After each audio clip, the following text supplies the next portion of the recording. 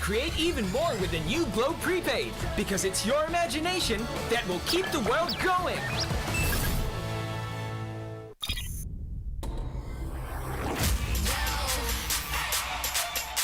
Why don't you watch me do my thing? She's to be better, she's to evolve, she's to evolve, she's to be more, she's to be better, she's to evolve, she's to evolve. Every time the world spins round, reinvent 360. Thinking you gon' miss a good thing. Show the whole world nobody knows it. Be sure, ready to get tired. 1, 2, 3, ready to try. Why don't you watch me do my thing? Take it to the next level with Globe's fiber, LTE advanced, and 5G mobile connection. Now you have the power to reinvent your world. Globe. Want to show some love to your fave streamer in Facebook gaming?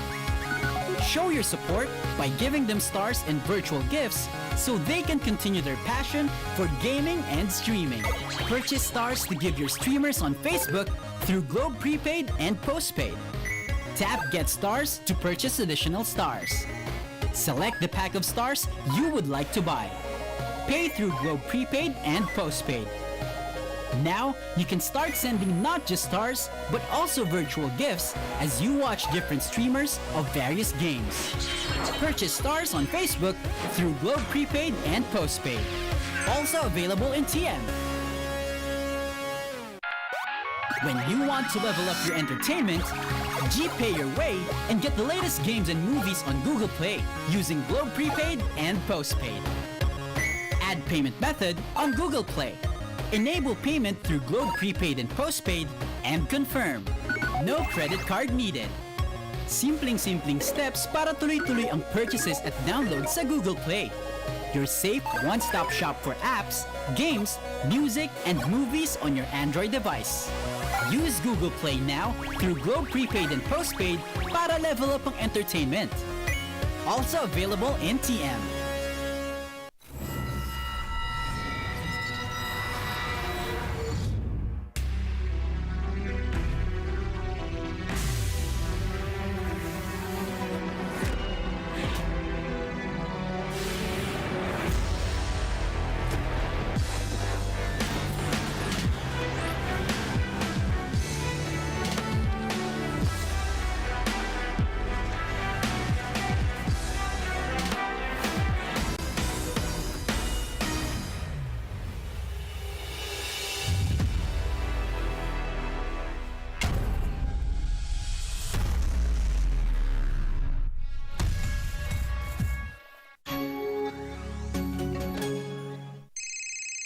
Guys, help please!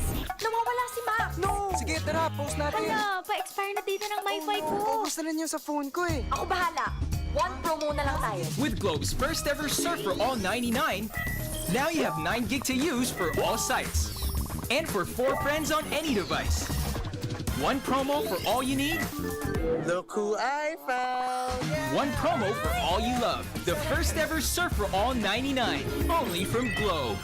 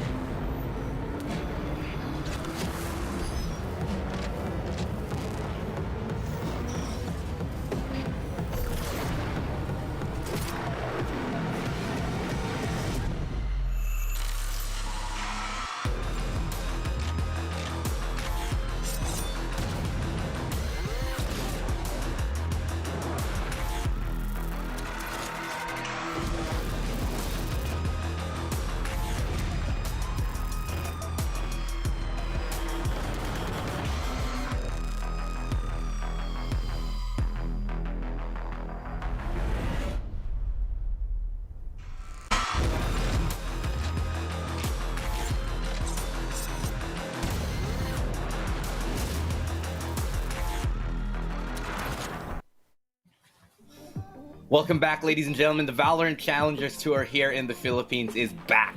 I'm Ilustrado, your host today. You're joining me on day number 2. We're about to witness some semifinals and the very last quarterfinal of this leg here. And of course, I'm so excited. But before we get started, we do have to take a second to thank all of our sponsors who have made this happen. So, big thank you to PPGL, the largest multi-game esports league in the Philippines, organized by Mineski Philippines, and of course, Globe Telecom. Globe, hashtag reinvent exciting victories in Valorant with the new Mage Punk bundle. Get yours with Coda Shop now on Globe.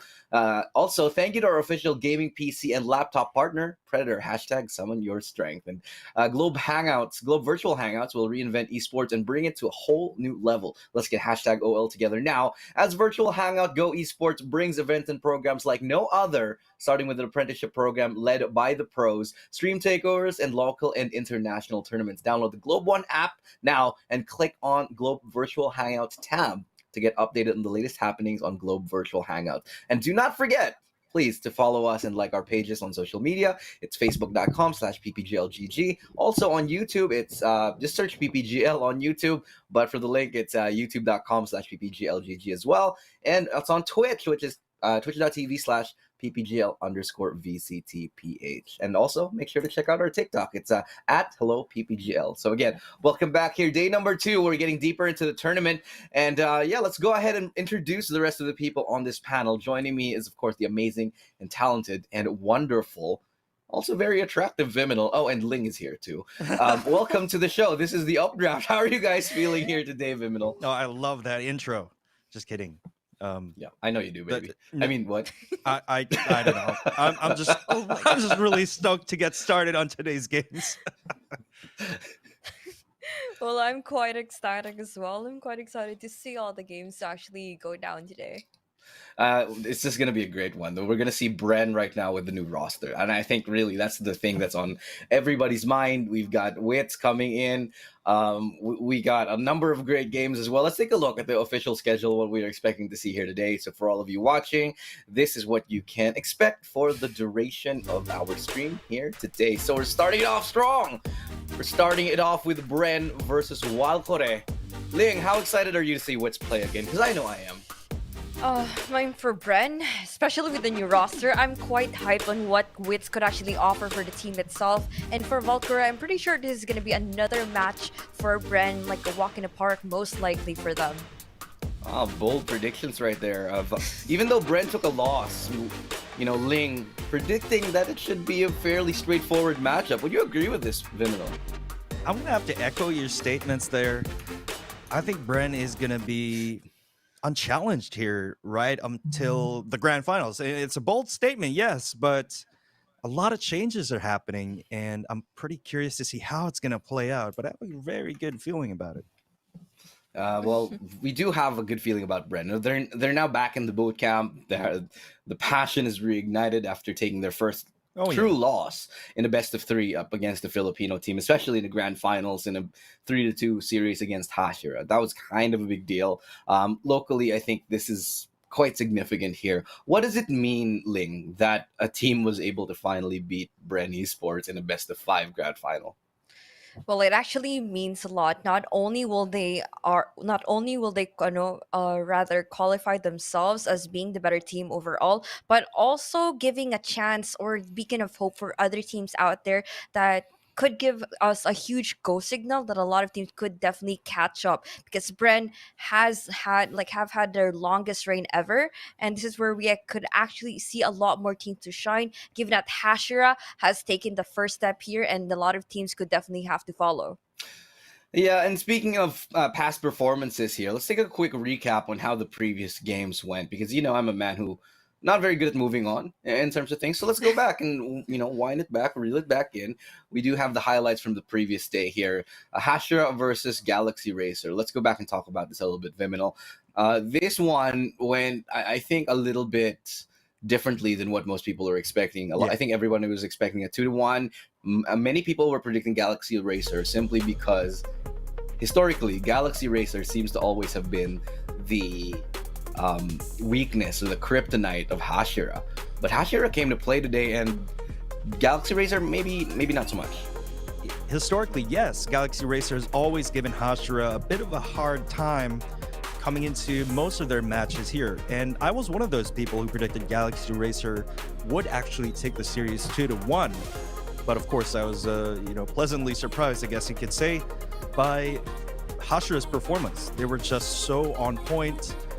Unfortunately, I can't say the same for Georgie and Ching during the first and second games there. They were just lacking in terms of firepower for most of the series. I wonder why that is, Ling. It seems like the two players that I think Galaxy Racers rely on the most when they needed them the most just weren't really able to step up on the server. It was just Georgie on the second map, but by then was a little bit too little too late, and Hashira and their team play seemed to truly shine in this one. They definitely did, but I'm still gonna be. It could possibly go and boil down to how comfortable they are and the level of confidence that they have, even after Hashira was actually been able to beat them beforehand. This is where we actually see the duels not exactly having that same amount of ego, rather the confidence, which is something that's pretty unusual for players like Ching and Georgie to actually have. We know them to actually have a pretty much good performance overall, but this is not the usual players that we see inside the server. I agree. I feel like it was honestly Carl to really truly step it up. And you mentioned this, Vim, how Carl was, I think, the beacon of hope for the team of GXR. And we're excited on how good he was. But I feel like there were just some missing elements to the GXR's team play right there. It didn't feel like they were in sync as they usually usually are. And it just feels like there's a lot of gaps that we never truly saw before. I wonder why, though. I feel like they took a step back in terms of their fundamentals, in terms of their crossfires and their disciplined plays. The way they take on those duels, sometimes they don't really use a lot of their utilities or perhaps peak the right angles to maximum effect. And it was kind of like a step back. GXR was on the upswing, and I was really impressed by how much they improved coming in together in a boot camp and having a new coach as well. And honestly, I was expecting much more from them, but it just goes to show that Hashira, on top of their morale, toppling Bren, is just on a rampage right now. It's hard to see anybody really break the momentum of Hashira, except for maybe Bren, the people who they took down in the previous one. So we'll see how that one goes. But we also have a few more matches that we did see yesterday. Let's go ahead and talk about the second one, I think. The second finals that we saw yesterday, that one was a little bit more straightforward, much like we predicted here. Yeah. Empire showing up on the map, they were very much dominant in the way that we expected them against a team like Fulcrum, who, and I will stress this so many times, a team that has so much potential. Ling, they're a great team, maybe a little bit of I'd say messiness with the background and everything, but again, these players still phenomenal players with a lot of potential on their roster, just unable to beat a team like a truly established Empire. Well, mechanically wise, you definitely see Fulcrum Esports being actually known for that. There's a lot of raw talent, and just like how we discussed yesterday, it's just gonna be boiling down to how will they be able to channel these type of raw talent and creativity in the right ways possible. A coach would be definitely be needed in their case, but similar to to what happened on the matchup, it was rather Empire trying to outsmart, outplay, and basically be the better team overall, rather not giving the same strats all over again for them not to be too predictable as for the VODs that were available for Fulcrum Esports to have a research on them. Yeah, I'd like to add, that Empire, they switched things up in terms of playstyle. This was not the Empire we were used to seeing, and they did that on purpose to great effect here. But for the side of Argelicious here and crew, for the side of Fulcrum, when you have a lot of raw talent, then you can refine that raw talent and build that team chemistry. It's pretty hard to build mechanical skill in a fast amount of time. However, for team chemistry, you can refine that in a short period of time. I agree. It does seem like they do have the building blocks, and it makes sense. I mean, we saw great plays from Argelicious yesterday, and honestly, I'm looking forward to what else they can bring to the table in the near future. But I feel like it's a lot of grinding that they have to do as a team.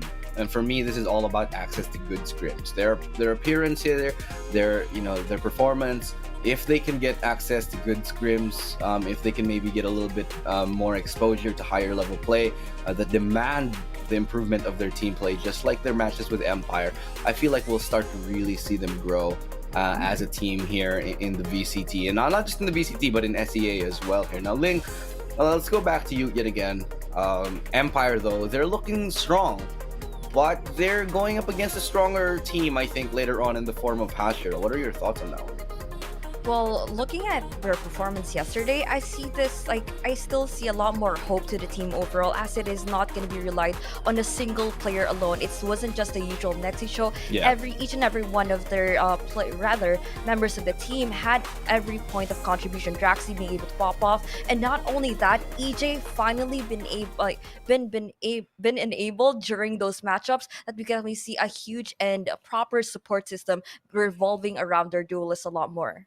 I like that we saw, so many players from Empire step up, because before, historically speaking, we'd be talking about version. We'd be talking about, the stiletto, historically speaking. But now, everybody's really contributing. Lately, it's been about Nexi. Sure, he's been good, and Draxi as well.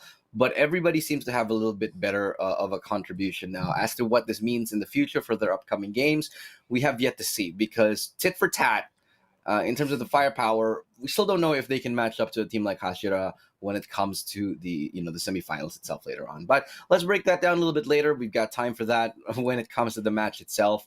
Let's go ahead and talk about the third quarterfinal that we saw yesterday. And I think it was on everybody's mind. Alpha Esports, the Balikbayans, going up against the young and gunners, the young up-and-comers, rather, the young guns, the 6045 Pirates, who were unfortunately denied the booty at the end of the day here.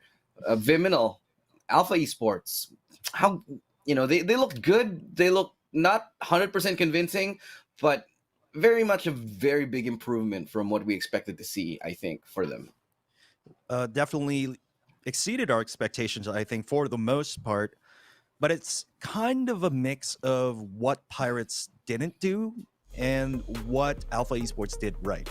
So their success yesterday could also be attributed to the lack of cleanliness from the side of Pirates in terms of their discipline, in terms of their set plays, and basic fundamentals. Pirates was looking pretty shaky yesterday, I'd say.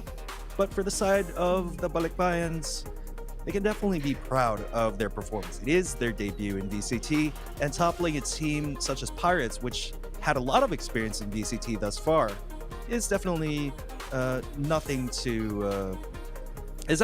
to write home about, rather. I think it's very important to point out here that because of the fact that they won that match, they secured themselves a slot in next week's challengers in week number 3, which I feel like is the most crucial thing, because let's face it, they've had trouble qualifying previously. They have had their problems, and whether it's because of IGN issues or whether because they just don't qualify, I feel like this is a big weight off their shoulder that, hey, we can come back next week and play again, Ling. Well, for themselves on Alpha Esports, I would definitely say that they weren't actually kidding about doing their homework on the local teams, because they definitely did show in terms of their performance. And not only that, they added their own set of elements on towards their team play that did show a lot more NA style type of gameplay, which is more on contact. And rather, I might just have to say, it's just they were a highly adaptive team, and I'm just quite amazed on how they defied all the odds and the expectations we had for that matchup. I feel like Fireside Jin and the rest of the roster here, they can do so much more, but let's be honest, I think every time the Pirates really come on, they're a great team. Fireside Jin is just a really great player. So it's got to get to a point where the rest of the squad, I think, has to step up, or Fireside Jin has to, I don't know, stop hard carrying. They need to unlock the rest of the squad somehow, because I know it's there, but Fireside Jin is really just shining every single time, and there's got to be something they can do about that, Viminal. I agree. And we saw shades of their teammates stepping up. 2GE had some amazing clutches. Flash had some amazing clutches yesterday, but still not enough. During the third game, they kind of ran out of gas, and I do believe it was Flash and Senior Carl who had a really rough time during the first half and barely had any impact. coming Right. into that first half, and that really eventually led to their defeat. You know, Well, I agree, Ling. And before that, because I have to move on right now, but I just wanted to say, I feel like having a star player who's really good and like absolutely tearing into everybody. That's just not a kind of panacea that you can have that will like fix everything on your team. You can't just be motivated by that one guy and expect him to pop off every time. There has to be a little bit more. Otherwise, you kind of look a little bit silly going up against other teams who are very well rounded. But anyway, let's go ahead and move on now. We still have the rest of the show to talk about, so we're about to go into it. The first best of 3 of the day. We're getting quite closer to it. But before I do that, I do have to say, we do have something special, a new segment here on the show. Oh, so for boy. all of you guys watching, Oh boy. if you guys have noticed, Ling is something very interesting behind her. Why don't you go ahead and what is that? What you got over there? It's hard not to see this baby because this beauty right behind me. But not only that, what secrets do my rice cooker hold? It has what its own brain, right? Yes, it has its own brain. Only It in operates on its own. VCTPH, guys. Only in VCTPH. This is like beyond my level of understanding. Wait, before you open it, Ling, I just want to let everybody who's watching know the reason why we're doing this is because we've given Ling a rice cooker, and apparently it can speak. It can actually predict the future sometimes. It apparently knows a lot about Valorant. It does. It's a Valorant rice cooker, and now that we have this, I feel like I can. It's like the magic 8-ball of VCTPH, and it's just gonna tell us everything. Okay, so Ling, without further ado, I'm gonna give you a metaphorical, proverbial drum roll and just say, open that up." Okay, just go ahead. Just cue in a Do it. music in for me. Do it. I wish we had special music for this little bit, but we don't. Okay. We will. Okay. We'll get there. All right. So what secrets do you hold for us, rice cooker? Whoa. As much as you want to see Bren win, but stage 2 might actually have another team to compete for the Masters. Whoa. Whoa. Okay. Some Whoa. premonitions. All right. All right. Okay. All right. I mean, you might be expecting that, you might not. But we'll see. Well, that's the premonition. Maybe it's the Nostradamus of rice cookers that we're going to see. We'll find out very soon whether the rice cookers predictions are going to be true, because that's a pretty hot take there. We should give him a name at some point. Okay, so the rice cooker will have a name. I promise you, audience, by next week, the rice cooker will have a name. Okay, it can't just be Ling's rice cooker. It's its own independent individual who can rice Its cook own without entity. no woman or man or human. Yeah. Well, okay. Before Yeah. I die of awkwardness, let's go on and talk about the tournament. Please do. Please do. You can just tell we have too much fun here at this show, guys. But there we go. It's the tournament bracket that we're starting off with today, and it's not Hashira first. We got to finish the quarters. Okay, so Bren and Walkure, and then it's Hashira Empire, and then Alpha goes up against whoever wins match number 4. Linginal. If I say Linginal, it means Ling first and then Move. Okay. Gotcha. Okay, Linginal, what are your thoughts on these matches we got today? Well, for Bren and Walkure, I did mention a while ago, it could be a lot more straightforward than what we're used to. Bren, on the other hand, having that professional experience coming out from their 4-man team with that +1, which is wits, could be something that Walkure will not be prepared for. Firepower alone, I mean, you gotta give it to these guys. Yeah, and okay, speaking about that 4+1 thing that gets thrown around a lot here, a lot of people think that way about Bren, but now they have a new player in their roster. Is it still going to be a 4+1, or is it going to be like a completely gelled 5-man, and are they going to like basically run over everybody? So I feel like the 4+1 thing, it works for a lot of teams, and it's happened historically over time, and especially in other titles. You look at the heyday of CS, and there's like NIP, who always had a 4+1. It was always Forest and Get Right and whoever else was there. Same thing happened to Astralis for a while. Same thing happened to Luminosity under Fallen when they couldn't figure out who they want, whether it was Bolt or FNX, whatever. And a lot of teams follow this formula of like 4+1. yeah. I don't know if it's ideal. I but mean, come to think of it, yeah, thinking of Sentinels, it's kind of like 4 Sentinels, plus yeah, 10s, exactly. And it works I because don't know. their 10s is amazing. So. Yeah. But we'll see. We'll see how this plays out. But honestly, I'd still rather have Bren as a cohesive unit rather than just the 4 of them, and then replacing the 5th man, through the months. But we'll see. Yeah. Well, Ling. So we're about to get started into the next game first, but let me get your quick thoughts on this real quick. For the second game of the day, that's going to be that's going to be Hashira versus Empire. If you could give me one prediction on what you think is going to happen on that, how do you think it's going to go down? Well, with their minds finally at ease, I would say Hashira wouldn't have any doubts onto what's going to be coming down on the semifinals. They're a lot more confident, plus the high that they had after beating out Bren from the previous qualifiers. I'd have to say this could be a clean sweep for Team Hashira all the way. Might just be a giveaway of a victory for them. We'll see if that becomes true. But we have giveaways for you guys at home if you guys are tuning in here at the updraft. So if you guys want to be the lucky winners of 1,500 plus Valorant points, all you got to do is follow these instructions below. Easy peasy, 1, 2, 3, 4. So like and follow the PPGL Facebook page, and of course follow the stream and use the hashtags. Don't forget the hashtags Valorant Challengers, VCTPH, PPGL Valorant, and a total of 10 winners will be picked at the very end of it, and we'll be announcing it at the end of the stream. So you guys gotta hang out with us, just gotta chill with us until the very end of the day. Hang out on Twitch chat. I hang out on Twitch chat. A lot of the casters hang out on Twitch chat. The Filipino casters hang out on Facebook chat. So if you want to catch us there and just toss around a couple ideas, maybe just throw banter for a minute, we got you. We got you. Nothing more than that, please. Well, I'm just kidding. For Asarai, and maybe I can't really make those promises. He's a smarmy guy. He's a smart. Well, I'm just kidding.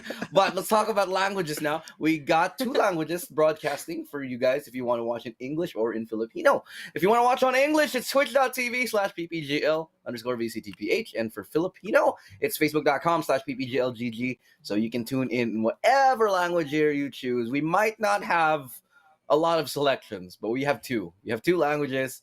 Maybe we can get someone to do hand signs or sign language or maybe subtitles someday. I think we'll get there at some point, Vimino. I think sign language. Yeah.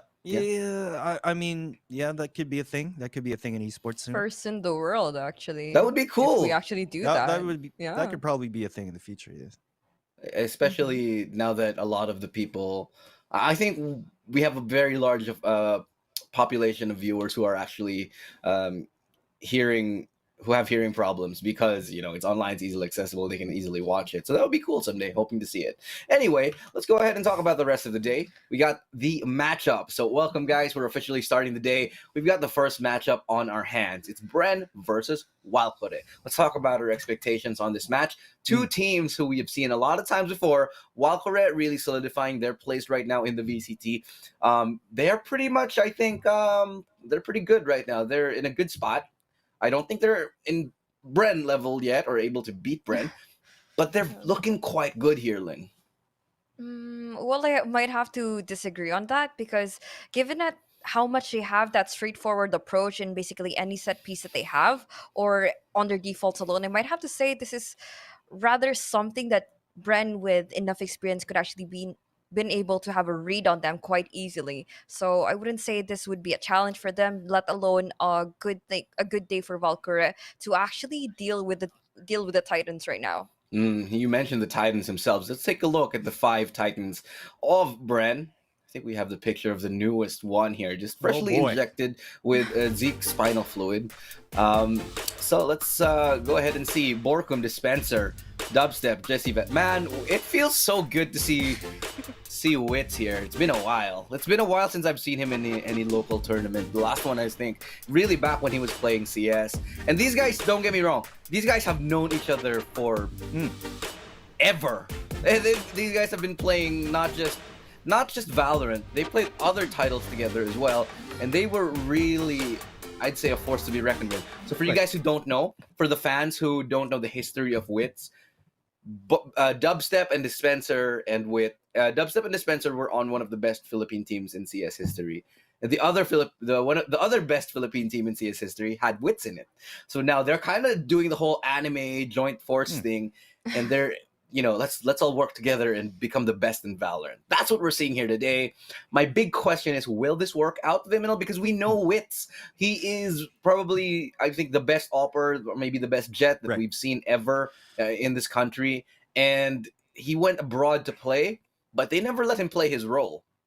Today might be the day we see him back on that Jet. I was super curious as to why he didn't really play his role in Myth. He was known to be an initiator on that team, but I do believe that we're going to be seeing a bit of a role swap here for Bren. At least that's what I'm expecting. I'm not entirely sure yet. We haven't seen them play just yet, but of course, for those uninitiated, the legendary status of Wits is, again, he's one of the best operators. He's had years of tactical shooter experience.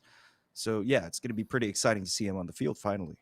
No, I agree, definitely. And we'll talk about them a little bit longer when we get into that game itself. But for now, let's take a look at the roster of Walkure here. See who we got on here. But I just want to continue on this point real quick here. We got Wild Oreo, who is their IGL, Winter Love, we got Mr. Nice Guy, Flippy, and RU. So a lot of potential on this roster. But the question is, will they be able to take on Bren? Because let's zone it back a bit. Let's bring it back. Wits and Dubstep, they're both AWPers, and they've kind of had very different styles. Wits is known to be quite aggressive, but he not always consistent in terms of hitting his shots, and he has generally quicker reactions, we think, than Dubstep does. And but he lands those crazy flicks. Dubstep, he's Mr. Consistent. He'll hit everything every time. He won't land the craziest shots all the time, but he almost never misses. Wonder if we'll see them both opping. Will they go for a double op? Will they change the meta of Philippine Valorant today, Ling? What are your thoughts? Will we see a double op? Is that what they're going to do with this?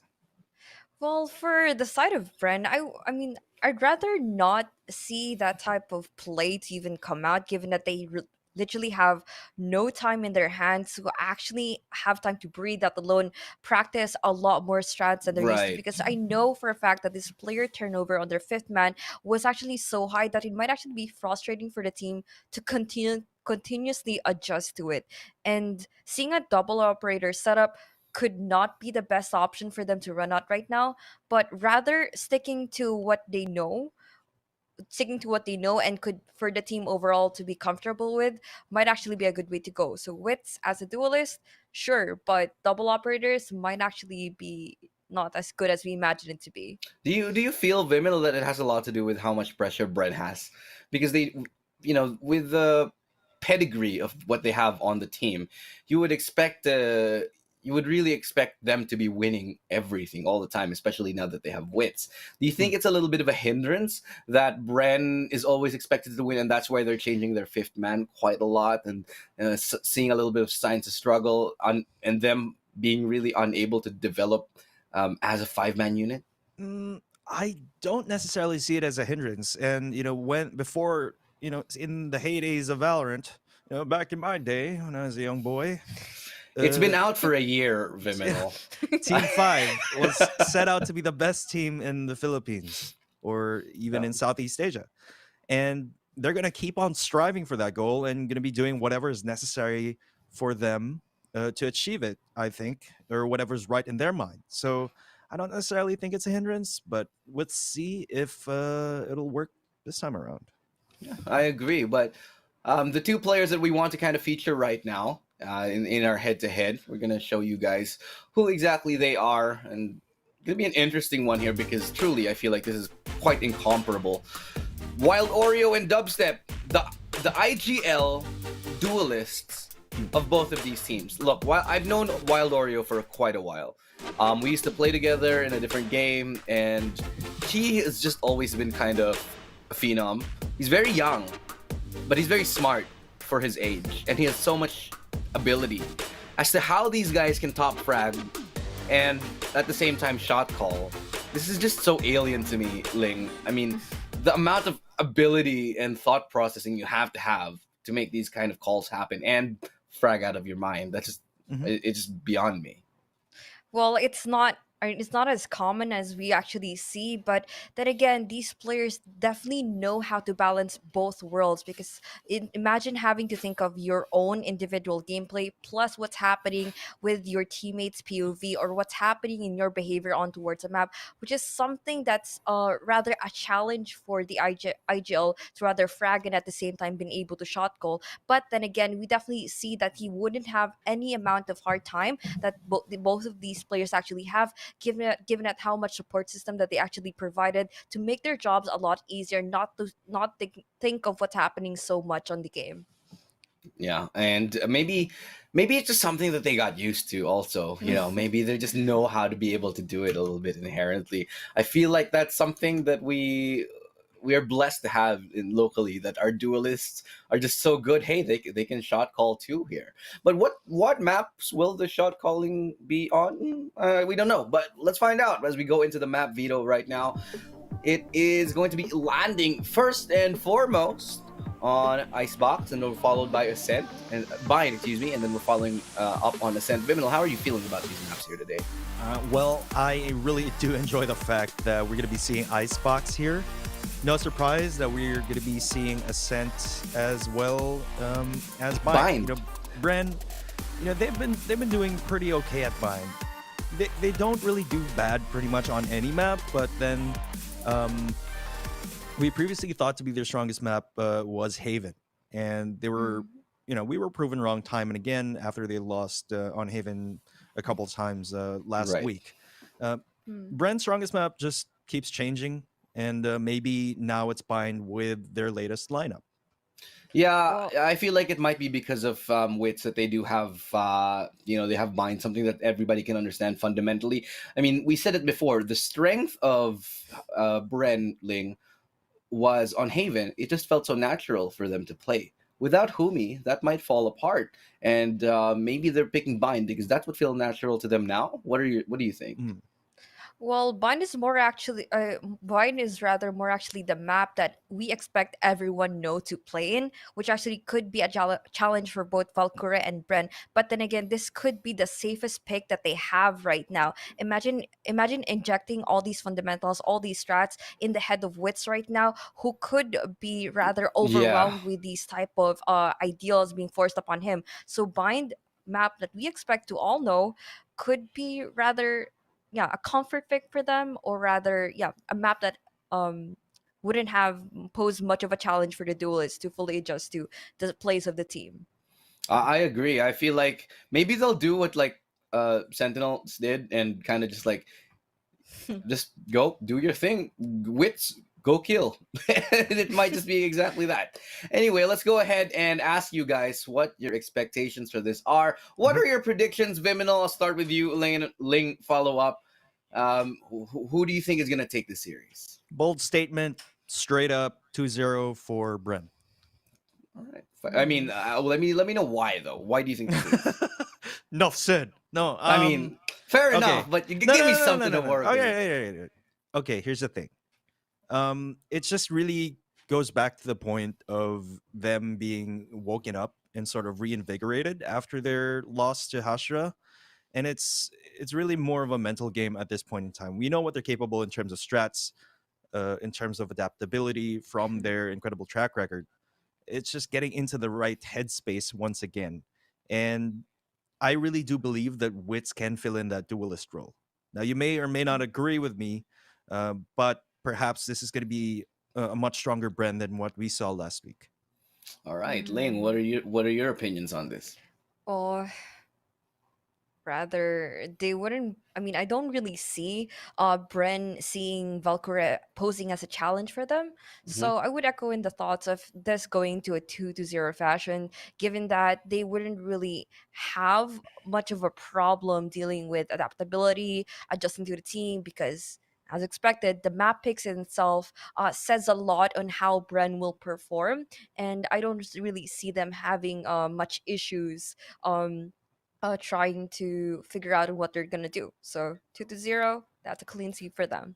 I'm gonna say 2-1. I feel like Walkure, they actually have something to bring. I feel like they're gonna improve a lot, and I feel like it's not gonna be that easy to incorporate wits into their roster. But I might just be totally wrong. But let's find out what the truth of the matter is as we go into the first series of the day. Welcome, ladies and gentlemen. It's the continuation, day number 2, and this is the quarterfinals here at the Valorant Challengers Philippines. On behalf of the panel, Ilustrado, Viminal, and Ling, we'll sign off. For the meantime, leave you in the hands of the casters, because right now it's Bren versus Walkure.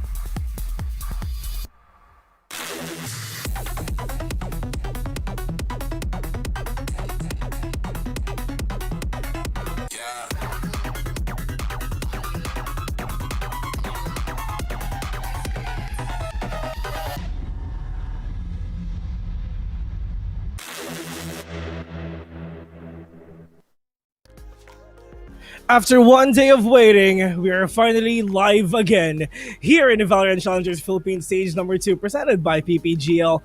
We are casters. My name is Vil. Alongside with me is Ray right here. And again, mga kaibigan, today is a very, very, very special day. Makate. To so all of our fans out there, kasi malalaman na natin ngayon kung sino ba ang pupunta sa Grand Finals, mga kaibigan. A big shoutout to all the viewers out there. Nakita ko meron na akong Vilnatics Tondo chapter. Big shoutout sa inyo mga katondo. May Olonga po chapter na rin. Big shoutout sa inyo. Sana mag-enjoy kayo ngayon. Pero Ray, kamusta ka naman ngayong ano oras na ba? Ngayong hapon? Sana okay ka lang, sana masaya ka.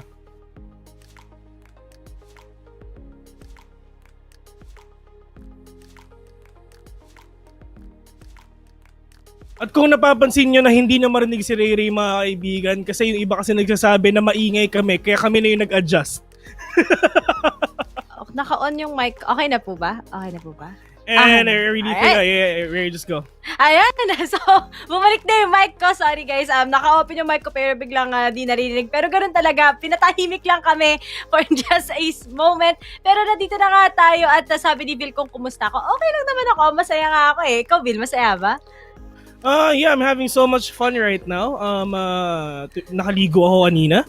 So, medyo maganda ang araw ko. Mahaba ang tulog ko at masarap ang kinain ko. Kaya talagang mag-e-enjoy ako ngayong araw na to. First game is gonna be Bren Esports versus Walkure. So, I can't wait for that. The winner of that match will head on to the semifinals and will face off Alpha Esports later on. Bale, meron tayong 3 games for the day. First game, syempre, Bren Esports versus Walkure. Second game, it's Hashira versus SV Empire. And last game it's Alpha Esports versus the winner of Walkure and Bren Esports. So, we've seen yung mga predictions ng ating ng mga casters, like tulad nga ni Ling, actually sabi niya, actually ito talaga tumatak sa isip ko eh. Like, the match of Bren Esports versus Walkure is just like a walk in the park for Bren. So, I really can't wait if ever mangyayari ba yun, or Walkure will give them a hard time dito sa ating match, knowing na si Wits, mga kaibigan, is here in the Philippines again. Si Wits kasi, kasama siya dati sa Myth, which is made in Thailand. Alam naman natin ng Thailand, that is an FPS country. And alam naman natin na sobrang tagal na rin ng Myth. I've been watching Myth for a long time already. Hindi pa sa Valorant, sa iba't ibang games pa talaga ever since andito na sila. So, tignan natin if maganda ba yung naging desisyon na humi out, wits in. Dito natin malalaman yan if every day. And kanina ka, di ba, may mga, si Coach Gibo, may mga onting hints siya na sinasabi sa ating comment section. 4 daw na duelist. Let's see if pangyayari yan right now sa magiging laban nila sa Walkure. And of course, That's gonna be wild, man. That's gonna be wild. 4 na duelist. Grabe nga yung papakita nila. Oo. Kasi apparently, ang pwedeng maging duelist dito sa Bren is actually parang lahat si Dubstep he can, si Dispenser he can kasi nag-duelist siya nung Masters at saka pwede syempre si sino pa ba si Jesse Vash medyo hindi ko pa siya lagi nakikita mag-duelist sa isang competitive match pero siguro ibigay natin sa kanya ng Soba. Sige, sa'yo na yung Soba. Jesse Vash, bahala ka na dyan. Then si Wits is a really good entry flagger. Wits is a really good sentinel as well, so I really can't wait if ever ano ba ang gagawin nilang agent composition dito sa first match against Walkure. Well, actually, I really love saying Walkure. I mean, Walkure is actually Valkyrie, and it's German, so Walkure. Parang Korean nga no? Walkure. Parang Japanese yung accent. Well, this is a Korean. I mean, I like it. So, ikaw ba re? Without seeing the agent draft first, pero without further ado, mga kaibigan, ito na. After seeing this draft, mga kaibigan, what is your prediction for this, Ray? Bren or Walkure? Correct. I think in terms of experience talaga, we are seeing Bren. Siyempre, Bren is still Bren.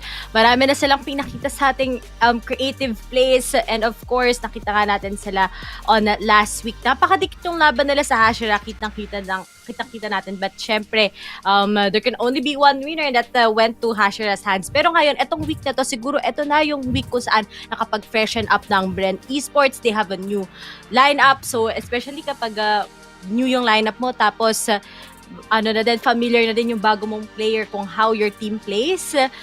That's it for Bren. I mean, maganda na kagad yung mga magiging performance nila, pero ang tanong is, will they exceed our expectations for today against Walkure? Syempre, Walkure, alam naman natin na dikit lang din yung mga naging laban nila against other teams last week. Nakapasok pa rin sila ngayon, even if they had a rough qualifiers, but now that they're going against Bren, do they have that something na will twist Bren and going into their pacing? Pero let's see, lalo na't Icebox pa naman ang magiging map natin. I haven't seen Walkure play on this map, so I'm looking forward on what will happen.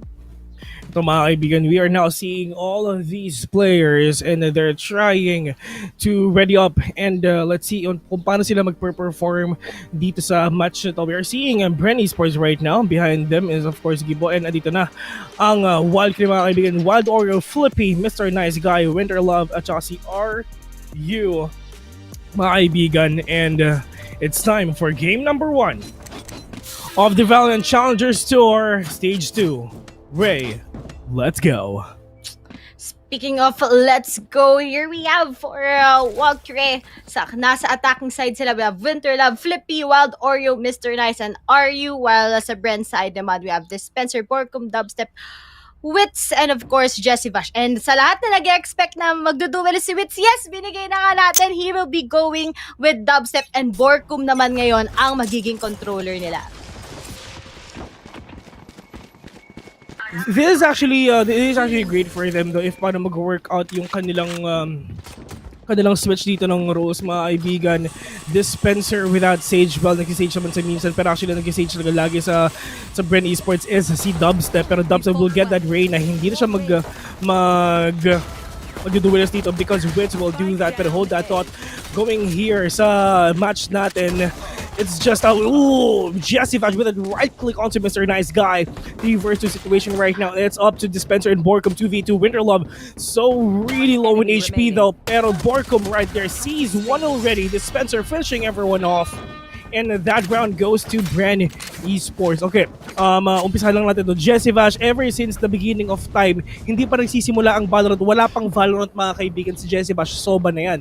At saka si Borkum, actually si Borkum ang ginagamit talaga niya is number 1, Breach, number 2, Phoenix. Pero no, he's gonna use that as that Viper na lang, which is actually really great here in Icebox. Nakita natin back then no stage number 1, Viper is one of the most top picks dito sa Iceland. Ay, this Iceland tuloy sa Icebox. Talaga Sorry. road to Iceland Sorry, na gusto kami, kasi pumunta guys. dun eh. Tapos yun nga, pero one of the lowest win rate so far yung Viper na yan. And knowing na Borkum will gonna use it, let's see if paano ba magiging turn of events if ever na si Borkum na ang gumamit nito. And si Dubstep, Reyna, actually it's gonna be the first time of Dubstep na maglaro ng Reyna dito sa VCT mga kaibigan. Dalawa lang ang ginagamit niyan. Number 1, it's Jet. Number 2, it's Sage. And Borkum, however, with a 3K already. Dispenser, again and again, dispensing the heads of Walkure. And with the win as well, 2-0. If ever ba, ano kaya ang magiging turn of events dito, knowing na dalawa ang Viper pick dito sa dalawang players natin? Well, actually dito naman sa match, dun sa replay na to, kung napapansin natin, sobrang naging aggressive ng Walkure dito sa B. Hindi dito kasi sa Icebox, you have two choices. Number 1 is just surprise your enemy, which is yun yung ginawa ng Walkure. Number 2 is chill lang kayo, wag muna kayo mag-push, just wait for your setups. And yeah, dalawa lang naman ang talagang pwede mong gawin dito sa Icebox talaga. And this is the time na pwede na makabawi ang Walkure because of their economy. Nakaangat na rin sila sa lipunan mga kaibigan. Kaangat na din sa lipunan ang sabi ni Vil. Pero still, we've seen na yung mga plays naman talaga ng Viper ever since Johan. Nung nasa Archangel pa sila, we've seen how effective he is pagdating sa guarding ang bilong. At kitang-kita din naman natin kung gaano ginagawa or ginagampanan ni Borkum ang kanyang agent and how he uses his utilities when it comes to controlling bilong. But speaking of, instead of going into bilong, since it's quite unsuccessful sa kamay naman ng Walkure, they will be going here in A side. Pero nga lang, we also have Wits watching over them. And speaking of, Dubstep takes out Winter Love. Sumunod na nga si Wits. Nakapag-trade nga lang si Aryu. Nakapdalawa! Dubstep, Jesse Bash, and Wits goes down to their hands. 2v2 situation tayo ngayon. This is gonna be a really great time for Walkure to win this game, mga kaibigan. Pero Flippy will take down Borkum right there. I mean, the angle is really great for him though. Pero Dispenser, they have no idea at all. Dispenser is nandito lang sa medyo malayo ang pinagaling ng Dispenser dito and goes in with a flank. 1v1 with a great one. Dispenser sees the shoulder of Flippy. Plus that spray, he will take him down. But actually, sobrang vital na ang ginawa ni Dispenser dito. Getting that flank. They have no idea at all na talagang meron talagang tao sa likod. Hindi pa rin pinapalitan ng Dispenser ang kanyang gameplay, mga kaibigan. Forever flank, forever at the backside. This is like pareho sila actually ng gameplay ni Gian Sanity. Kasi si Gian Sanity, alam natin kung paano maglaro si Gian. Sa mga streams niya, sa mga NA matches niya, lagi siya nagpa-flank. They will catch you off guard. That is the main thing na gagawin nila ngayon, and that what Dispenser did dun sa round na yun. And that's always the job talaga of Dispenser. Pero nga na Borkum sees out 2 kagad on the early stages ng match. Wala pang 10 seconds since nag-start ang clock. He actually took out already Wild Oreo and Ryus. What is gonna be hard. Nakaiko pa naman ang Walkure and now they're undermanned. Still contesting here at mid si Winterlove at saka si Mr. Nice Guy. Let's see if they'll be able to take out Jesse Bash. Pero napakasakit ng mga shock dart na yon. Kaso nga lang, Mr. Nice Guy nakabawi na lang. Jesse Bash bumagsak na sa kanyang kamay. 4v3 on the clock right now. Dubstep with a 2K. With the head going in. Taking down Winterlove. 3K onto the hands of Dubstep and will secure that round as well. Well, dito na makikita na, is there a chance na ba na pwede natin makita si Dubstep na mag-operator? We've seen kung gano'n siya galing mag-operator, pero yun nga lang, if ever papipiliin ka, of course, you're gonna pick Jet on that operator because of that tailwind, and makakapag-updraft ka ba for you to reposition yourself, just to find that perfect angle for you to take off your enemies na hindi nila alam kung nasan ka.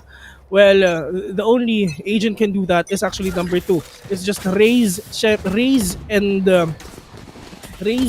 Jet. Pero Wits will get that operator. Dispenser will take down one head. Winterlove is now down for... Actually, dapat si Winterlove malakas. Uy, Diyos ko po. Hindi, muntik nang pumasok mga kaibigan. Pero actually, ito si Winterlove, dapat malakas to sa malakas to sa icebox kasi nga malamig. Parang ang feeling ng crush mo sa'yo. Ay, grabe ka naman, Phil. Walang ganyan. Walang sabihan ng ano talaga. Friendly fire.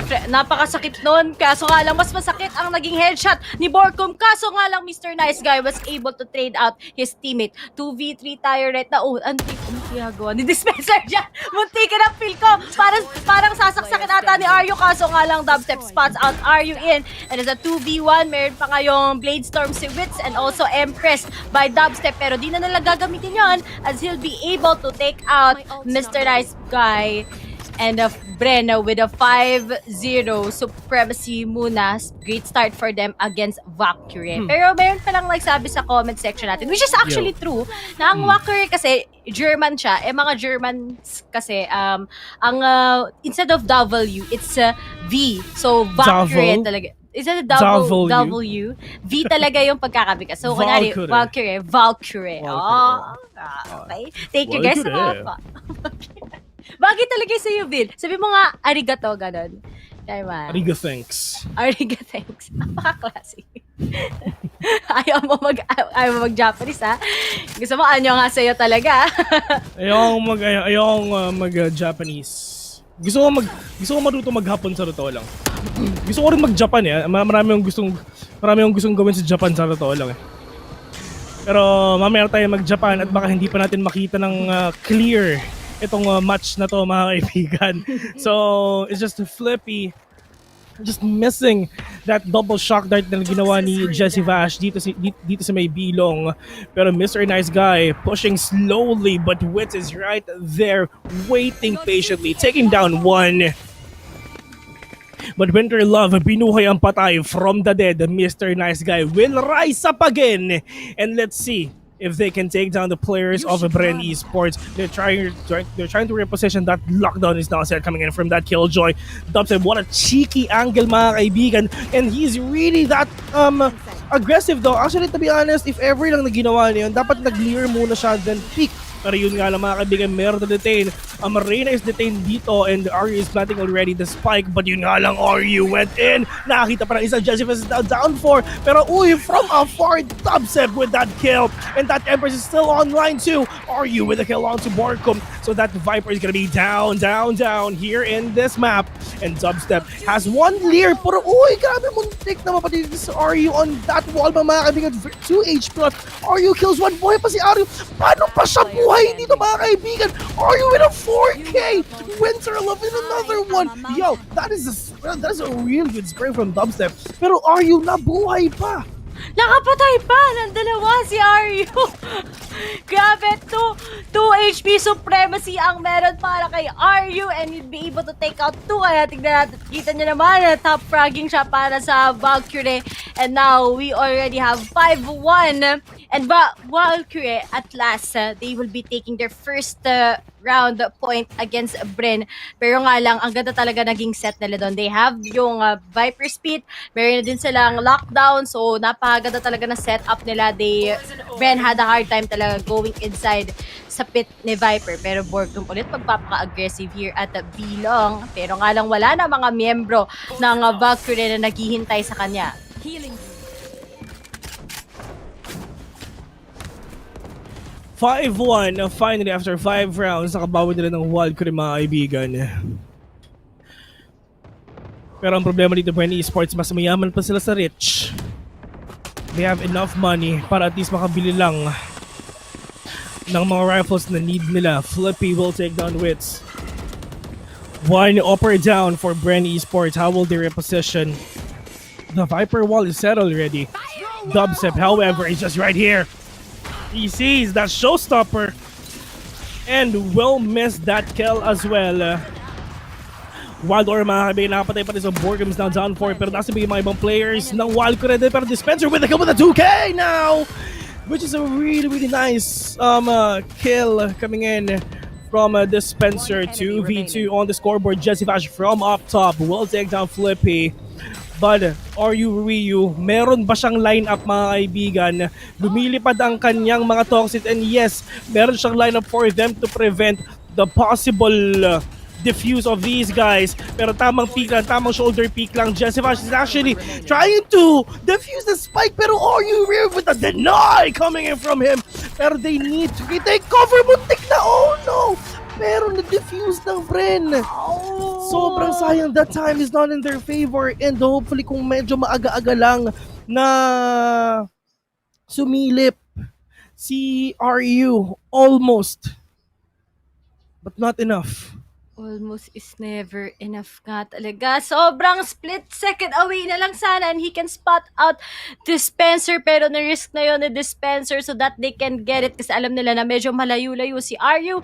And finally, nakuha na nga nila with that 6-1 score and kitang-kita nyo naman na Walkure, still they have that good sets naman upon them pero nga lang every time na makakapasok sila na site, Bren make sure na mata-trade off nila yung mga teammates nila but then we already have Wits with this Blade Storm. Let's see if he'll be able to take out anyone na pupunta here at A. Pero nga lang, maging hesitant ang Walkure to going to A. Instead, they might switch sa B if it's gonna go bad for their hands. Pero oo nga, talagang alam na nila kung sinong nag-aabang sa kanila at A. So instead of frisking it out sa A, they will be proceeding to B. Pero nga lang, looking at that, we have two na naghihintay sa kanila. That's gonna be Dispenser together with Borkum and they might be getting off anytime kapag nasa long sila. They need to find these new angles. They need to get really great positions here. Para dito sa Walkure para makita sila ulit dito sa Bren Esports. But they are giving so much hard time dito sa Walkure mga kaibigan para for them to take cover and for them to get some really great placements dito mga kaibigan. They're literally all around the area. Dispenser, let's see if they can kill one more player from from Walkure. Flippy sees one. Pero Dispenser has the right angle, is in the right place as well to take down Flippy. 1-7 on our leaderboards right now. And we can say that Bren Esports is really that owning mga kaibigan. The question is, if ever nasa grand finals na sila, if ever makapasok ulit ang Bren Esports sa grand finals, this is gonna be a really great rematch coming in from Bren Esports and Hashira. Is this gonna be a different story or bago lang to? Kasi or bago na naman to kasi number one, nag-change sila ng roster pero isa lang yun, pero they made huge and major changes sa mga nila sa agents nila. Kasi to be honest, this is the first time na makikita natin tong ganitong draft sa Bren Esports, promise. Way back nung unang VCT, hindi nila ginagamit to. Hindi ganito ang kanilang composition, hindi ganito ang kanilang draft. So this is actually a really new and reformed Bren Esports mga kaibigan. So we're gonna see that in a couple of hours for sure. And tomorrow, if pasok sila sa grand finals, syempre andyan naman yung mga iba't ibang mga players ulit just to block Bren Esports na makapasok dun for sure. Siyempre lang ngayon na makakalaban nila yung Valkyrie and after Valkyrie it's gonna be AE so alam natin that it's gonna also be a good show match between those two teams pero bago mo na mangyari yun syempre may dadaanan muna sila and that's gonna be Valkyrie and looks at like Wild Oreo nakuha nga lang siya pero it was a good trade coming from Flippy kaso nga lang mare-revive Dispenser ngayon ang kanyang teammate alagang Dispenser Dubstep na buhay na rin 5v4 pa rin at naka-eco round lang ang mataga Walkure pero pero they might be spotting him out. And speaking of dispenser, nakuha na kagad si Mr. Nice Guy. Tatlo na lang natitira sa kanila. And instead of going at B, dahil nakapag-rotate na kagad naman taga Bren, they will be going in towards A site. Ngayon, nakapag-open na sila. They don't have any more Jesse Bash na makakapagsabi kung nasa na mga kalaban. So Flippy will take that advantage as he takes out already si Recon Ball. Pero nakaabang si Wits sa kanila. muntik Pero na. Wits, medyo masakit yon dahil 5 HP na lang siya. Medyo muntik naman patay dito si Wits nga, but at least he got that tailwind plus that updraft pa lang at least just to get a new possession for him though. Pero the upside with the 3K already. Pero nasan ba si RU? Waiting patiently dito na sa may default, and Wits with a really low HP a while ago with the heal of Dispenser. They will take them down 1-8. Still in favor of a Bren Esports. Well, actually, pwede natin sabihin na Bren Esports is still the number 1 here in the Philippines. Second ang Hashira. It's just Walkure is really doing their best just to take down this Bren Esports powerhouse. Sila pa rin talaga number 1 dito. That is no doubt, sila pa rin talaga. Pero if ever sorry kung medyo advanced ako, sorry if medyo advanced ako pero I really want to talk about this. If ever magtatapat ang Bren Esports at Hashira, if natalo ng Hashira ang Bren Esports ulit, Hashira will get that top 1 spot agad for sure. And we've seen... That is based on stats though. Okay, go. And we've seen how Hashira improved a lot. And kahapon, hindi naging madali ang kanilang match. Kitang-kita naman natin yun against Galaxy Racers. But still, they are really defying all odds na nasa kanila. Although they struggled a little bit in Ascent, medyo alam na ng mga kalaban how Invi makes his move sa Ascent. We're still looking forward on what they will be doing ngayon sa kanilang semi-finals against SV Empire. We're gonna see that after this match. But then, focus muna ulit tayo dito. It's gonna be history repeats itself tomorrow or maybe not dahil nga Affinity Esports, kapag nanalo ang Bren here, they will be taking them on later din sa ating pinakalas match para sa araw na to. But looking back, meron pa rin hindi na mawawala ngayon ng Vipers pit na yan. Forever na siyang nandyan. So, most likely, lilipat ang mga taga-Valkyrie. Ayaw na nila i-contest pa ang A-site unless may kita na si Borkum. But then, Flippy takes out Jesse Bashir at mid. Pwede silang pumunta galing ang mid papuntang A-site. Si Wits din natag na kagad ngayon ni Flippy. But then, Borkum at Dispenser, iipitin nila ang mga pumupuntang A-site. Now, speaking of, ipit na sila. But Wild Oreo was able to take out Wits 3v2. Pero nga lang, Wild Oreo, see if he'll be able to take out anyone with his showstopper. Kaso nga lang walang na-take out. Nandiyan pa rin. Buhay na buhay pa rin ang Vipers. Si Borko, mga kaibigan, mala action star pumapatay habang nakalambitin, mga kaibigan. Isang kamay nakahawak dyan, tapos isang kamay bumabaril. Borkum with a kill, 1-9. Ray. I mean, this is actually really heartbreaking for Walkure if ever they really want to mess up with their mind. I mean, this is also what the Bren talaga has been telling us eh. Ito na yung bago naming lineup. This is what we can show you. And the fact that they've been doing also well, even if may mga oras na isa na lang natitira or dalawa, they're making sure that they'll be able to win this out. And speaking of, first half pa lang to mga friends, and it's already 9-1 in favor of Bren on the defending side. But let's see if ano pa yung pwedeng magawa ng Walkure right now. It's not over yet, sabi nga. But then, kailangan talaga nilang ma-take out itong si Borkum or else it will be harder for them to go into Bilong. Now, speaking of, tignan natin si Winterlove. Kita kanya si Borkum, pero nga lang umalis na kagad si Borkum sa mga places na ina-expect siya ng Walkure. But then, most likely they will... Dispenser, mga kaibigan. Tignan mo, napaka... This is really great heights for Dispenser. They have no idea of all. They want to catch Walkure off guard here. Look at that. Hindi alam ni Winterlove na meron palang tao sa pinakataas, mga kaibigan. Pero yung Flippy will take him down. 4v4 situation right now. Borko spray and pray through that smoke but not gonna catch anyone there. But Jesse Bash with that recon ball, he will catch one. Pero yun nga lang, Diyos ko po, natutunaw siya sa sakit ng nararamdaman niya. Dito sa toxins ni Viper, mga kaibigan. Will push this 4v3. They have no idea at all kung nasa ba yung mga ibang players sa Walkure because Viper is still online. and that ultimate is still up, mga kaibigan. Pero magkaka 1v1 with a great one dito sa may B-long. Mr. Nice Guy really low on HP. Wits will take him down. 2v4. They have no idea at all kung nasan ba si RU at si Wild Oreo. Wala silang any utilities at all para masira itong dalawang to. RU 36 HP nasa loob ng dalawang smoke, mga kaibigan. Paglabas to, nakangiti to, sigurado ako. Pero yun nga lang, napatay na ni Dubstep si RU and will defuse that spike. Bren Esports will take that win 1-10. Actually, kung medyo nag-alinlangan sila rather sa gagawin nila And on the of defusing course, the spike.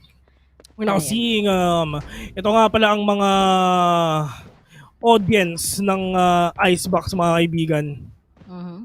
Ito si Eliza, yung earworm. Tapos si yung squirrel. yung earworm pa talaga. Kahit wala dito. Kahit wala dito si ano eh, no? Kahit wala dito si Terror eh, na sinasabi pa rin natin. Pero okay lang yan. And Ray, are you there? Nandito pa ako. Hello? Alright, so going back here in this game, it's just a Borcom. Let's see if what will happen in the next few seconds of the game. The score is 1-10 already. This is gonna be the last round ng ating first half, mga kaibigan. So let's see on who's gonna win this. But then, looks like Jezvash talaga parati siya napipick up Winter already Love sa with the kill with the 1-4-9. Wild Oreo really being that aggressive going here. Dito sa may orange. But RU is inside the B as well. Dito lang sa may yellow though. Pero Wild Oreo, there's one right there behind, which is Borcom trying to flank out your sides. Spike planted. More smokes are now coming in para sa ating mga dalawang players. Plus that lockdown coming in from that Killjoy though is now set up. But then here it is. So this hold coming from Walkure. Nakita natin how effective it was. Let's see if it will be effective the second time ulit against Bren Esports. Pero Flippy, let's see if he'll be able to take up anyone with that Hunter's Fury, pero nga lang walang gumana. But then here we have Bren taking risk, pero isa-isa na sila bumagsak against Flippy and RU. And speaking of, that's it. Finally, Walkure already securing ang kanilang second round point. Pero nga lang, nag-switch na tayo ng sides. Ngayon, although it took them really a great time, sobrang tagal bago nila na-figure out paano sila mag-set up sa B. It was really hard for them para ma-set up yon, but still at least it was successful already after a series of rounds. But then remember, 10-2 ang score. They still have those 8 rounds para ma-take over nila ang Bren Esports, which is ang Bren ngayon close to victory na sila, close to getting that first match against Walkure. But then still, ngayon na nag-switch tayo ng sides, what will Walkure do? Especially right now na nasa defending side sila and they can take over Bren. Ang mga kaibigan, ang score ay 2-10. Walkure, this is the time na makabalik sila dito sa match na to. At least hindi naman sila napako sa one. Walkure, ladies and gentlemen, getting that score. Pero Wild Oreo, look at that! Paano niya nagawa yung second kill na yun? Oh my God! That is wild coming in from Wild Oreo. But Flippy is the only man remaining. I really like yung pagka-plant dito ng dispenser dito sa may second floor. And will get that round too. Grabe. Wild Oreo already started it. Kita naman natin kung gano'n niya binigyan yung dalawang Bren Esports. Look at that! Grabe! Saktong-sakto nag-connect ang dalawang ulo sa kanyang ghost. But still, that won't be possible. Undermad na din sila. Napaka-aggressive ng push. And also, na-set up ng Bren towards A site. Now, it's already 11-2.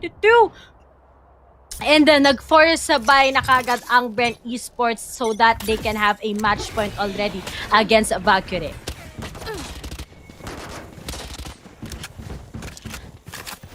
But one more round coming in from Bren Esports and they're gonna win this. Walkure is right there just to block this win. Pero RU will be dead as well. Wits trying to reposition himself, getting that high ground. Lipad ng kuya mo. Habang nagpa-Valorant to, nakangiti to. 2 versus 4. Flippy and Wild Order is the only man remaining, and they will take down Flippy right there. Dito sa may snowman though. But it's all up to Wild Audio, but Borkum with that kill. Match point coming in from Bren Esports. And seems like that went well sa kamay ng Bren Esports. Match point na tayo kagad. Mas grabe yung naging performance nila ever since nag-switch tayo ng sides here in attacking side.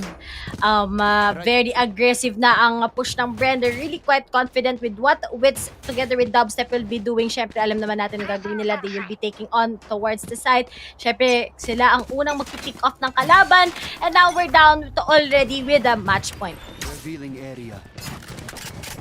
Match point it is for Bren Esports.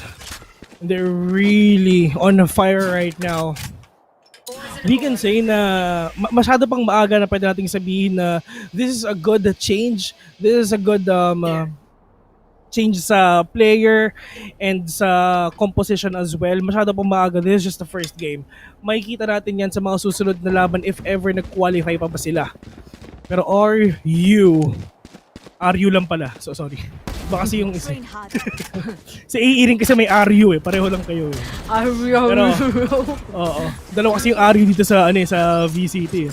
Pero Wild Order with the kill onto it. 4v3 situation, 5v3 situation. Flippy will pull off that recon bolt but not gonna spot anyone here. Tamang balsa na Shakhtar, not gonna spot anyone dito sa may rafters. But they need to get cover. Paano papasok yung tatlong players ng Bren Esports dito? This is gonna be a hard thing to do for sure. Dispenser sees the head of Mr. Nice Guy, but where the other one? Reyna, however, dito lang sa may A. That is a really nice flag coming in from him. But Dispenser will take down Wild Oreo. Oh my God! Oh my God. Na ano pa nga, nalamangan pa nga ng Bren Esports itong match na to. 4v3 now. Winterlove, wala siyang resu. Go, Ray. 10 seconds left. But then, 8 seconds. What will Dubstep do? Di nga lang siya masprayan ngayon ni Flippy. And yep, hindi nila nakita kung saan si Jesse Vash magpa-plant. Although may good trade, 3v2 na lang tayo ngayon. Flippy and Winterlove. And Flippy takes out Dispenser. 2v2. Will this be already the victory ng Bren? Or makakabalik pa ang Walkure? Pero nga lang Flippy na take out to then 1v2 situation. And Dubstep finishes this one. And Bren takes this first match against Walkure with a 13-2 score. Dominating here in Icebox. At kita nyo naman sila, medyo chill lang at si Jessie Bash. Grabe ang titigan. Bakit ka galit, Jessie Bash? Si Jessie Bash, gustong galit na galit. Gustong manakit. And that is a GG well played actually sa laban ng Bren Esports. What a really nice first game sa kanila. And pwede natin sabihin na that is a really tough match dito sa side ng Walkure. We can say na kasama sila, of course. Kasi if ever may top 10 tayo dito sa top 10 rankings, ito naman tayo sa mga top 10 rankings. If ever may dami na dito eh. If ever magkaroon tayo ng top 10 rankings, mga kaibigan, syempre, pasok na pasok dyan ang Walkure. Of course, kasi ilang beses sila nakapasok dito sa VCT. So, it is, no doubt, pasok talaga sila dito. Pero that is a really GG well played. That is a really good game para dito sa dalawang teams ito. Pero hindi lang yun isang game, mga kaibigan, because that is gonna be a best of 3. So the question is, babawi ba ang Walkure or itutuloy ng Bren Esports ang nasimulan nila papuntang semifinals mamaya?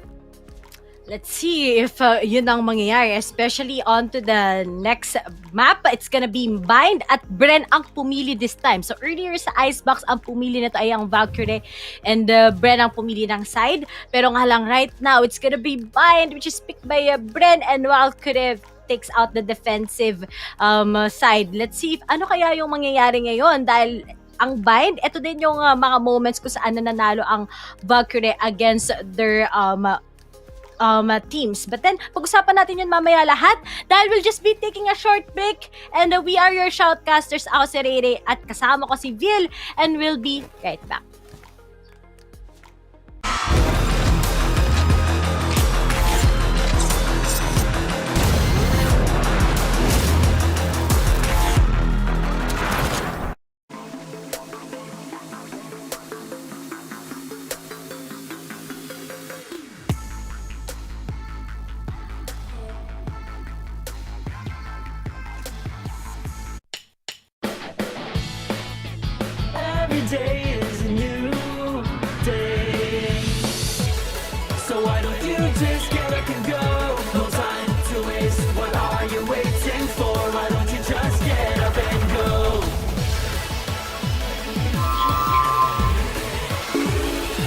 Go and create even more with the new Globe Prepaid, because it's your imagination that will keep the world going.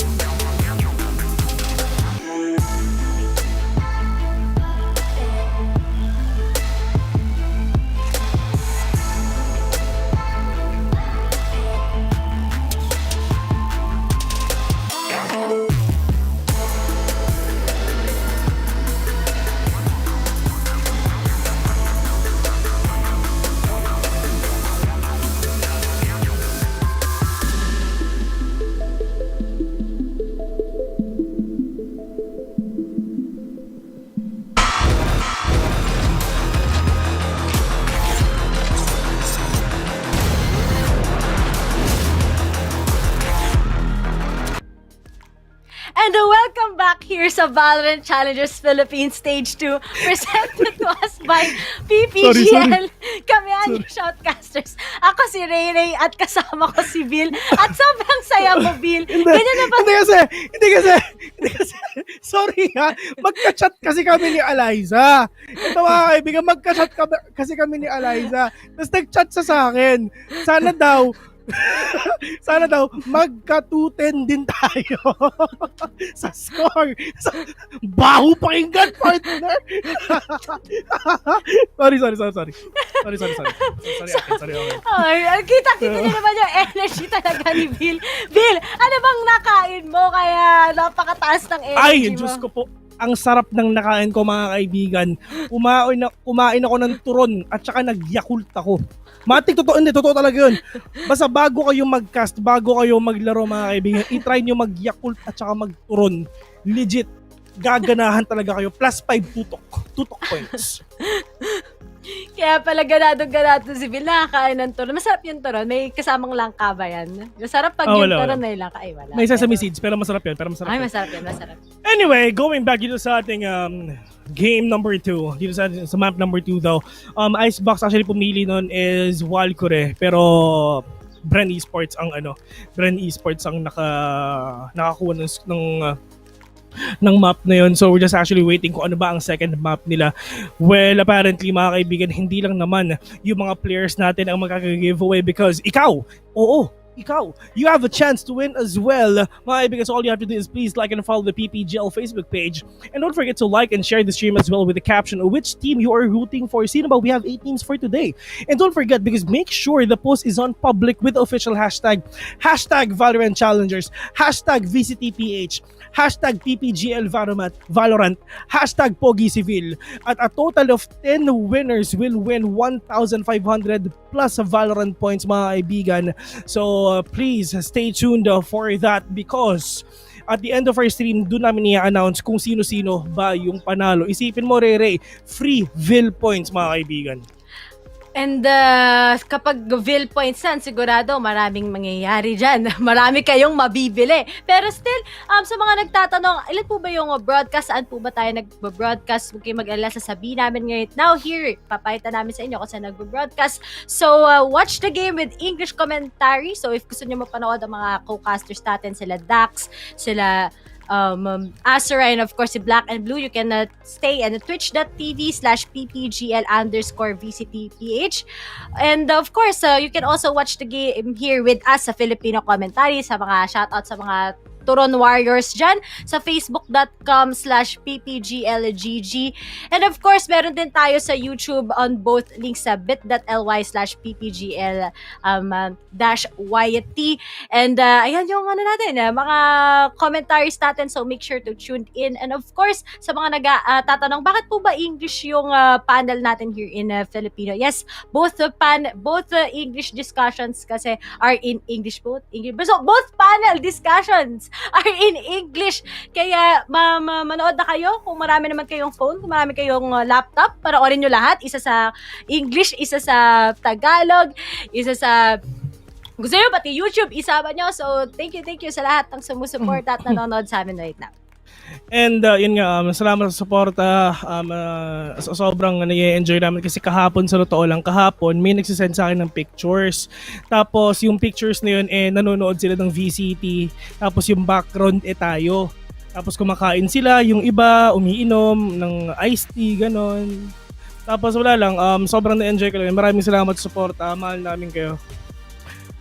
Kahit may mahal siyang iba. Going back. Sabi nananakit na naman si Bill, guys. Nananakit si Bill sa mga nanonood dyan. Shots fired na naman, pero going na nga. Ngayon sa draft, sa Asian picking nila here in Bind, we already have a Walkure against Bren. Ang Walkure nga will be the defenders while Bren will be the attackers. And mukhang nakita na natin to with Walkure's play sa Bind. Winter Love securing already ang kanilang sky. While sa Bren naman, let's see if sino yung mga ilalock in nila. Pero mukhang ito na yung kagad yung nakita natin in Icebox. Ito na rin halos yung mangyayari. But Borcom will be switching sa Astra? Okay! Oy! Kahapon nakita natin to sa Affinity Esports and looks like Borcom will be using Astra. First time ever sa Bind. Grabe naman yung mga agent pickings ng dalawang teams na to. And let's see what will happen. Pero ito nga, nagbabalik na. Ito na yung pagbabalik ni Borcom sa controller, mga kaibigan. Ito yung dati niya talagang role. Talagang makikita na natin if ever na magiging solid ba talaga yung magiging composition ngayon ng BRN. So, in just a few seconds, ladies and gentlemen, lalo na yung Walkure, this is the time as well na they need to know the strats of Bren Esports. They've been watching Bren Esports for a long time already.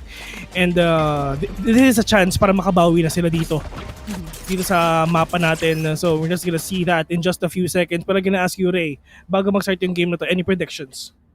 Sa tingin ko, with how Bren already picks out yung mga agents nila and how confident they are kaninang game, sa tingin ko, this might be 2-0 with Bren winning against Valkyrie. Ikaw naman, Vil. To be honest, mahirap magsabi. We can say na based on stats, based on the performance of Bren Esports on the first game, we can say that they can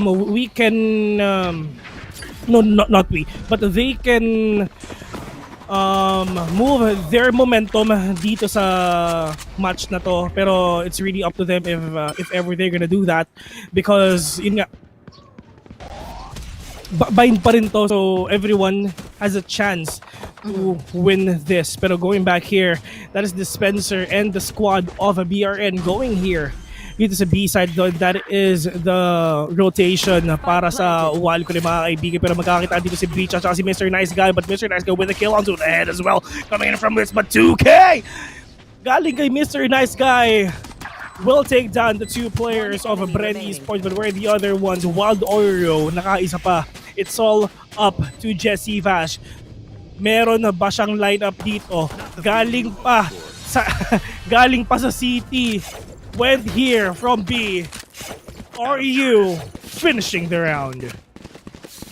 And now, we already have Walkure securing a pistol round. Pero usually, alam naman natin na yung mga oras talaga ang Bren natatalo sa pistol round. But still, a great start para sa Walkure. At least, this is always a nice reset para sa kanila. We've seen nga yung mga matches nila, they always have good resets. And ngayon, nag-buy na sila ng kanika na lang mga Spectres so that they can have that really big advantage against Bren. Pero Bren, instead of going towards A, they will be going here at mid, and maybe they might be meeting Wild Orange. Speaking of, ayun na nga, Wild Oreo ngayon, tatapon na kanya patience, pero nirisk out ang paglabas ni Dubstep. Kaso nga lang, nakuha siya kagad ni Wild Oreo. Nilabas na rin ngayon ang boombots, pero walang tatama against Bren. Pero tignan natin kung may mag-audition pa ulit ngayon kay Wild Oreo. But no, that shots Wild will Oreo. connect. Yun nga lang, Wild Oreo, mga kaibigan, with the pain shells. Well spot on. Pero yun nga lang, Diyos ko po, chinup-chop si Wild Oreo dito ng Astra, mga kaibigan. Pero not gonna be able to take down that player from Walkure. Where are the other ones? Coming in from Hookah, pero they have no idea at all that Sova is here. Kung napapansin mo, Rere, parang baliktad no? Ang mga city is nandun yung attacker. Tapos yung nag-rotate ngayon na dapat mag-attack or mag-defend is Walkure. Baliktad ang nangyayari, mga kaibigan. Sobrang baliktad talaga. Ang cute tignan. Pero actually, kasi yung mag-defend nasa Hookah, wala lang. Ang baliktad lang talaga tignan. Pero at least, Jesse Vash with that flank will take down Flippy. Pero there's gonna be a 3v2 situation. Wild Order with a really low HP, but Booker coming in from heaven with sees one with a classic only 2v3. Si Dispenser, meron na rin siyang Spectre dito, pero Dispenser will take down one with a 3k as well and will get that round. What a really good thrifty round. Pwede nating sabihin na talagang medyo nag-overextend ang Walkure doon. Why? Nasa Hookah sila lahat. May hirapan silang pumunta sa B agad doon if ever. Ay, sa A rather. And looking at that, Bren winning that pistol round still against Walkure. So walang choice ngayon ng Walkure kundi mag-save.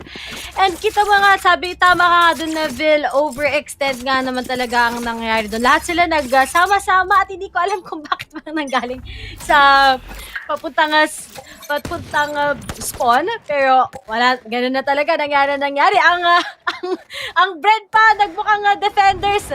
But let's see if ano ang magiging execution nila ngayon. But then Dubstep nakapasok na kagad. Aryu bumagsak na rin sa kamay ni Dubstep. Nakapasok na sila ngayon. Pero checking corners pa rin if may mas paton sila. Now speaking of Flippy, nakita ulit ni Dubstep. Napakainit, parang hot. At Tweets ngayon ang kanilang bridge, ang kanilang initiator, but Borcom will be planting already the spike. Pero nga lang may nagtapon ngayon ng paint shells, walang tinamaan. Pero alam na nila na merong nasa heaven. That's gonna be Wild Aura and Jesse Vash takes him down. Jesse Vash waiting patient here in the corner of a Mr. Nice Guy is in a crazy position here mga kaibigan if ever magkakitaan silang dalawa. Pero it's we're gonna be able to spot out Winter Love all the way from heaven and they really want to push mga kaibigan. Diyos ko po, dahan-dahan sinupsop ni Astra mga kaibigan papunta sa kanya at nakita pa niya with the kill. 2-1 na po ang score natin dito for Bren Esports. Well, Walkure, they need to think of something new. That Astra pick there coming in from Borcom is a big game changer mga kaibigan.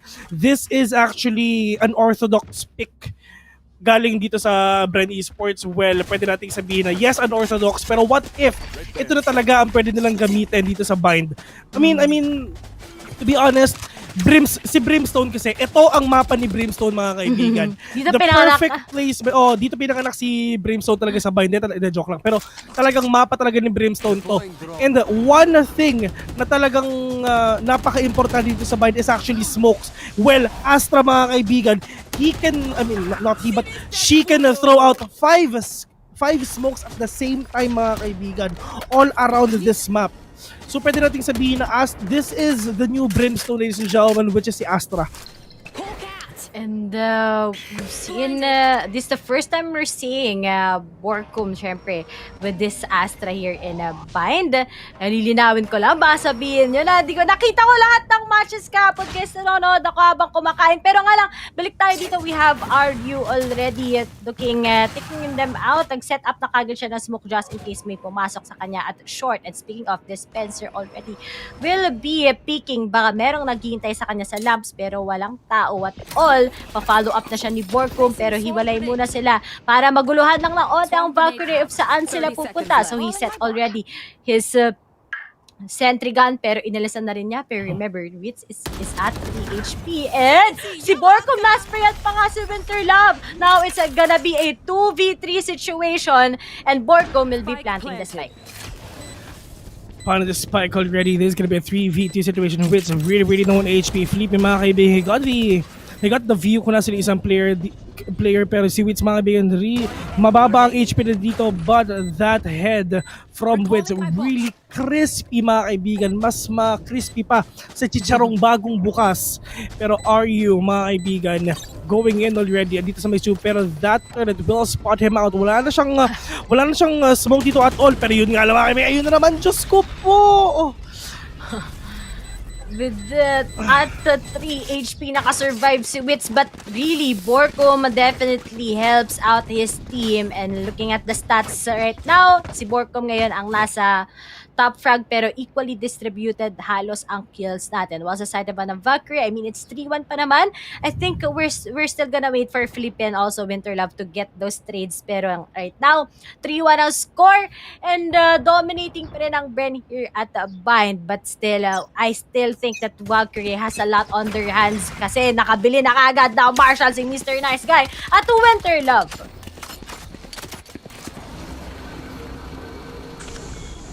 And we're back here in this game. It's just that they really want to find these perfect timing, these perfect angles dito. Pero si Felipe nakakita pa na isa pero ang problema that is dubs with that blade storm mga kaibigan. Kung napapansin na bumalik na sila sa dati nilang agent composition pero mga kaibigan si Wits at saka si Wits nagpalit ata siya. Si Wits at si Dubsep nagpalit sila ng agent dito. Wits from duelist being that breach na ngayon at si Borcom siya naman ang smoker. Para nagpalit, pwede natin sabihin na nagpalit si Borcom tsaka si Humi. Tapos si Wits, pwede natin sabihin na flex. Ito yung isang magandang player talaga. You need to be really flexible para makapabago-bago kayo ng agent talaga. Just to know kung ano ba yung pinaka-best agent composition dito sa game pero yun nga mga kaibigan, walang tinamaan yung mga tinidor ni Dubstep. Winter Love, see that guy pero ubos na yung base storm ni Dubstep pero at least still got that Spectre though, but Wild Oreo with a kill onto it right now. Pero from Hoka though, isa silang tumatalon dito.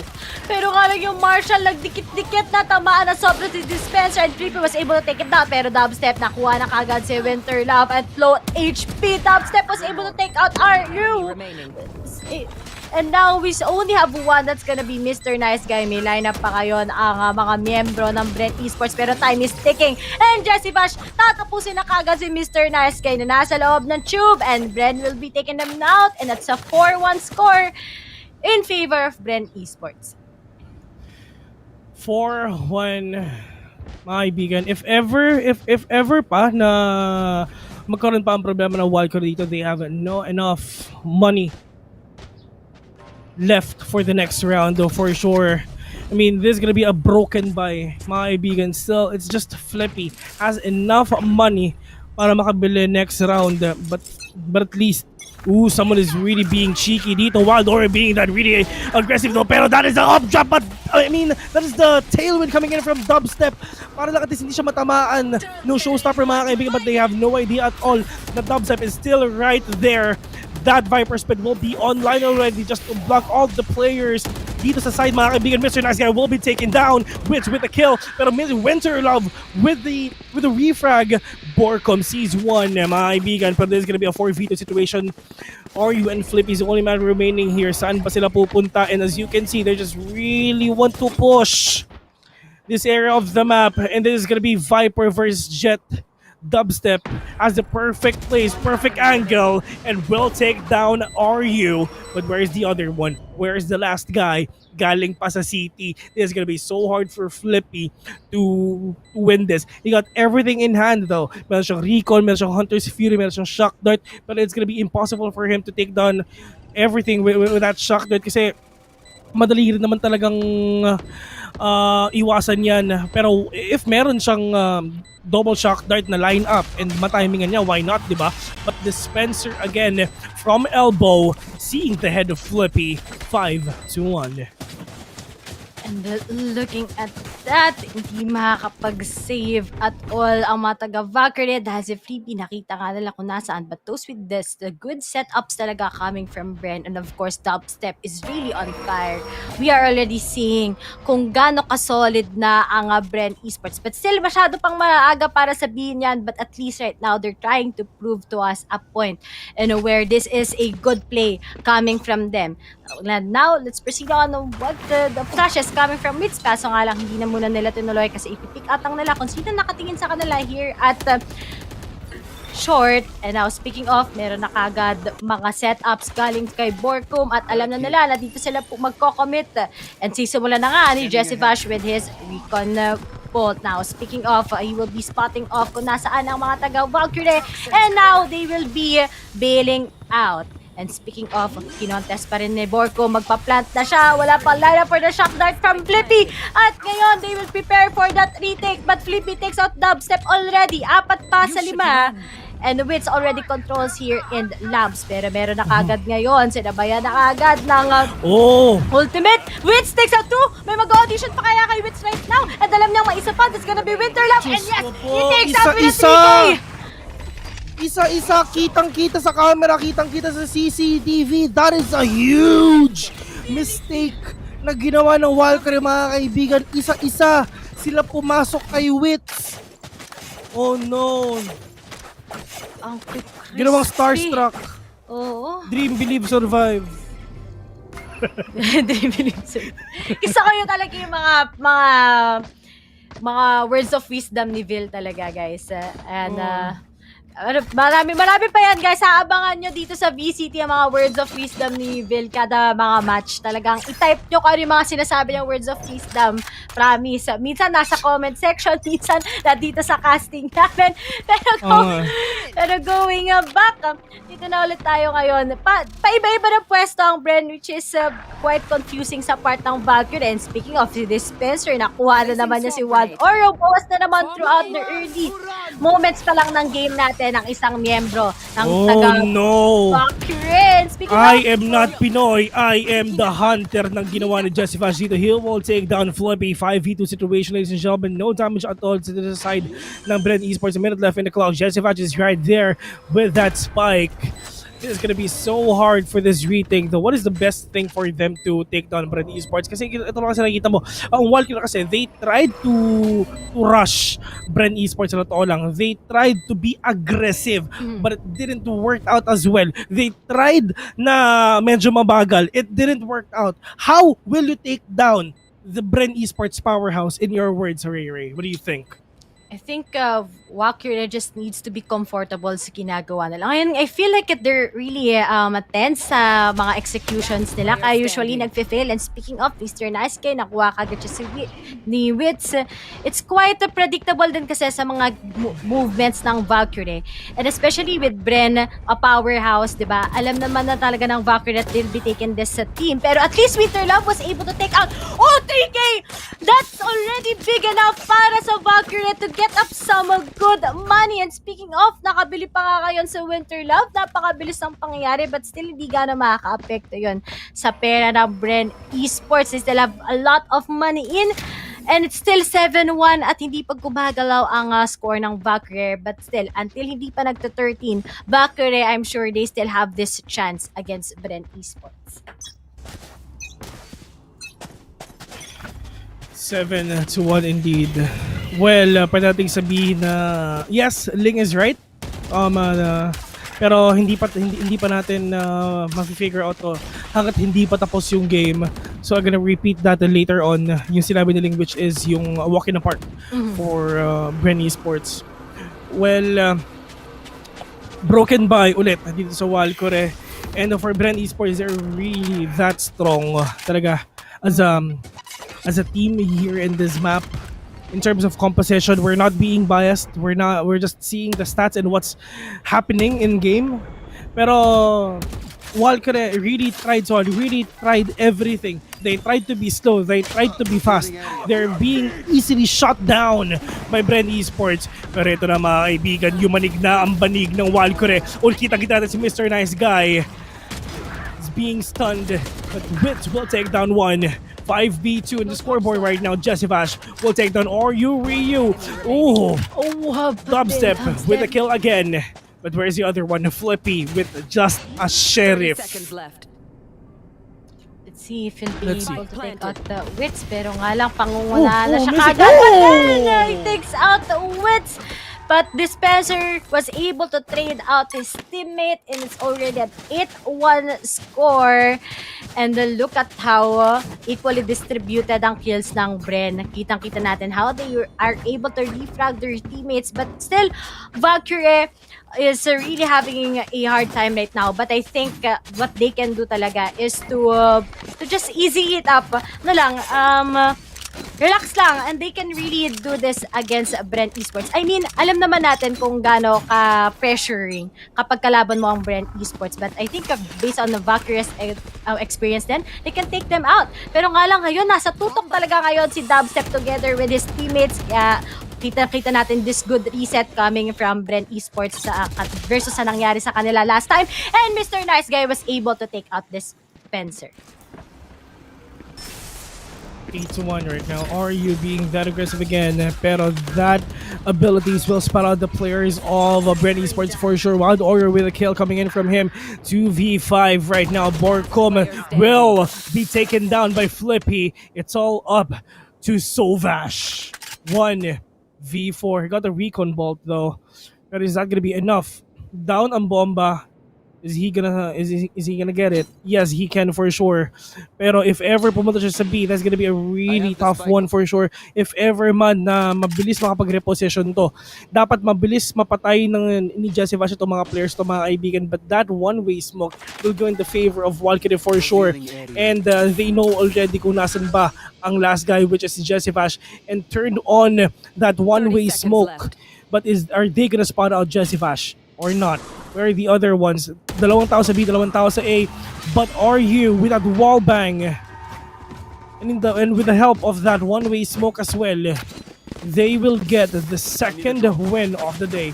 8-2. Diba? If only Valkyrie, katulad na nakita natin kanina, will just be relaxing and not to put too much pressure on themselves, they'll be able to take out Bren. Nakita naman natin yon. At ngayon nga, ang score natin is 8-2 pa rin. Napakalaki pa rin ang gap between the scores. But still, Bren, meron pa rin silang pair right now. Kayang-kaya pa rin nila bumili and they can still take this one out against Valkyrie. But Winterlove ngayon, magpapaka-aggressive na siya. Nagpalipad na nga ng ibon pero kumuha lang pala siya ng orb para lang dumami at he can use his ultimate. Pero Wild Orion nakastretch dito at Kabi already, pero they figured it out already na nagpaka-aggressive na sila toward short, kaya umalis na kagad si Aryo dahil nakuha na nga ni Borcom ang kanyang teammate, which is a Wild Orion. 5v4 na Aryo, low on HP here. Bren Dubstep, ito ba, sobrang nakakainis talaga no? Kasi, 50 HP agad ang mawawala talaga dun sa Viper. Well, it is what it is, Holmes. Nangyari na yun all they have to do is really cope up with it and adjust mga kaibigan. Pero Jesse Bash planting the spike already, pinipitik-pitik lang, pero Dispenser will take down one. Mr. Nice Guy with the kill. Jesse Bash needs to be very cautious kasi tatlo pa ang buhay dito sa Walkure mga kaibigan. Fault lines will connect onto RU. 3v3 on the scoreboard. Ito maganda rin, iniisa-isa ng Walkure ito. So pwede sila makabawi dito. Pero si Borcom mga kaibigan, na-flash out pero we'll see Flippy. We'll see one. Borcom with a kill. Plus wins again and again because of that flash mga kaibigan. Getting the 3 kills in the favor of them. Really great retakes. Well, we can say na king of retakes pa rin talaga ang Bren. And sorry. And not a retake though, not a retake, but post plant rather. They are actually prepared on what they will be doing. Yun yung parating ginagawa ng Bren every time na nasa attacking side sila. And kita mo naman, the once na na-control na ni Wits ang wall, it's over already para sa kanilang kalaban right now, which is si Valkyrie. But now then, 9-2, last match before the first half. And ngayon, Wild Oreo was able to take out kagad si Dispenser with that stinger. Napakasakit talaga tumadtad. Yung stinger na yan, masakit yan sa katawan. Parang binagsakan ka ng meteor shower, ganon. But then going...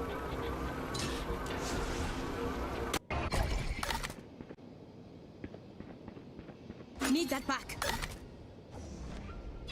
Taking that back. Let's see, the last round of the first half, mga kaibigan, Jesse Vash just waiting patiently onto that shock dart. Pero wala ata siyang maratamaan dito because of walang tao talaga dito sa A side. Pero Recon bot will connect. Grabe naman talagang lineup yun mga kaibigan. Miski ako, hindi ko kayang gawin yun. Pero Hunter's Fury, well, not gonna be able to take down these pairs. Pero tinamaan si Flippy. Pero yun pa ang orbital strike galing dito sa Mr. Nice Guy. But Dubstep being that aggressive. Pero yun nga lang, muntik na mag-whiff si Dubstep dito. But will take down Mr. Nice Guy here. And that is the showstopper. Will take down Borcom as well. 3v3 with really low HP. Meron pa isang smoke si Dubstep dito. Meron pa silang mga iba't ibang utilities at all that can use. Pero that is the ultimate of that sky.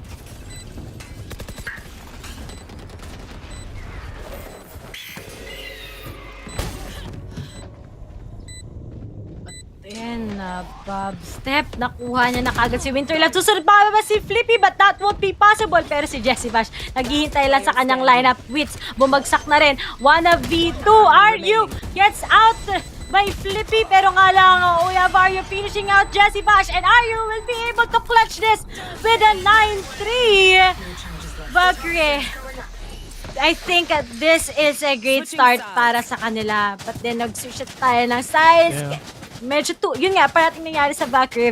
Medyo too late na kung kailan nila makukuha na yung game style ng Bren Esports. But then, ngayon na nag-switch ng sides, what will Valkyrie do? Especially now, Bren is also good at their defending side here in Bind. 9-3 now. Hindi tayo makakita ng 2-10 mga kaibigan. But still, it is what it is. Nangyari na ang dapat mangyari. It's happening right now. This is the time na sana makabawi ulit ang Walkure dito. And we're gonna see it in just a few seconds, ladies and gentlemen. Bren Esports, let's see if they can retake every round. If na plant ba ng Walkure ang spike, it's really up to them on how will they do that, when and where. Wild Oreo knows it already. They're really going inside. B-side right now. Oh, may isang bumaba mga kaibigan. Pero yun nga lang, Diyos ko po, na-chop ni Astra mga kaibigan. Oh no! Dalawa na chop dito. Pero but still, 3v1. It's all up to Mr. Nice Guy. Saki-saki silang lahat. Yung saki-saki top talaga ang magpapasira ngayon sa nangyari sana sa nagiging plano ng Valkyrie. Now, Mr. Nice Guy na lang. Mr. Nice Guy. Okay. Now, going towards bilong na siya. And let's see if he'll be able to take out anyone. Pero may nakabang na si Wits. And speaking of, naspatan na rin niya kung nasaan. He will be taken out here. Kanyang ability. But then, Mr. Nice Guy maiiwasan. Pero tignan natin if malilikuran niya or will he go with a TP.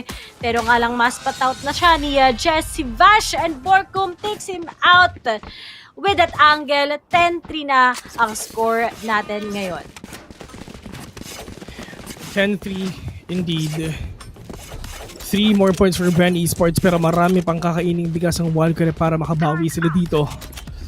It's gonna be a tough time for us. It's gonna be a hard time. It's really up to them how will they do that. And in terms of them with that guns and firepower, it's gonna be so hard sa kanila para mabawi ito. But actually, winnable pa rin naman. Winnable, but it's gonna be so hard and tough. But they need to make it work. Winter Love, na-smokan. Oh, he will spot out Borkum here. Pero walang idea si Borkum na meron tao dun sa loob. But Borkum will take down Wild Warrior, but wins with another one though. 5v3 situation right now. Mr. Nice Guy, really low on HP, but Winter Love with a right click onto Borkum. But it's all up to Flippy. That Sova need to make it work. Andito lang sa may Cubby. Wits will see that guy. But Jesse Vash with the kill. Ang tawag doon, KS. Kill secured. Akala ko iba sabihin mo.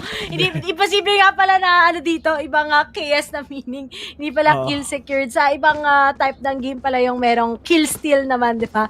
Dito kill secured. pero minsan sa pagkaglalaro tayo ng Valorant, di ba? Yung sayo napunta pa sa iba. Teammates, oy, ako na dito sa last guy Ako na dito tas gawin ng nasa likod mo. Mga ganong moments, guys. Ganun talaga, mas ma-sharepan yung, masusukat rather, ang friendship nyo. Pero speaking of friendship, Winter Love was able to take out Dubstep, pero sumunod si Jesse Bash and Wits, Mr. Nice Guy at Winter Love bumagsak na rin. Wild Oreo nakapag-flack na rin. He sees out this Spencer here in window. And it's already a 3v3 situation. Yung saki-saking ginag-work kay RU. Di mo ako mabibiktima dyan, sabi ni RU. Pero nga lang, sumunod pa ngayon si Wits. Pero nga lang, salo-salo ang ginagawa ngayon kay Wild Oreo. Pero still, kay RU. Pero still, it wasn't possible. Now, Borkum, na-bait pa nga niya ngayon si RU with his utility. And we only have Wild Oreo left. Let's see if makakrush niya pa to with a 1v3. 1v3 indeed. Wild Oreo. 83 HP mga kaibigan. Not gonna be able to spot out these players because of that Astra pick. Diyos ko po, kung saan papunta si Wild Oreo, parang sinusundan siya ng mga bitwid ni Astra, pero nasa TBs. Ayun, nasa TBs na sila. Inunahan nila ang Walkure doon. Palit tayo ng side. Kami naman ulit. Pero yun nga, one more round for Bren Esports. They're gonna win this now. I mean, it's really Brenna dominating. And Walkure talaga, they're struggling right now. But let's see if ano ang mangyayari. Knowing na naka-Odin na si Jesse Bash. Ito na si Jesse Bash. Nilabas na ang kanyang Odin. At dalawang naka-Spectre ngayon sa Valkyrie. RU, natag nga lang niya, pero siya din natag din mismo at location has been revealed for them. Wild Oreo bumagsak na kay Wits at kahit yung Aldo nasa harapan na ni Wits, nakuha niya pa rin si Mr. Nice Guy. He will be flashing them towards the short. Nalabas na rin ngayon ang mga Wolves. Pero nga lang, wala pa rin nakuha or walang natag kahit papano. But Twix bumagsak kay Flippy. 3v3 tayo ngayon. But Dubstep, nakita pa niya si Winterlove. Dalawa na lang natitira. That's gonna be RU and Flippy. Pero Jessie Bash, meron pang Odin. Kaso na headshot sa ulo ni Flippy right now. Jessie Bash, a 1v2 situation. But Dispenser finishes out RU and Flippy. And Bren takes this one ulit with a clean 2-0 against Walkure. Walker, mga kaibigan. Oh no, that is a tough loss dito sa side ni Jessie Bash. Gagawin ko si Jessie Bash. Yeah, no. Magkamukha kayo in fairness. Magkamukha kayo ni Jessie Bash. Pares. Kung may Sovash, may Soville. I think you've seen these matches and I really hope you enjoyed that. That is, okay, pa natin sabihin na we're not being biased or anything. What we see is what we say. And ayun nga, that is a walk in the park na ginawa ng Bren with that 2-0 win. But GG's, a big GG's pa dito kay Walkure. A really great game and I hope we're gonna see you again on to the next tournaments maybe. But yeah, we can say that it's gonna be Alpha Esports versus Bren Esports. This is gonna be exciting, mga kaibigan. Sobra exciting to, swear. I mean, to be honest, I really want to see this matchup. Swear. Ilang beses ko lang nakausap ang Alpha dati. Sabi ko sa kanila, gusto kong makita na kalaban niyo ang Bren. Because that is the thing that I want to see. And you want to see that as well. But before that, mga kaibigan, syempre, dito muna tayo sa Hashira versus SV Empire. Ray, what are your final thoughts? I think it's really talaga Brenna dominating. We've seen that talaga nagsistruggle lang Walkure. But this can also be a big lesson, syempre. Not only to Bren Esports, but also to Walkure, diba? I mean, at least makakuha na sila ng idea on what they will be doing sa Bren Esports the next time na magkakalaban sila.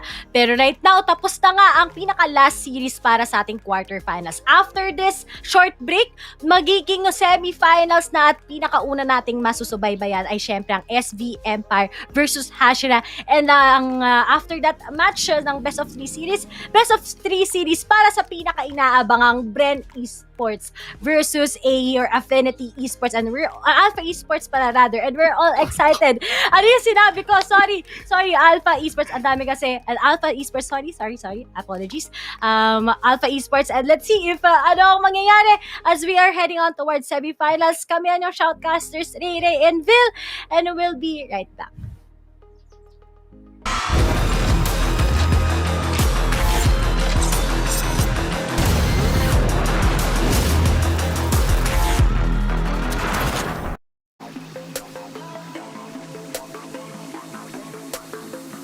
Want to show some love to your fave streamer in Facebook gaming? Show your support by giving them stars and virtual gifts so they can continue their passion for gaming and streaming. Purchase stars to give your streamers on Facebook through Globe Prepaid and Postpaid. Tap Get Stars to purchase additional stars. Select the pack of stars you would like to buy. Pay through Globe Prepaid and Postpaid. Now, you can start sending not just stars, but also virtual gifts as you watch different streamers of various games. Purchase stars on Facebook through Globe Prepaid and Postpaid. Also available in TM. When you want to level up your entertainment, GPay your way and get the latest games and movies on Google Play using Globe Prepaid and Postpaid. Add payment method on Google Play. Enable payment through Globe Prepaid and Postpaid and confirm. No credit card needed. Simpleng steps para tuloy-tuloy ang purchases at downloads sa Google Play. Your safe one-stop shop for apps, games, music, and movies on your Android device. Use Google Play now through Globe Prepaid and Postpaid para level up ang entertainment. Also available in TM.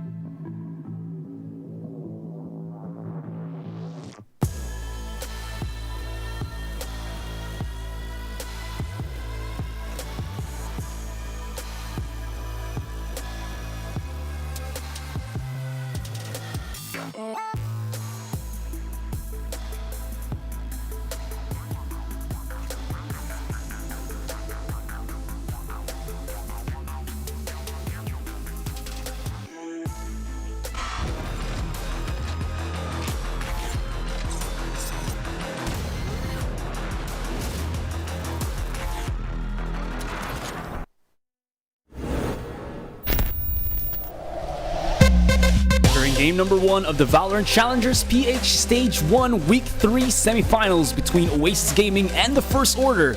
At the map ascent on the 10th round, TFO's Coco stood his ground and staged a solo comeback to seize the round.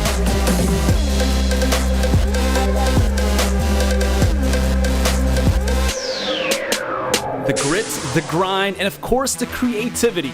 The fuel to fire these top-notch plays during these high-level competitions. Ever wonder what's going on in a pro's mind as such moments unfold?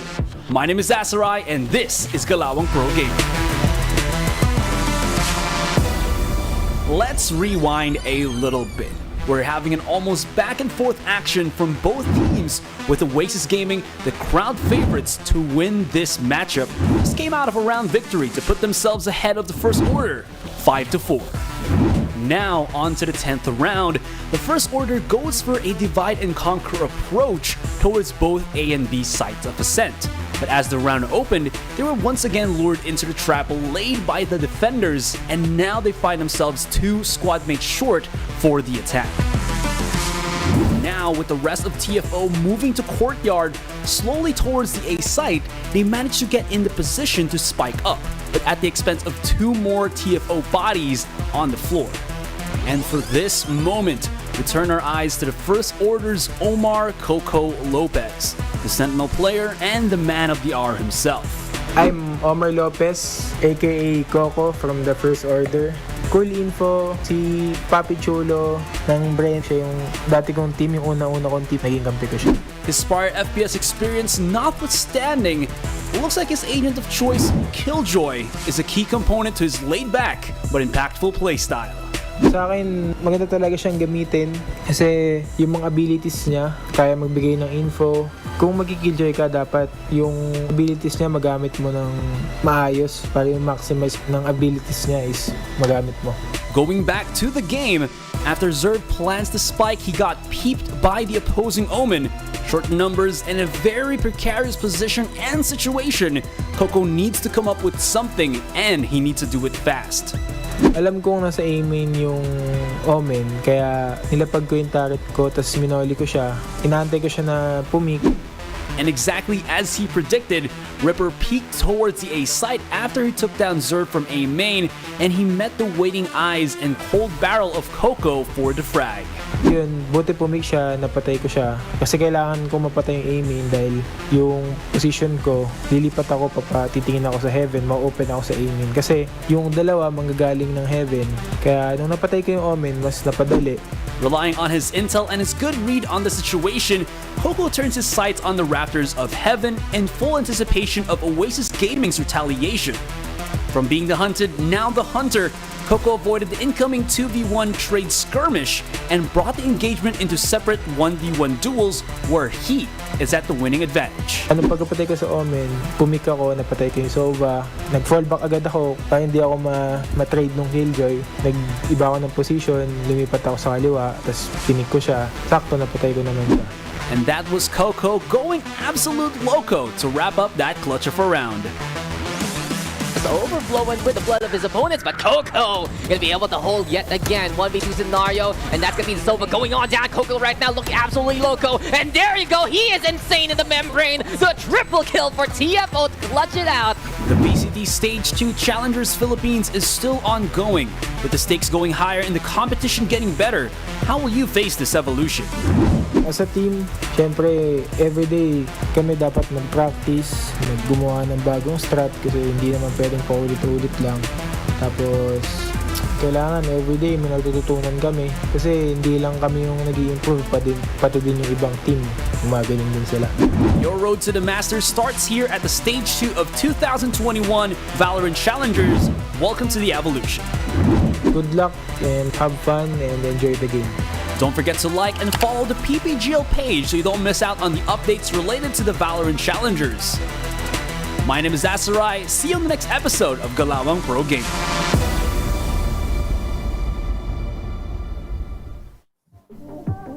Bren Esports, the Kings, have they returned?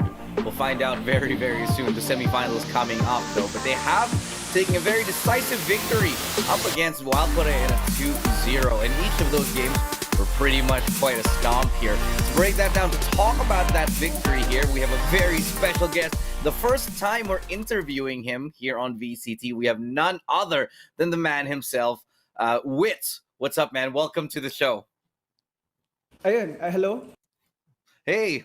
Okay, first of all, I'm going to start. Congratulations. And I guess I'm going to start by asking you, how does it feel to be back on Bren with former teammates? Pwede ba Tagalog? Sorry.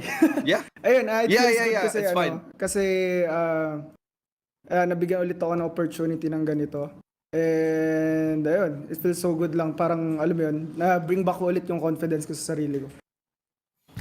I feel like you getting back on the duelist is really a big thing for you, right? How does it feel to actually, I think, play a role that you want and to play with a team who I feel like you're more comfortable playing with?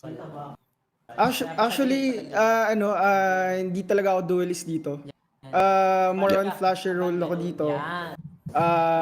Si Dubstep pa rin yung main duelist. So, kasi feeling ko mas comfortable ako sa mga support type agents lang. Okay, that's very interesting to hear, and I'm glad you cleared that up. But now, I'm going to ask you here, how does it feel like adjusting to Bren coming back? Because we know that they're a solid four-man squad. Does it feel like it's a difficult transition, or do you feel like it's like very effortless? For me, konting adjustment lang naman yung in-adjust ko. Since nagigets ko naman kung paano sila maglaro dahil sa mga experience ko before. So, ayun lang. Yeah. All right. Well, one last question before we pass it off.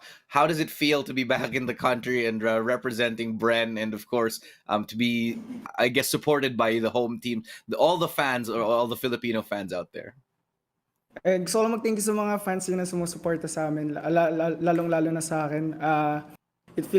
It feels so good to be back, lalo na dito sa Philippine tournament. Ibang-iba kasi talaga dito. Yung scene natin dito sobrang laki. And nakaka-hype talaga. Ayun. Okay, one last thing before I let you go. Any shout outs? Anyone you want to give thanks to? And shoutout sa mga friends ko dyan and sa mga nasa Discord ko. Kilala niyo na kung sino kayo. Sa mga sumusuporta sa amin, sa Bren, sa Wits, and family ko. Yun lang. Sa mga shorties. And tsaka sa mga showries. All right, congrats. Laying down the truth from Bren there. I like it. I dig it. All right, well, congratulations. Good luck on your semifinal later, and thanks again, man. All right, thank you. You heard it from there, from Wits and Dubstep himself. Shout out to all the shorties. Yo, what's up, guys? Hit them up.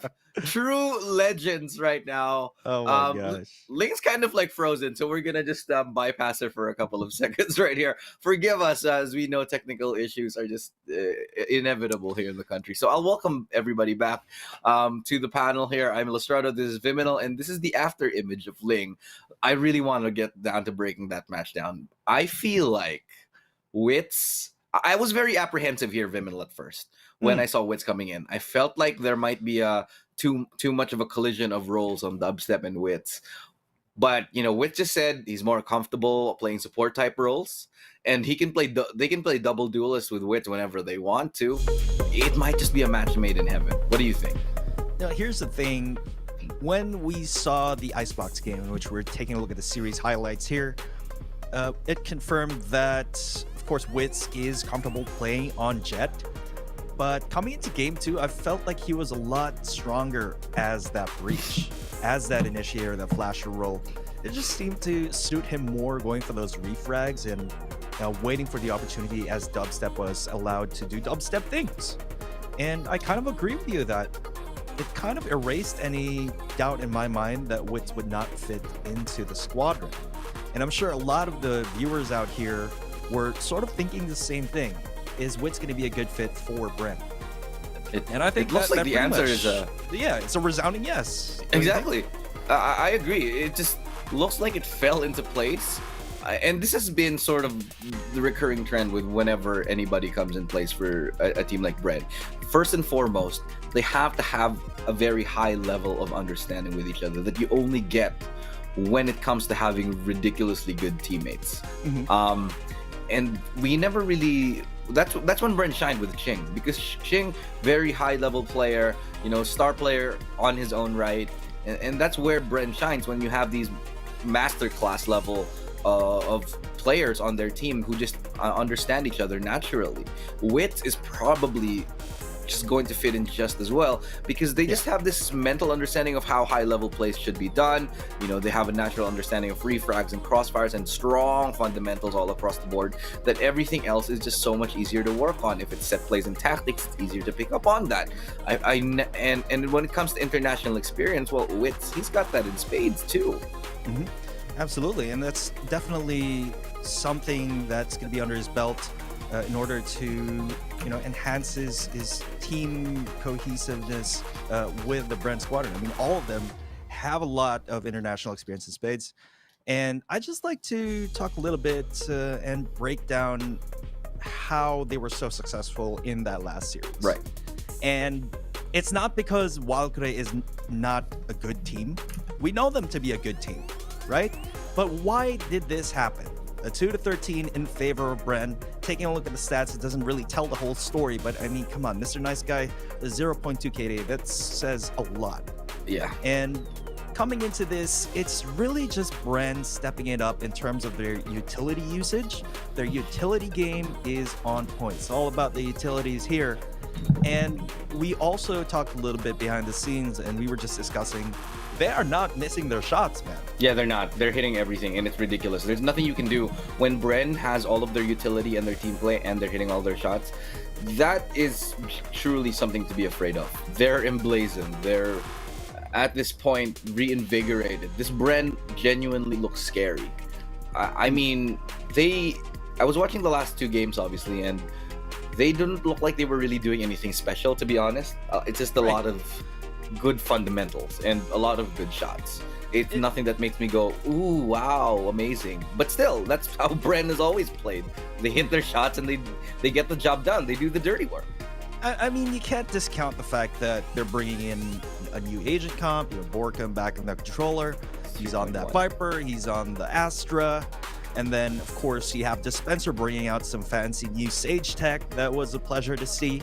And, you know, that's a lot of impact on the overall game. But, of course, I do agree with you there that the largest factor to their success is that everyone was just so on point. Look, let's be real here. Bren, they made Walkure look like, like they were just toying around with them. They made them look like amateurs. Bren was just so next level, and this is not an easy thing because Walkure, they're a decent team. They're not just anybody that you can just randomly toss around. Absolutely. They made it into the VCT for Christ's sakes. But the fact that Bren is doing this is the kind of Bren that we're afraid to see. If they're able to really recreate the success later on today, I'm just a little bit worried about Alpha Esports later. Just when you think Alpha is looking really good, they gotta go up against Bren with wits. It's a tall order. Yeah. Tall order. To say I the mean, least. Alpha Esports, a lot of potential, but are they ready to face Bren in this state? And sort of, I don't know. It's sort of like a souped up, tuned up, hot rod of a machine. It's kind of crazy. It's kind of crazy. So you take Bren and then you feed it some Some sort of nitrous nuclear oxide. fuel, you know? Yeah, exactly. Some nitrous oxide. You press the button, you get wits in there, and no, this is like a recipe for disaster. I think this is good for us. I think in terms of SEA though, like if we're talking about fighting up against teams like X10, if we're talking about going up against teams, like Paper Rex or Team SMG, well, this is gonna boost our chances. I feel like it. But let's talk about the MVP right now. Who the best performing individual member was? And welcome back. Ling is back here. Look like you're finally back with us. So welcome here as we talk about the MVP. Ling, the previous game was a complete shutout, and Wits was the MVP. The first time he's come and played for VCT, he ends up getting the MVP on Breach, nonetheless. Well, I'm not exactly quite surprised on how comfortable this this player looked like playing around this team. And then again, you'd still see how much he actually learned from that international experience playing for the initiator and applying these type of learnings, applying these type of experience here on the Philippine scene. And might have to say, whatever role that he actually played in during the series, he didn't have any point of difficulty in having this adjustment period. This player has that ability to adapt, and it actually shows on how the series actually went. I agree. It just seemed like it just gelled naturally. But then that always sort of comes when you have a new member on the squad. And I always say this, it's either one of two things. It's either they hit a brilliant honeymoon phase where they wreck everyone, and we've seen this happen with multiple teams in the past before. Obviously, the Sentinels, they've done the same thing, with tens and everything. The same thing happened with 100 Thieves when they freshly came out. And this is, the new team, good energy. But will it last? I mean, it's kind of like meeting that person you haven't seen in a long time, an old friend, or perhaps making a new friend. And sometimes, even if you don't know the person for a long time, you just kind of click, kind of like you and I guess. I could say. But it might be okay. Thanks for throwing me on the bus. Sorry. I just made this weird, didn't I? But okay. I was trying to be nice, but okay. It might last, but time will tell, because even if they do make it to the grand finals, they're going to be, possibly coming up against Empire Hashira, which is another benchmark, another true test for them, for this new roster. And I can't wait. I agree here. Ling, I'm going to get your thoughts real quick. How do you feel like the next match is a little bit later on, though, but up against a team like Empire or Hashira, Ling, how do you think this new Bren is going to do, given what we've just seen? Well, Bren is just starting to get back on their feet, and I wouldn't be surprised that Hashira might actually kind of felt a little bit of shock in there, or probably quite surprised that it happened too soon before everyone did. And yeah, they're trying to go back. They're trying to go back to what we're accustomed to. Yeah, but I think they'll get there eventually. But in the meantime, of course, excuse me, do want to take some time to thank our sponsors. Of course, over the break we had some time to check out what the new products and stuff they had to offer, but now let's talk about them in particular. So a big thank you to PPGL, the largest the largest multi-game esports league in the Philippines, organized by Mineski and Globe Telecom. Reinvent exciting victories in Valorant with the new Mage Punk bundle. Get yours now on Coda Shop with Globe. And of course, thank you to our official gaming PC and laptop partner, Predator, #summon your strength. Globe Virtual Hangouts will reinvent esports and bring it to a whole new level. Let's get #OL together now. As Virtual Hangout Go Esports brings events and programs like no other, starting with an apprenticeship program led by the pros, stream takeovers, and local and international tournaments. Download the Globe One app and click on Virtual Hangouts tab to get updated on the latest happenings on Globe Virtual Hangouts, and check us out, PPGL, on all of our social media platforms. That's Facebook, YouTube, and Twitch. It's PPGLGG. And Twitch is twitch.tv/PPGL_VCTPH. We also have a fun little TikTok. It's at PPGL. At Hello PPGL. So that's about it for our sponsors for now. But what about you guys? Can you be winners yourselves? We're giving away some really cool things. 1,500 plus worth of Valorant points is up for grabs. We're picking 10 winners at the end of each day. And if you want to be the lucky winner yourself, all you got to do is follow the instructions below, like and share the page, and of course the stream. And share, of course, which team you are rooting for. Use the hashtags. Make sure it's public, just so we can find it. Because if you set it to only friends or private, obviously we can't see that. So we'll be picking out the winners at the end of the day, and we'll be announcing them on the following streams, whether they're in English or in Filipino. So if you want to find out whether you're the magical winner of this 1,500 plus Valorant points in English, you can check it out on the English stream here, which is over here on Twitch, and on Facebook it's going to be the Filipino stream, which is facebook.com/ppglgg, and Twitch is obviously twitch.tv/ppgl_VCTPH. Now, all of that aside, let's go ahead and talk about the next match that we've got coming up for you guys. So welcome back to the Updraft here, and you're joining me, Illustrato, Viminal, and Ling. We're about to get started with the second series of the day after a crushing defeat from Walkure in the first one. Now, Viminal, let me get your thoughts on this one. We're going to be seeing, I think, one of the matches that we've been waiting for. I think a rivalry of old here. It's going to be Hashira versus Empire. What are your thoughts? A tale as old as time, as they say. It's just Hashira being the best they've ever been, Empire with a relatively new roster, but they've been on the upswing as well. We've seen signs of evolution from the Empire roster. Yesterday, they brought a lot of new stuff to the table. Different play style, different mindset, very convincing against Fulcrum Esports. But will they be able to stand up to the defending champs here as we take a look at the Hashira roster? Yeah, the defending champs themselves, as you know, such a strong roster from these guys. Definitely a big improvement over time. 2766, Hatred, Envy, Jeremy, and Rabbit, and of course a 6-man Amix. I'm going to say this right now. 2766, he's really, I think, a point that we have failed Ling to talk about a lot. But the improvement of 2766. He always started in VCT Challengers, Stage 1, just always at the bottom, always sort of like lagging behind everybody else. But now he's clutching rounds, he's winning rounds, he's top fragging. At some point yesterday, he was 14-2, if I'm not mistaken, before even halftime score. Just the growth of this individual player has been amazing, including all the rest of the members of Hashira.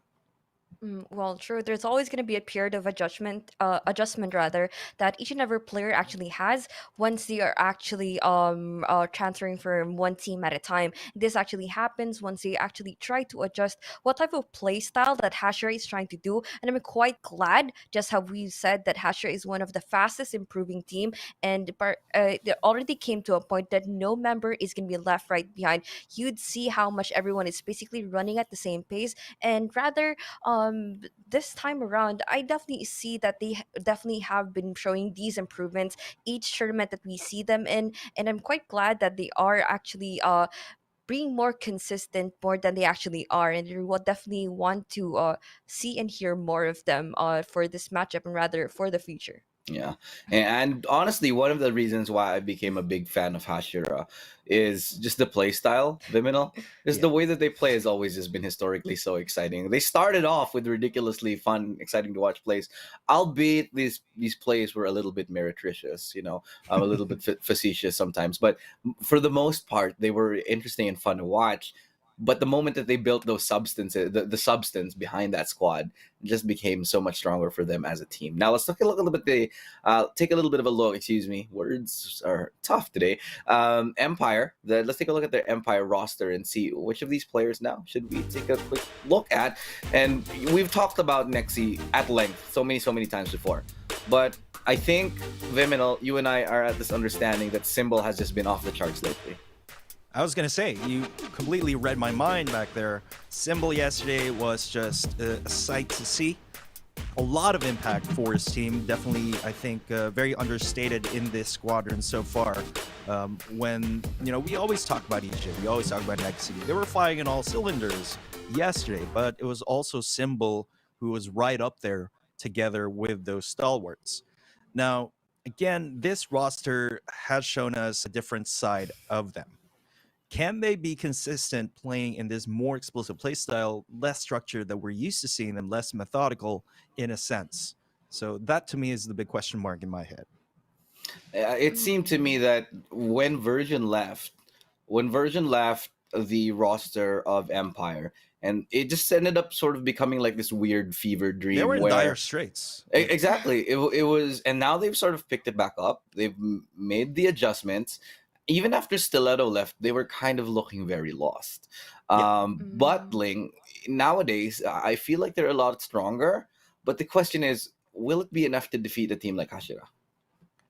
Well, you look at the common denominator that both teams actually have for Hashira and for Empire right now is that both teams went up against Bren, and I'm pretty sure everyone is quite well aware of that. And looking at the side of things, I would definitely have to say that we don't really know for sure if their performance against that common denominator would be a huge indicator. But Right. rather, I see this more of them trying to benchmark their foundations in terms of like their team play, which is obviously a lot better than what we used to see them. You could look at players like Symbol, EJ finally stepping up. It's only because there's a lot more structure to their plays, which is something that wasn't exactly present as of the before. Yeah, and we just saw the head-to-head right there in Envy, someone that we have talked about as well at length, who has been, I think, one of the fastest growing players in the scene. He used to always be quite strong, but never to this effect that he's just playing ridiculous amount of heroes, agents, excuse me, heroes, champions maybe, should I have said champions, agents, and just performing ridiculously as well. Let's take a look at the map video though and find out where players like Envy will be adjusting to and which hero agent. I just did it again. Something about today is just not right. Not right here, but we're starting on Haven, and this is the pick of Empire. And I'm not surprised about this because this is where they beat Bren. However, we're ending up on Ascent, which is, Hashira's arguable best map, and Split, which they beat Empire on last time as well. What are your thoughts, Viminal? Haven, no surprise here that Empire selected this map. They're banking on riding that momentum, riding on the confidence of that victory against a team like Bren. But I think Hashira has definitely won the map draft here. Again, Ascent, their really strong map, and then Split. I'm sure they know what to do there with Envy just being able to flex different agents. I think chances are looking pretty good for Hashira. Yeah, I think that if they got Bind for the Decider map, it would have been the perfect thing for Hashira there. But Split I think this makes it a little bit more close. But let's go ahead and talk about your predictions, guys. Linginal, tell me, who do you think is going to take this series and what scoreline are we going to see and why? Well, I'm kind of torn of what I'm seeing here right now. I mean, as much as I try to favor Hashira, I mean, Empire still has a lot more to offer as a team. And might have to say I'd give this a 2-1. I give it for Hashira. I'd give this for Hashira. All right, fair The play, map fair picks play. alone. Viminal. All right. For me, I think this is going to be another straightforward series. Hashira has evolved into a new form. The Demon Slayers have become the demons in and of themselves. I think it's going to be a 2-0 against SV Empire. All right. Well, I think if the maps had been different, I would have said 2-0. But since they're starting on Haven, yeah, I feel like Empire might have a chance at that, especially since Hashira, they actually took a loss against Bren in that last one. But we'll find out. But my prediction is 2-1 Hashira. They'll win the last 2 maps in the end. But yeah, we'll find out whether that's true or not. We're about to get ready and go into the series itself. It's Hashira versus none other than old arch rivals Empire.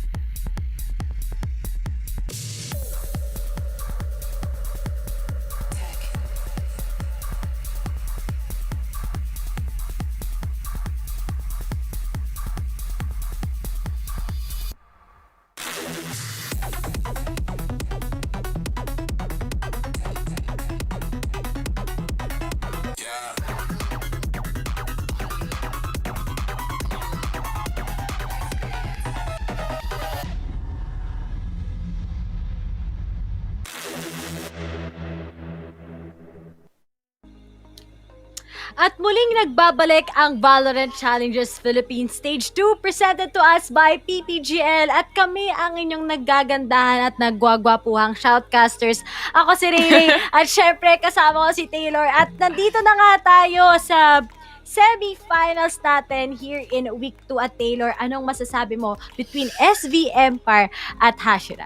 Oh, mainit na laban din to para sa mga viewers natin na nanonood dyan. Magandang hapon nga pala sa inyo at welcome. Gaya nga nasabi ni Ray, VCT Stage 2, Week 2, Day number 2 na. And nakikita na nga natin yung mga semi-finalists natin, yung ating top 4 teams na maglalaban-laban. Kakatapos lang ng match against Bren, Esports, and also kanina ng Walkure, which is one-sided. Nakakagulat na ganun kabilis yung mga matches natin kanina. Ang ibig sabihin lang niyan, mas mabibilis o yung bibilis yung araw natin. Kasi excited na rin ako para sa third matchup mamaya rin eh. Yung Bren Esports versus Alpha Esports. Mainit na mainit din yun. Pero dito muna tayo. Mag-focus muna tayo sa Kingslayers na nakatalo sa Bren Esports nung ating week 1. Tapos, laban dito ngayon sa SV Empire. And this time around, mainit na laban for our first map. It's gonna be Haven. Napakalakas ng SV Empire pagdating sa Haven, no? And this is obvious nung time na nakalaban nila, yung Bren Esports. So, I really think na magti-3 games tayo dito, Ray. Parang nakikita ko na yung future. Magti-3 games tayo dito, Ray. Going to the draft nga lang, we are looking at SV Empire locking in para kay EJ yung kanyang duelist pick na si Raze and also Symbol wanting to go for the Reyna. Bat goes as usual, the Sova pick. On the side of Hashira, ano bang nakikita natin dyan? Sa side naman ng Hashira, we still have here, syempre, Rabbit, Jeremy, Envy, Hatred, 2766. And sabi nga ng mga panelists natin earlier, Taylor, na we've seen 2766 with his incredible sustainability as a player and of course, the improvement that he had. And totoo naman yun. Nakita natin yung mga clutches niya. Nakita natin how he already keeps up his facing with Hashira in. But then, let's see if how will they work it out here sa Haven. Dahil nga, alam natin, itong Empire Esports, they took out yung very first loss ng Bren Esports here at Haven. And nakita din natin yun kahapon going up against Fulcrum Esports Catalyst. But remember, Hashira looks like they have a bit of changes here in with their syempre si Sky, but here in Haven. So let's see, nag-double initiator sila this time kung ano yung magiging playstyle nila here in Haven. Nakikita na natin si Hatred. Bakit sabihin, hawak niya na yung kanyang saging, guys. Ang saging warriors. Hawak niya na yung saging. Hawak na ng Hashira. The saging diff is here. Gagana ba ulit this time around yung kanilang saging jutsu na tinatawag. SV Empire on your screens right now. Noo reveal, guys. Noo reveal. Labanan ng saging versus labanan ng noo. Oo, ganun na nga. Parang ganun na nga. Let's jump in to our game number 1 in this best of 3 series. Haven nga ang ating mapa. On the defender side, SV Empire we have right here. And of course, Hashira on the attacking. Alam mo, si Envy, nakita na natin mag-sky to eh. Grabe itong mag-sky eh. Parang talagang ko-connect lahat ng mga flashes niya, yung blinding light niya. And also with the utilization use of Hashira, they really do it well. But this time, mapa kasi to ng I think mapa to ng SV Empire. They're very strong onto this map and they play aggressively. At the same time, they can take retakes. Pero let's jump in to game number 1, round 1, pistol round tayo, Ray. And if ang Hashira right now, they pick up ang double initiator sa side naman ng SV Empire, it's still Symbol and EJ. Double duelist setup sila right now. But still, with the amount of information ng Hashira, let's see what will happen. But looking at SV Empire, you're still holding on sa mga sides. Hinahayaan lang nila pumasok ang Hashira kasi kahapon medyo naging nakakatawa yung nangyari, di ba? Instead na nasa defending sila ata yung nagiging attackers against Fulcom Esports Catalyst. But going back here, alam na, naramdaman na ni Symbol that they will be going towards the side. And speak of, may nadikta kagad siya. But then, nabawasan na rin siya, so he needs to bail out. But Batgo secures already a kill. Takes down kagad si Jeremy, which is ang kanilang sentinel right now, which is yun naman talagang usually nangyayari right here in Haven. Pero Nexi, naka-line up na sila lahat, pero isa-isa lang na-flashan, kaya lumayo sila kagad, pero nagtapon ng pain shots, walang napitas. Batghost, nga lang napitas na ulit si Envy. 3v2, isa na natitira Rabbit, and EJ finishes him out, 2766. Oh, but Exit takes him out. And SV Empire secures their very first round against Hashira. I tell you, yung kung paano maglaro ang SV Empire, they play for the retake eh. Usually ganito yung nakikita natin pagdating sa Haven, no? They just let people come in. Papasukin lang, sige, walang ID. O sige, kahit walang quarantine pass, sige, i-plant nyo lang yung spike. Basta, pagdating namin lahat, pag nakapag-regroup na kami, i-retake natin yan. Pero, hindi pa natin malalaman yan dahil first round pa lang naman to eh. Pistol round pa lang to, and obviously, the first 3 rounds, this is gonna be more on the side of SV Empire, no? Unless, syempre, on the buy round para sa side naman ng Hashira, makuha nila, umabawi nila yung rounds na yan. Just the first few rounds, camera mula sa Cypher, nilagay na nga towards mid B. At nag-ano rin sila dito, nag-sheriff yung dalawang players. EJ gets a kill onto that one. Blinding light, kasama siya. Sinama niya ang kanyang mga teammates, pero nga lang stuck sila because of the ping shots. Nagtapan na ng sachets. EJ takes out 1, 2, and 3. And Batghost takes out ang pinakahuli, si Rabbit. And it's gonna be for SV Empire again. Pero remember this time, makakabili ng mga Hashira. And kailangan nilang make it worth it. Or else, mag-i-eco round na naman sila. But looking at that patience, walang choice is 2766 but to pick him out. Yung satchel din na nakapag-bait pa kahit pa paano. Jeremy bumagsak din. And also, nag-stuck na sila at garage. And SV Empire secures that with a 2-0 against Hashira. Waiting for the update lang doon sa score. Pero don't worry, alam natin yan. 2-0 nga yung ating score. Blinding light agad-agad mula kay Envy dito. Buti na lang, hindi na siya nasama this time around. Hatred, they wanna go to A site. Gusto nilang i-push tong A main. Down the Trailblazer. Nilabas na para mang-hunting ng kalaban. Nakita nga at nakongkas dito sa gilid si Nexi. Pero sinusubukan lang barilin ni Rabbit kung nasan yung alarm bot, which is hindi niya naman mahanap, but the Owl Drone is there. Dark cover as well to help them out, to help them push out A site. Merong nakaabang towards Heaven. Naka-ready na rin. Alarm bot again para sa A long. Pero unti-unti mukhang gusto talagang pasukin ng Hashira itong ating site, no? And talagang parati nilang gustong i-contest ang pagpunta ng mga sites ngayon now. Pero still, that recon bot, nag-set up na din sila kagad. So alam na ng SP Empire that they will be going towards A site. Now, speaking of Nexi, medyo nakuha ni Rabbit. Pero alam hindi magiging posible. Pero Batghost, parating may control sa A tower. At nabawasan na nga ngayon ang mga Hashira. Hatred at Rabbit bumagsak na. Bawas na sila ngayon. What will they do? Na still, nasa A-side pa rin naman sila, but they're currently being stuck up here by SV Empire. And looking at that, si Bat Ghost, inaabangan lang sila, pero planting na kagad here out in sa open si 2766. Kaso nga lang, hihintayin lang ng mga taga-SV Empire ang kanilang retake against them. That's a blinding light na wala makukuha, pero Envy gets one. The Recon is not gonna see anyone. 2766, naghahanap siya ng pwedeng mapatay dito. Draxi na lang ang naiwan. This is now a 1 versus 1 situation. Draxi, nahanap pa din.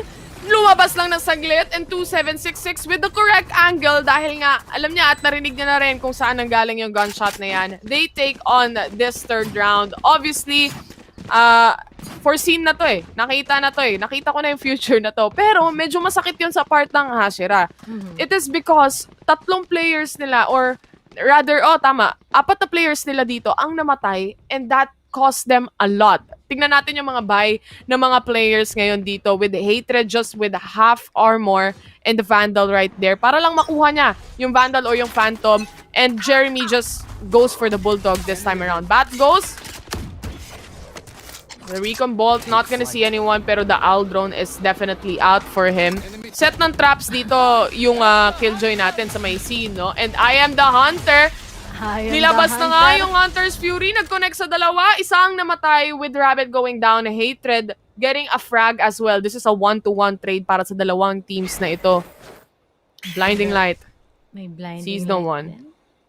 Kaso nga lang, si Bat Ghost talaga ang key ngayon at A-site eh. Once na nakapag-pick off siya, that will be over sa Hashira. And kita naman natin because of that Hunter's Fury, wala na silang controller ngayon, that's just gonna be Rabbit. Pero still, they have those smokes coming from Hatred. Pwede pa sila makapag-set up here at C. Pero kita mo naman, bumalik sila sa attacker side spawn. Ay, dito muna tayo. Baka biglang may magpakita sa atin at mid. Baka biglang may mambulaga. Kaya umikot muna sila. And now, let's see if they'll be able to take over sa C side. Dahil dahan-dahan sila. Lahat sila nagkukumpulan. Okay, habol ako, best. Wait nyo ako. Sabi ni 2766. Pero may nakahabol ngayon si Draxi. At inaabangan sila lumabas. Let's see kung merong mag-audition. At speaking of, alam ni Draxi, tatapunan nila ngayon ang paranoia kagad. Pero nauna si Hatred pagpunta towards the side. And we already have them planting si Envy. 4v3 situation right now. That was a good paranoia. Kaso nga lang, Hatred, kahit bulag na bulag, pinasok niya pa din. And the ultimate mula kay Envy, ginamit na rin nila just to secure the site properly and get the post plant perfectly. No? Nakalabas na sila dito ngayon towards Silong, and if we take a look, meron na ring nagro-rotate towards Garage, and here comes the party, showstopper, they reconnect, naunahan kasi makapatay si Bat Ghost. This is now a retake mula sa SV Empire. Bat Ghost gets a triple on this round, Nexi as well, 2766, nagre-refrag sila dito, pero 4 HP on Envy, he has to defuse, he has no time. Nexi is just gonna save up this gun that he has.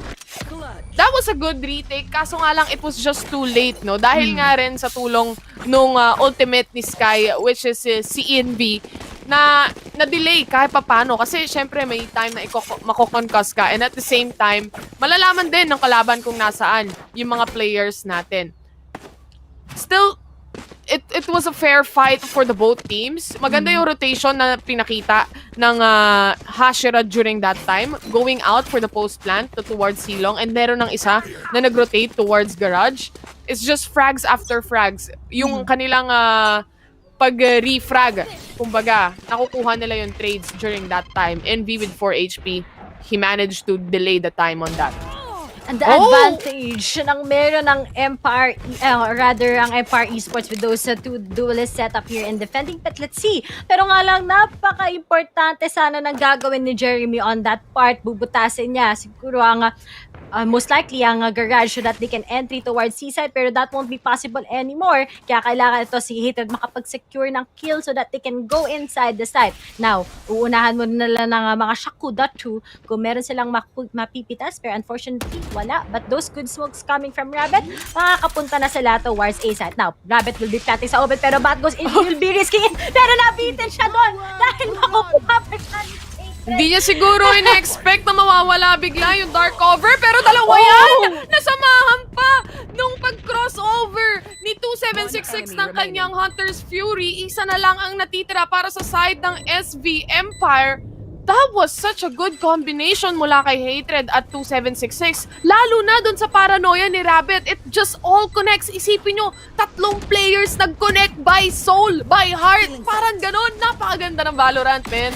Oo, nakaka-love talaga. Pero hindi natin sino ang mananalo, sino ang mas lamang, sino ang mas sikat. Kaso Simple was able to take out Hatred, pero nga tulit nasabog. Nagsasama pa sa hukay si 2766 right now. And di siya inabot. But then, we have that good clutch pa sa kay Simple sana. Pero nga lang ang maganda sa ginawa niya dun, Taylor. Tinanggalan niya ng pagsasave ang Hashira. He got 2. So it's already a big advantage at their side. And kita mo naman, nakabili na sila with those Vandals. Pero nag-connect yung Blade. May This Blade one. Storm na nga. Paranoia, Blade Storm, sinamahan mo pa ng ultimate ng Hunter's Fury. Napakaganda. Beautiful Valorant. Grabe. This Hashira, I mean, they are just ready. Gusto nilang i-prove talaga na sila ngayon ang top team dito. And we are gonna see if ever man na Hashira ang manalo dito sa mapa na to, or rather sa game na ito, they're gonna go up against kung sino man nanalo sa Alpha Esports saka sa Bren. Isipin mo yung rematch kung maging sa dulo, maging Bren o Hashira, diba? Interesting. And history repeats itself. Throwback Thursdays or kaya Hashira versus Bren Season 2. Pero nga lang si Symbol takes out kagad lahat sila Oh my God! And what is happening? Symbol takes out 3 kagad. At si Jeremy, ginamitan nila kagad ng Neural Theft kung saan niya pwede makuha or makakuha ng information man lang kung saan ang 3 membro ng SV Empire. Pero ngayon, bumalik sila at mid. Sama-sama na lang tayo before tayo ma-pick off ni Jeremy. Pero mukhang pwedeng maklatch to ni Jeremy dahil makakapag-flood siya towards A site at hindi pa umiikot at all ang SV Empire. Now, speaking of, he will be starting it already as he will be planting the spike. Pero dalawa na lang meron sa Cyber Cage at aabangan na kagad. At he will be lessening the time. Let's see if this will be a good clutch. Kaso walang na-identify si Boombots kung nasaan siya dahil di niya babaliligay. Kaso nga lang umabot sa side niya. And EJ will be spotting him out because of that Boombots. And SBM are dominating with a 3-all against Hashira.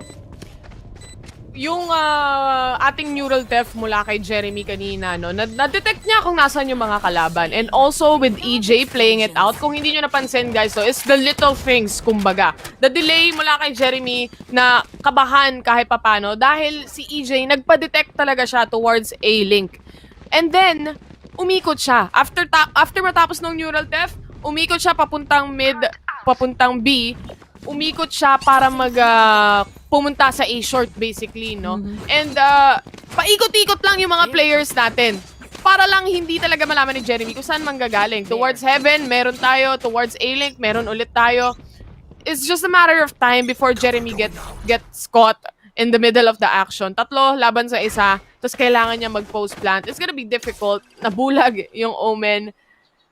Medyo hindi lang nagko-connect yung mga blinding light natin. The usual na walang nabubulag. This time meron. Yung mga ganyang maliliit na mistakes mula sa Hashira is gonna take a toll on them if ever it continues in the near or the future rounds that we have. Pero napakainit. Gusto ko lang sabihin na napakainit ngayon ng SV Empire as well. Sobrang init. Para kayong hapon, no, Taylor? Napakainit. Pero Symbol, nakita mo yung mga shots ni Symbol doon? Oo. Kita natin doon, he might take out. Pero nga lang, si EJ naka-flank na kagad. He will be seeing out Oh too. my Will God! this be an ace? Pero nga lang, Rabbit takes him out kasi na trade out kagad. And yun lang kailangan ng Hashira. They need to be careful about stacking out dahil si EJ nakapag-flank na kagad sa mga likod nila. It takes too long for them to choose to pick up a site kung saan sila pupunta. And speaking of Draxi, with that good flick, takes Jeremy out. At si 2766 na lang natitira. Just because of Draxi and EJ, 4 na players ng Hashira ang naghukay ng kanilang libingan doon, no?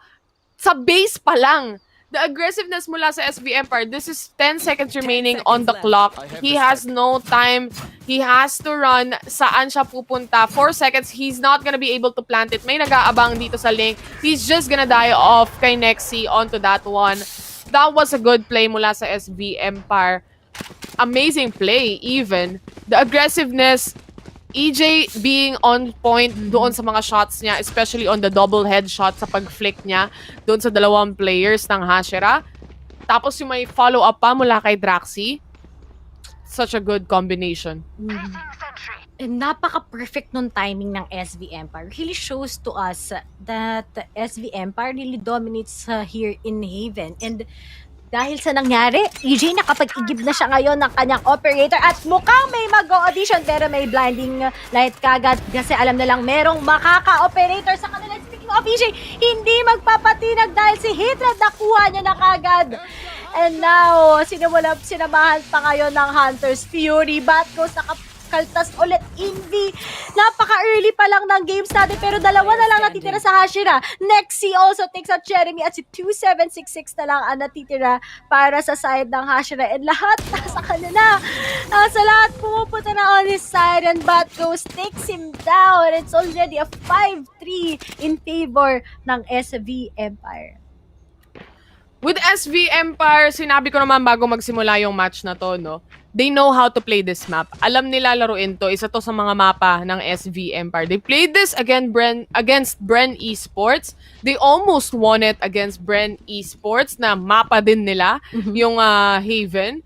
So I really think that they have the strong foot or yung kanilang lamang, kumbaga, yung advantage pagdating sa map pick na to is on the side of SV Empire. Pero hindi natin pwede i-discount yung kakayanan ng Hashira. Kasi nakita naman natin yung connection, yung synergy ng mga players na to kanina. Especially on the side of Hatred 2766 Rabbit. Obviously, the shot caller, yung in-game leader natin na si Rabbit.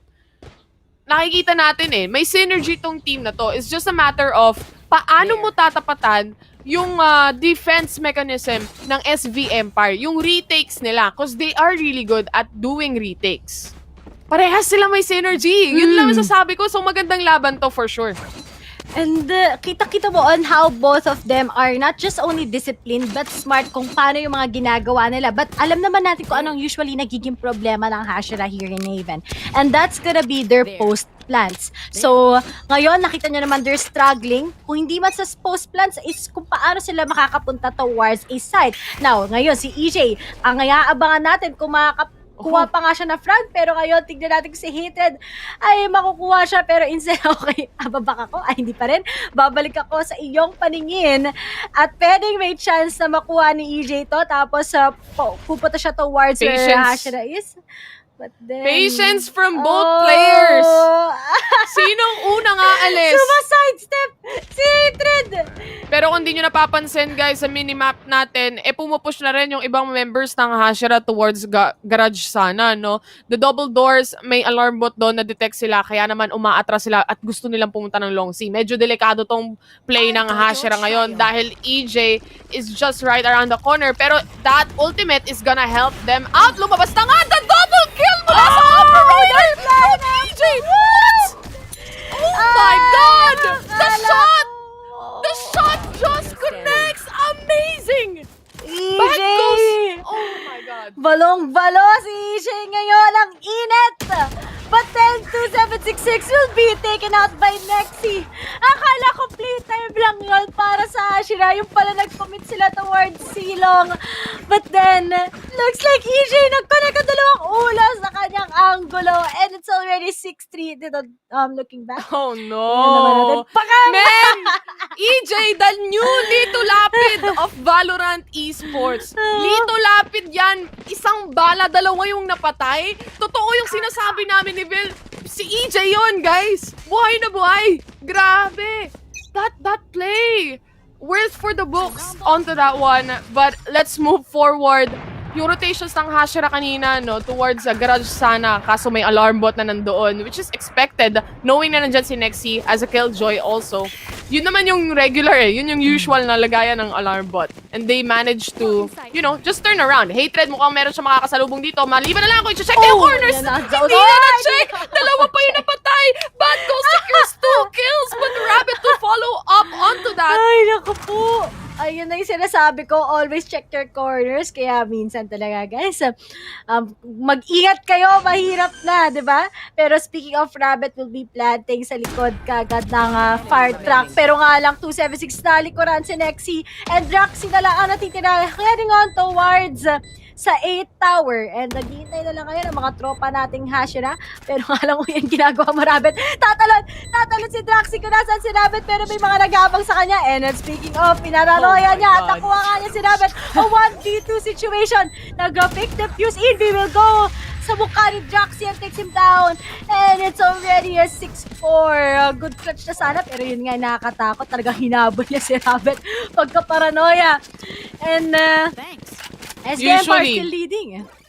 Usually, napipick off, Lando. Si Lando. Napipick off yung mga players ng Hashira if they move too slow. Yun yung nangyayari. Pag masyado silang nag-iisip kung saan sila pupunta, kung saan sila magro-rotate, napipick off sila. This time around, nakuha nila yung plant. It was a good plan mula kay Draxi, no? Nakita mo naman, yung ingay ni Rabbit, napansin niya, paranoia, para lang i-secure yung kill, almost. Pero yung dark cover, hindi siya tinulungan at some point. Now we move on to our round 11, 6-4. Lamang ang SV Empire, 2 rounds lang.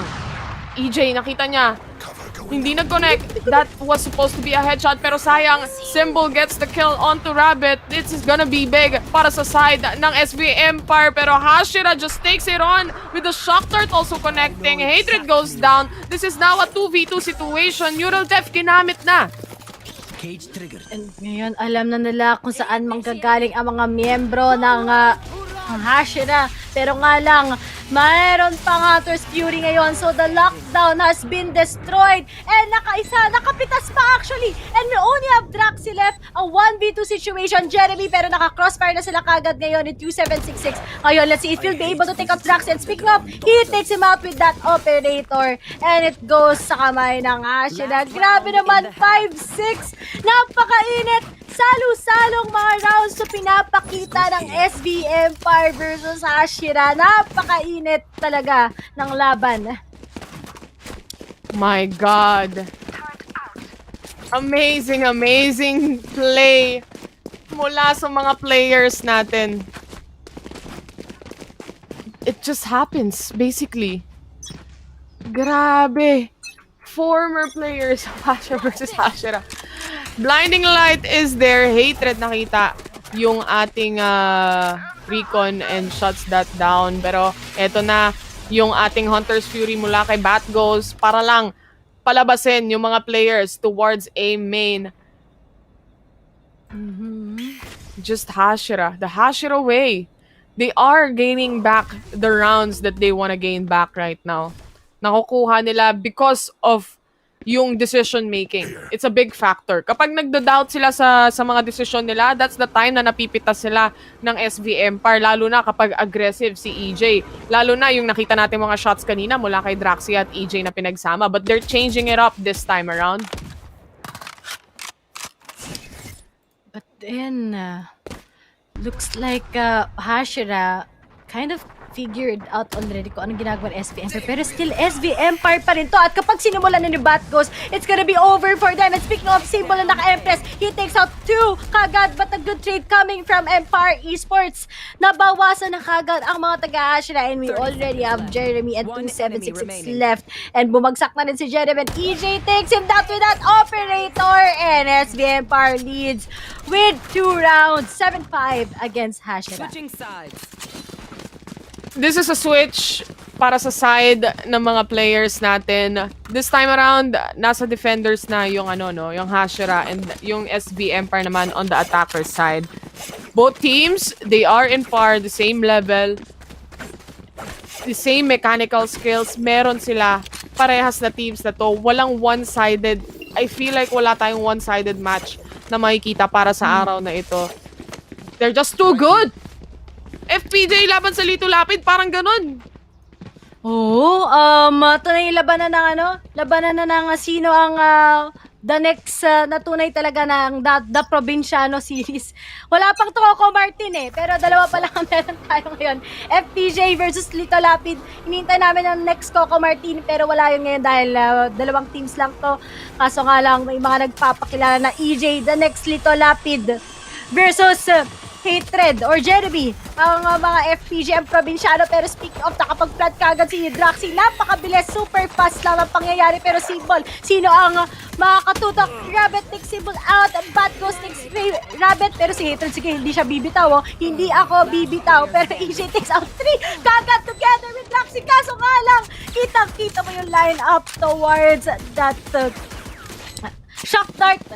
And finish out kagad ang Hashira, and looks like SVF are dominating with that 8-5 against it. It was first because of Symbol not being able to connect the shots. Napakagandang post plant mula dito sana sa SV Empire. Hindi nag-connect yung unang shot ni Symbol, pero okay lang, na-trade out naman ng ibang mga team member niya. Pero isipin mo kung gaano magiging kabilis sana yon kung nakuha agad ni Symbol. Just Hashira wanting to defuse, pinipilit nila, pero yung utilities ng SV Empire is ready for action. Hindi rin nagko-connect yung shots nila actually. And that was just a pistol round anyway. This is the Lear coming in and sumabog sa mukha ni Jeremy. Yung boombot natin, EJ, paranoia dito si Hatred. He gets another kill. He's going for the third one. He wants to go for the fourth one. Hinahanap niya na, huntingin na ni EJ kung nasaan yung ibang mga players. Nakita niya si EJ, lumilipad pa habang bumabaril. My God! Lumilipad na. Sino ba yung mga parang superhero dito si EJ ngayon? He's sort of the superstar of this match right now. Nakakita ka ba lumilipad na Lito Lapid? Usually nakikita ko lang yun yung nasa kabayo Ano talaga, kakaibang, ito na yan, incarnation ni Lito Lapid. Although buhay pa siya. Kasi buhay pa si Lito Lapid, guys. Buhay pa pala si Lito Lapid. So, pwede na din Lito Lapid the second. Si EJ yun. Although top fragging si Bat Ghost dahil syempre sa kanyang assists. But then EJ talaga, without EJ getting those first frags, that will be impossible sa kamay ng SV Empire. But looking at that already, big lead ng SV Empire against Hashira. 9-5 na kagad ang score, pero nga lang naka-full buy na rin ang Hashira. Let's see if what will they be able to make out of this round. Pero Draxi, napakainit, parang hot. He can also just take care of Garage and see out ang mga lalabas na mga miyembro ng Hashira. And looks like si EJ risking that shot as he will be able to take out, pero trades na kapangyayari. Good trade coming from Draxi. 3 pa sa 4, pero planted na ngayon kagad ang spike na napakabilis. Pero Hatred, anong ginagawa mo dyan, Marcus? Kung meron bang tao. Usually meron daw, pero sisilipin niya yan. Nakuha niya yung headshot. He's gonna go for another one, pero Symbol is just right around the corner. Isang tao sa Cubby, patay. 2766 na lang ang naiiwan. Dalawa to. And this is gonna be big for SB Empire as they take on the 10th round that they have. This is now a double-digit score for them. 5 rounds pa ang kailangan habulin ng Hashira dito. At the same time, grabe. Yung isa sa mga factors dito is actually how aggressive EJ plays. Nakikita kung napapansin mo, si Bat Ghost nandyan sa also nasa taas ng leaderboards natin, dyan sa KDA natin, 19-9-6. Pero with EJ, how EJ plays, para siyang si Michael Jordan. Tapos si Bat Ghost yung suporta. Alam mo yun? Siya yung superstar ngayon Yung aggressiveness niya, yun yung nagiging paraan ng SV Empire para makapasok sila sa mga sites. And also aside from that, nagko-connect yung mga shots niya. Now this is a tactical pause. Kailangan mag-usap ng team ng Hashira or team ng SV Empire kung ano ang gusto nilang gawin. They have to stop, una, EJ. Next, they have to stop Bat Ghost as well. Si Symbol, nagpa-pop off din. Draxi, yung kanyang mga paranoia. Lahat ng players ng SV Empire ngayon, they all just make sense right now. On the side of Hashira, it also does. Nakita natin yung connection mula sa mga players like Rabbit 2766 and Hatred a while ago. But may kulang lang na kaunti. Nagpapainit. Kumbaga kulang pa sa init yung diesel na sasakyan. Parang ganun. Hindi pa gano'n napapa-warm up ng sobra. And talaga kita mo yung SV Empire, kahit makapag-frag sa kanilang Hashira, they are making sure that they'll be able to frag out their teammates. Kahit ngayon, we've seen Batgos and EJ getting those top scores. Pero nga lang, the fact na nakakapag-trade si Draxi every time na na-fall si EJ, na-fall na going down, Mahirap yun. or Batgos, nase-secure ni Symbol, Nexi, and the Draxi yung mga ginagawa ng kanilang two members. Pero yun nga, hirap ma-fall. Pero back to tayo kagad. Pero eco round lang ulit ang Hashira, and they need to be careful. Go with the slow pace dahil napakainit na kagad ng SV Empire.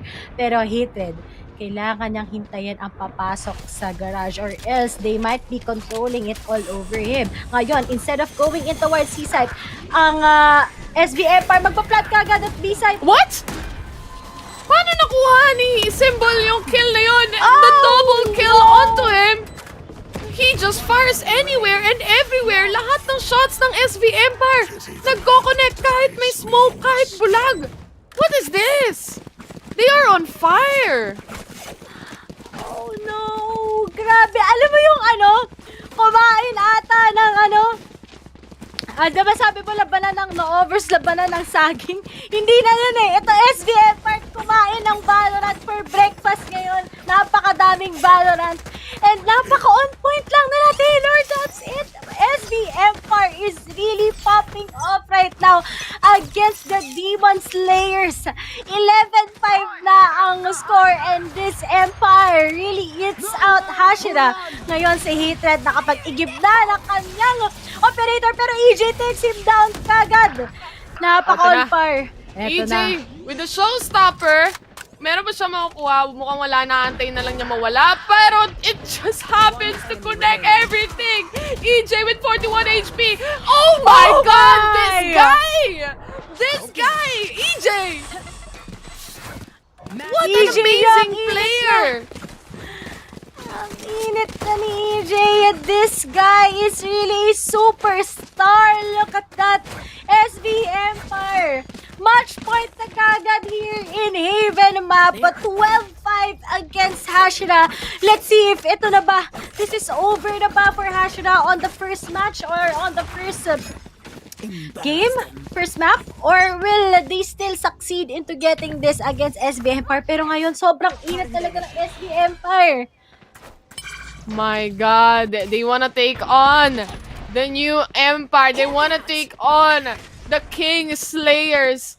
Hashira, they have half buy basically with Spectres. Kailangan nilang ipilit to. This is now a match point on the side of SV Empire. Unbelievable. Unbelievable. If you check on yung KDA ng mga players natin, Batgos and EJ with 20 plus kills. Hashira hindi pa umaabot ng double digits. But this time around, Rabbit secures a kill onto Batgos. Nagiging aggressive na sila dito. Nag-change up sila ng style, but Symbol just to take that refrag. Wala na silang smoker dito. Wala nang ecoms. Wala ng ecoms. Sana mabibigyan ng ecoms si Rabbit. Although meron pa naman si Hatred, pero still, kailangan niya mag-focus on being their duelist. Ngayon, nakakapag-set up na naman sila towards mid. Open na naman, pero si Envy bago siya nagtapan ng ibon. Sinabayan na kagad siya ni Draxi. Nexi, umisa pa. And it's gonna be a 4v2 situation. And Draxi might be finishing them off. And speaking of Symbol, tinapos sa Hatred at isa na lang titira. That's gonna be 2766. 2766, the only man remaining. He gets a kill. And he dies off with Draxi, securing the final blow. And it's a win para sa side ng SV Empire. Parang, ano lang Chill pa rin yung si EJ. Oh, si Grabe, superstar na superstar Di ba delikado yan, EJ? My God. Grabe. What a game, what a game. Ayun lang masasabi ko, the players from SV Empire, they were popping off. EJ, it was the superstar, bagong Lito Lapid ng panahon na to, the new generation of Lito Lapid. And also, Batgos, hindi mo man napapansin, pero he gets lots of kills. The connection is there mula sa SV Empire. It's just their map. Alam nila laruin tong Haven. Yung post plants nila, yung retakes nila, almost as if it's perfect. Nakita natin, there are some mistakes on the side of Hashira. Like, for example, nung early rounds natin, si Envy minsan, nafa-flash niya, sarili niya, mga kakampi niya. the usual na parang yung diesel hindi pa umiinit para sa isang sasakyan. Parang ganon. Kumbaga, hilaw pa yung saging para sa side ng Hashira so far on this first map. And kita mo naman, Taylor, yung SVM par, they have that crazy firepower and unstoppable na sila. Before, nung una medyo nakakapag-adjust pa yung Hashira, pero at EJ and Bat Ghost gets that momentum para sa kanilang team, it's too late already para sa Hashira to get them. Kasi kung hindi lang si Bat Ghost actually at si EJ ang gumagawa, yung mga teammates nila, kita mo naman paano sila mag-refrag, paano mag-trade sa kanilang mga teammates, and they actually prepared for that setup just in case si Envy ang gagamitin nila as a Sky here in Haven. Definitely a worth it map sa pag-pick ng Empire Esports in this Haven map, and actually they got it. Pero looking forward naman tayo sa next match. Is it gonna be over para sa Hashira? Or will they still rise and will be having that tiebreaker match? Pero next map natin will be Ascent, which is gonna be entertaining once again. Kung ma-figure out na ba ng SV Empire ang laman ng Ascent ng Hashira. But we'll just be taking a short break. Kami yan yung Shoutcasters. Ako si Ray at si Taylor, and we'll be right back.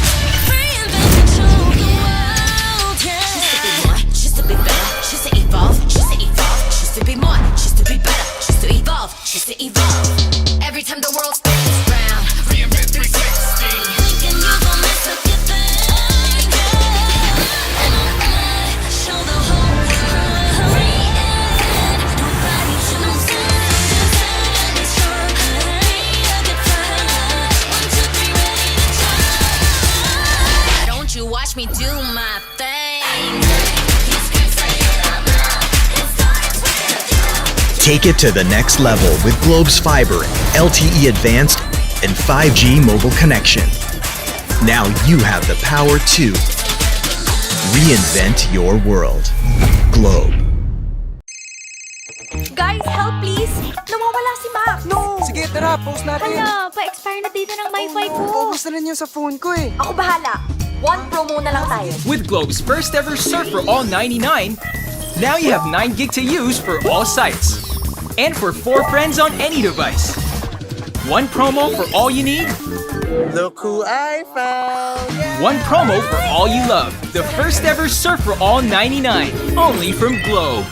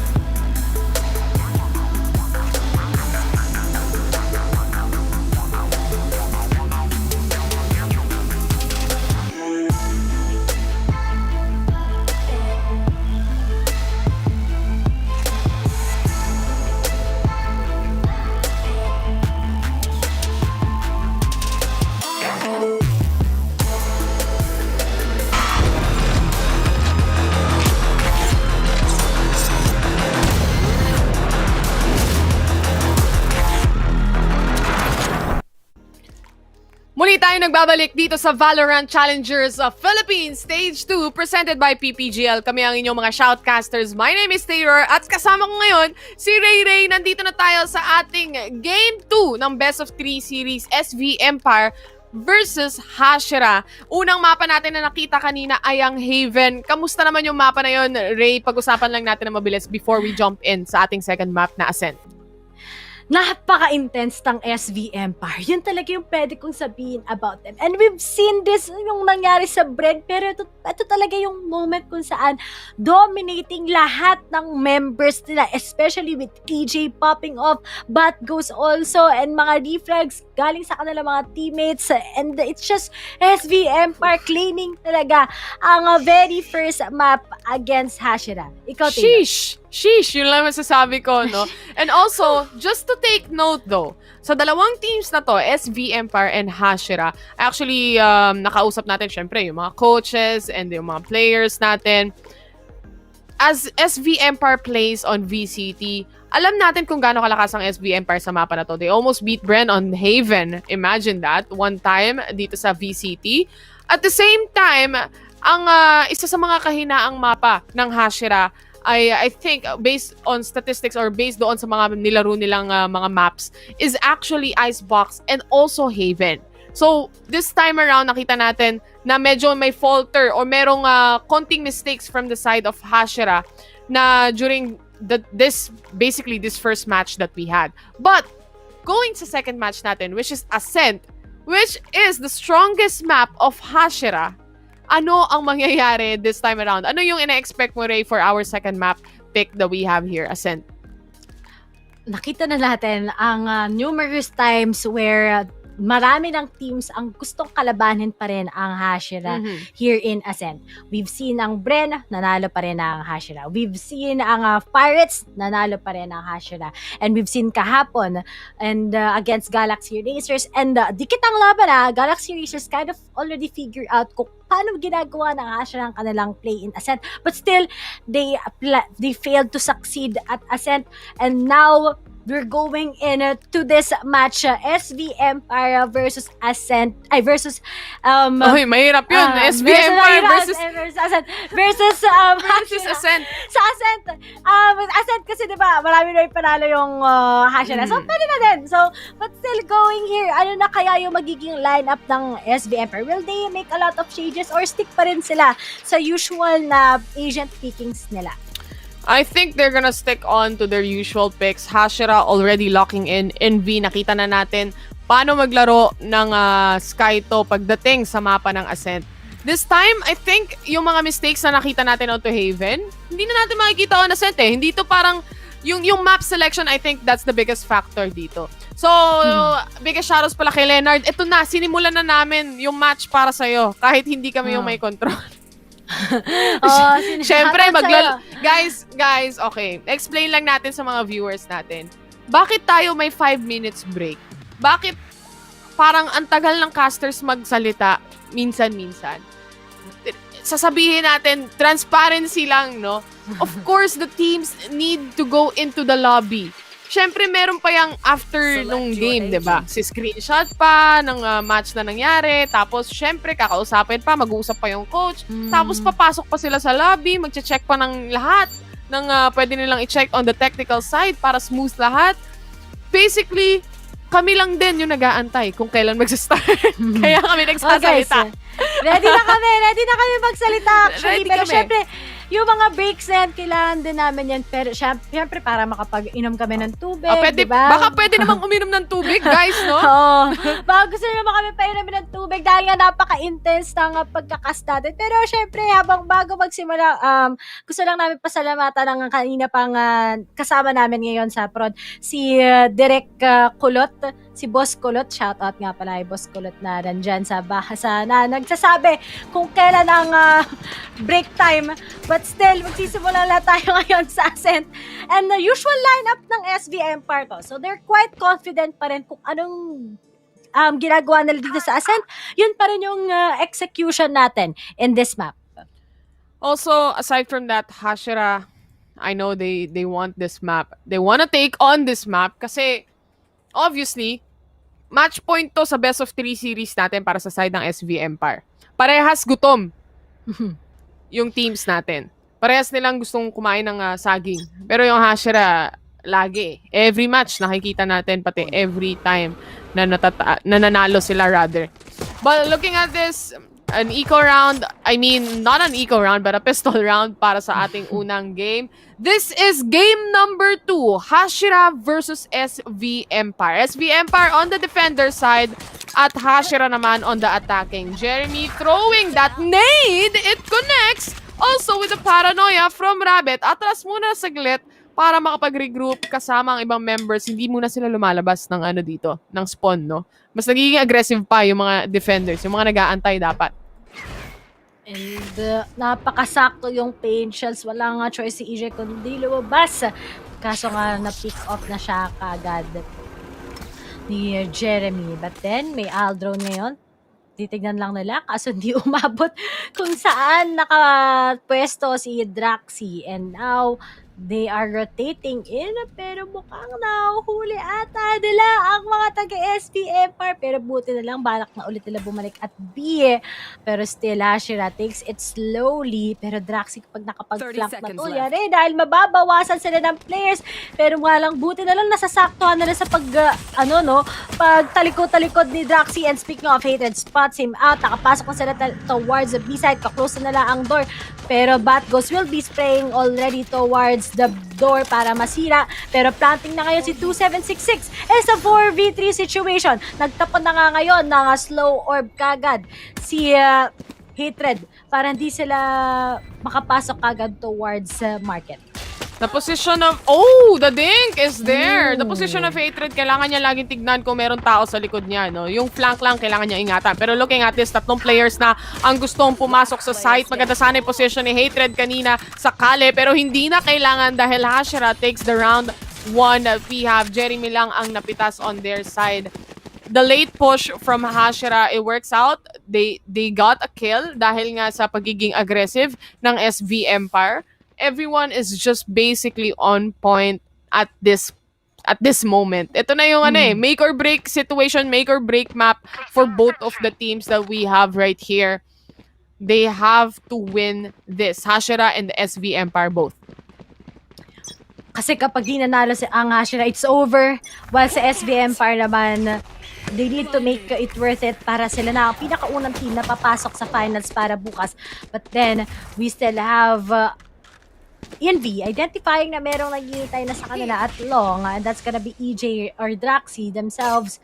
And now, instead of going in towards Ada, na-detect na nila na dalawa, they will be going or they might be controlling mid. And speak of 2766, pangungunahan ng kanya with this Aldrone, secures kung meron ba siyang makikita, kaso wala na naman, mabibitin na naman, pero sisimula na ulit ang pagpapalipad ng ibon ni Envy para makuha nila towards pizza. EJ tries to fire with his pistol pero walang magko-connect. They wanna get a kill. Envy goes down though with that sheriff shot mula kay Symbol.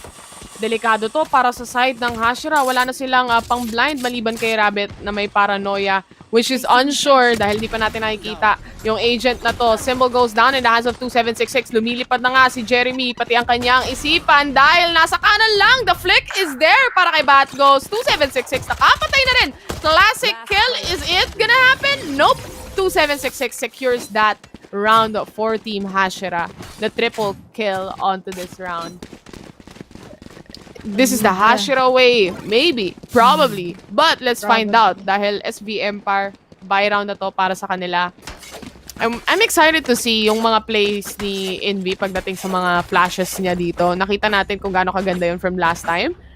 But also at the same time, alam kong gumawa na ng homework tong SV Empire. Pinanood na nila yan eh.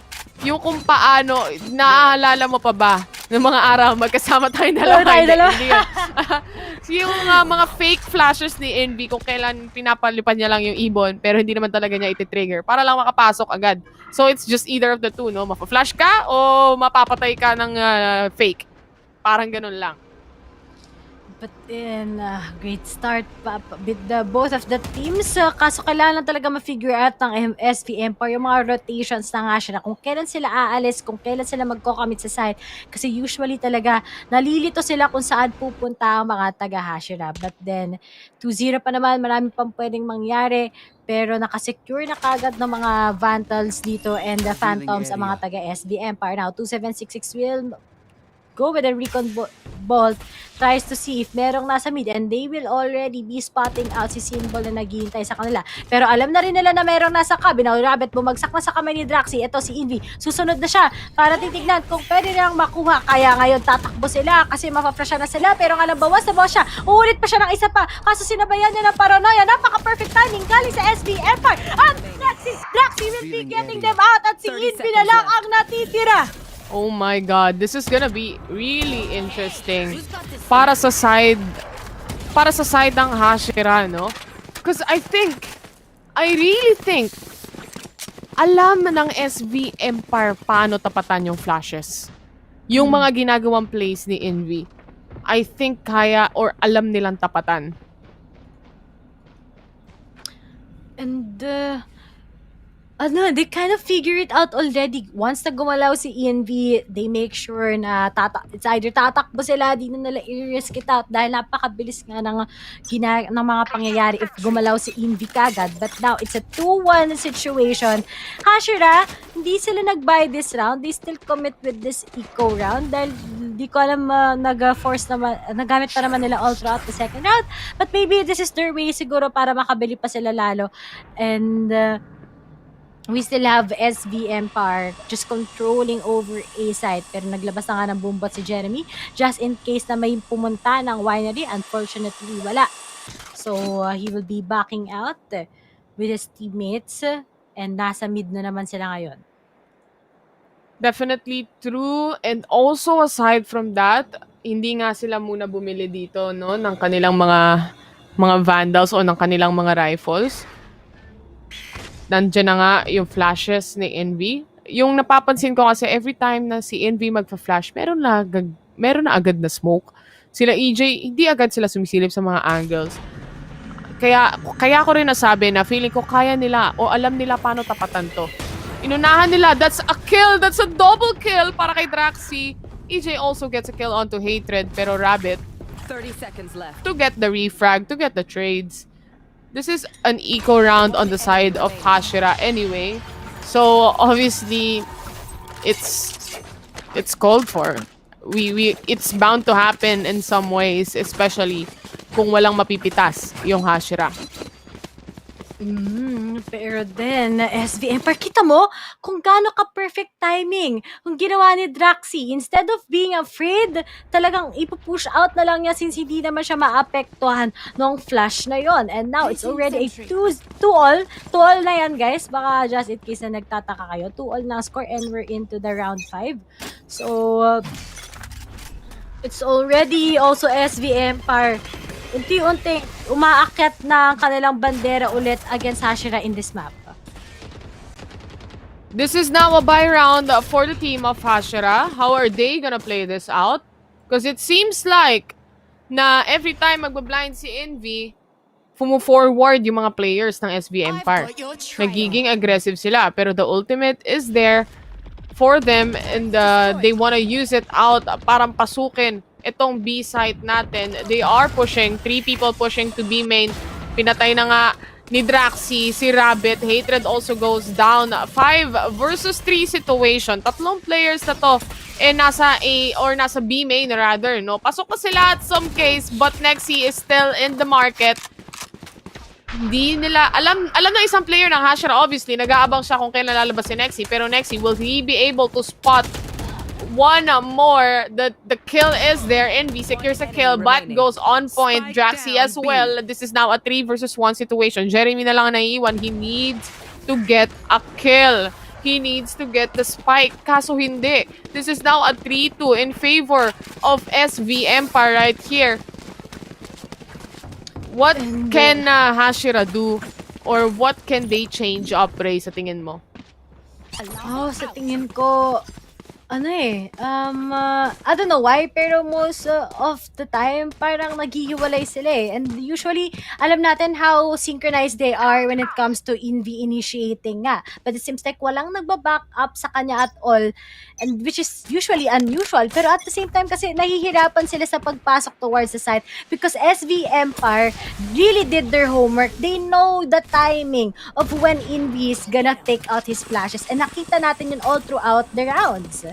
SV Empire as well, nagiging very careful sila dito, no? Hindi sila nagpi-peek out. Yung mga angle na hino-hold nila is just a pixel angle of an inch. Kumbaga, eto si Draxi, if you watch this, guys, watch this, sabi nga ni Jet. Pero, pag sinilip natin si Draxi on how he plays, he's just gonna pick out a bit, and then go back. Yun yung gawain ngayon ng SV Empire. Hindi lang ni Draxi. Even with Symbol kanina, nakita nyo naman, but they wanna go to B site. Paano pipigilan ng SV Empire to? 2 players nila ay nandoon sa loob ng site. Andiyan na yung mga flashes ni Envy. Nasa loob sila ng site, ibig sabihin yan, walang mabubulag sa kanila. That is the kill mula kay Jeremy. At napatay na nga nila ang 2 players ng Empire. Pero Empire's Nexi, he gets a kill onto that nano swarm that they have set up. Yung mga traps dito ng setup ng SV Empire, nakapatay pa ng isa. Envy, meron pa siyang isang blinding light, may pang-heal pa siya. The sustain is there.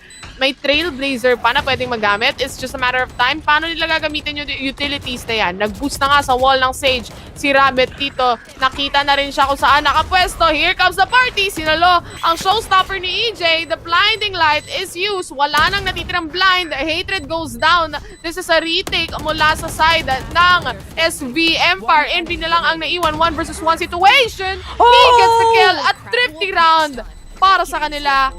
Hashira, maraming nabawas, no? Maraming natanggal sa basically sa side ng Hashira. But if you actually realize, it was a possible retake for SV Empire. Yung mga shots nandoon eh for both sides eh. And usually nakikita natin, if ever sakali rin, no, kung na-realize mo, if ever na hold off o nakakuha ng kill yung SV Empire kanina doon, nung dalawa, yung isa nasa boathouse, obviously, yung isa nandun sa site nagtatago sa corner. Kung nakakuha sila ng kills, it was a possible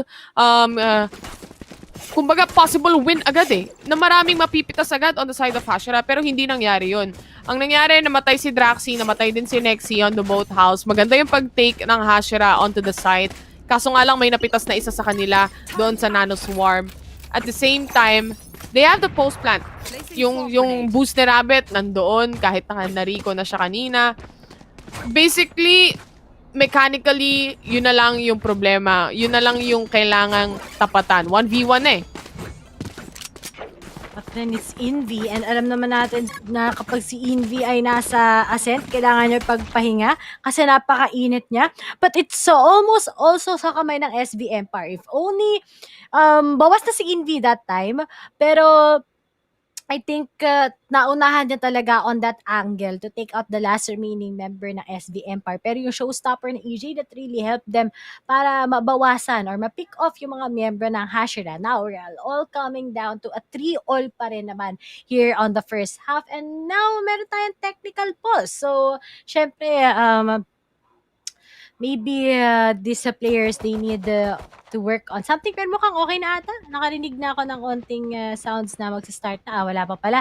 So excited tayo. Okay, habang may technical pause tayo, shoutout nga pala sa mga nanonood, and of course, check out yung pinned comment at baka kayo na manalo ng 650 plus Valorant points. Or kaya pwede ding tinatawag ni Vil na Vil points. Vil points yan, guys. Vil points talaga yan.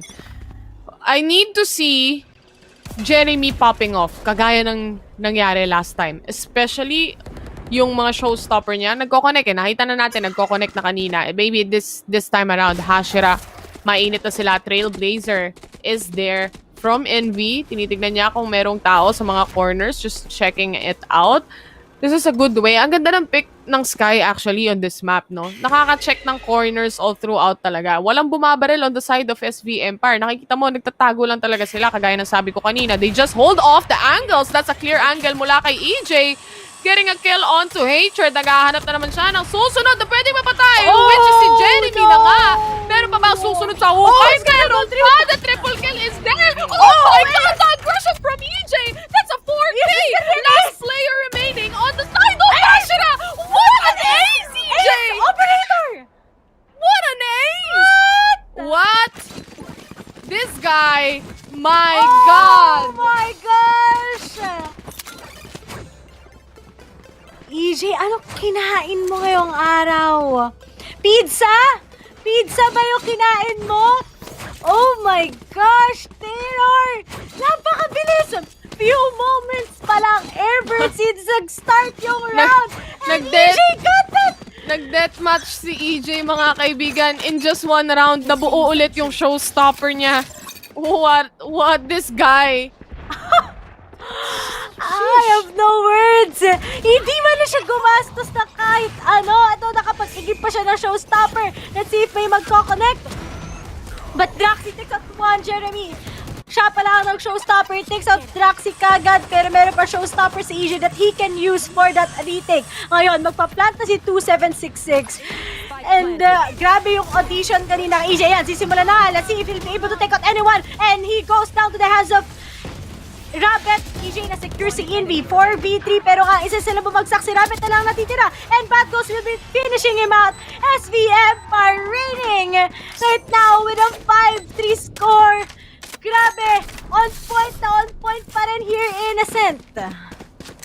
My God. A quick replay onto the kills of EJ. Parang nag-deathmatch lang, mga kaibigan. Nag-warm up sa tournament. Yung boombot niya, ang laking tulong dahil nalaman niya kung nasaan nakapwesto. At the same time, why? Why did the Hashira kept on picking? Look at that kill! It's like he just knew. Oh my God. Ay, nako. My gosh. Grabe. EJ, this guy. Lalagyan ko na rin yung pangalan ko ng EJ para tsaka sakaling lumakas pa ako ulit sa paggamit ng operator. But still, it's a 5-3 score. SVM are leading. And really, kailangan yung paalisin yung operator ni EJ dahil grabe mag-hold ng angle to. But now, let's go here with Hatred taking Sexy. And ito, EJ na nga, sisimulan na kanya. Ang kanyang operator will be able to take out Hatred. Oh my God! Nakita niyo yung baril! Why? Sunod! Oh, hindi nag-connect. Maybe this time, makakakuha sila ng angle. Finally, Envy nakuha yung trade na yan against EJ dahil sa hindi nag-connect na shot. Bat goes sinalo yung blinding light. He is now moving forward, pushing forward. Symbol to secure the kill para sa trade na yan. Oh. Nakita Okay. mo. You see, EJ even with ganito Okay, Ray. Ganitong maglaro yung Hashira on Ascent map. Yung aggressiveness, kahit defender sila, nandoon. This is now a tactical pause. They have to figure it out. Kailangan nilang mag-reset. Yung mindset nila, kailangan nilang baguhin. Feeling ko kasi natatakot sila na lumabas kumuha ng trades Pero kung isa-isa silang lalabas, ganun talaga yung mangyayari. Oh. And eto nararamdaman mo naman how calm SV Empire is Pero alam mo kung sino talaga yung nasa posisyon ngayon na sobrang what will we do? And that's Hashira. How will we answer sa playstyle ngayon ng SV Empire knowing that EJ is on fire?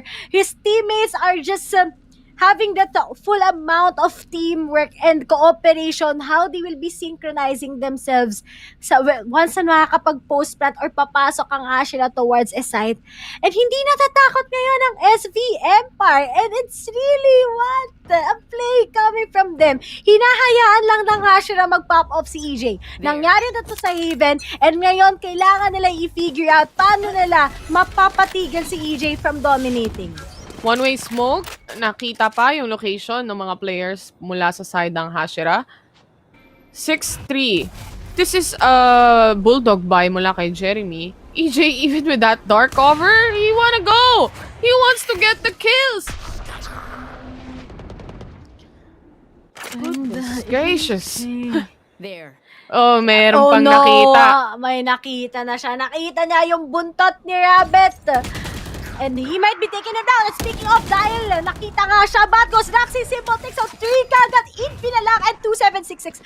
Taylor, hindi nakakapasok ng sight at all ang mga Demon Slayer natin. And we only have Infi left.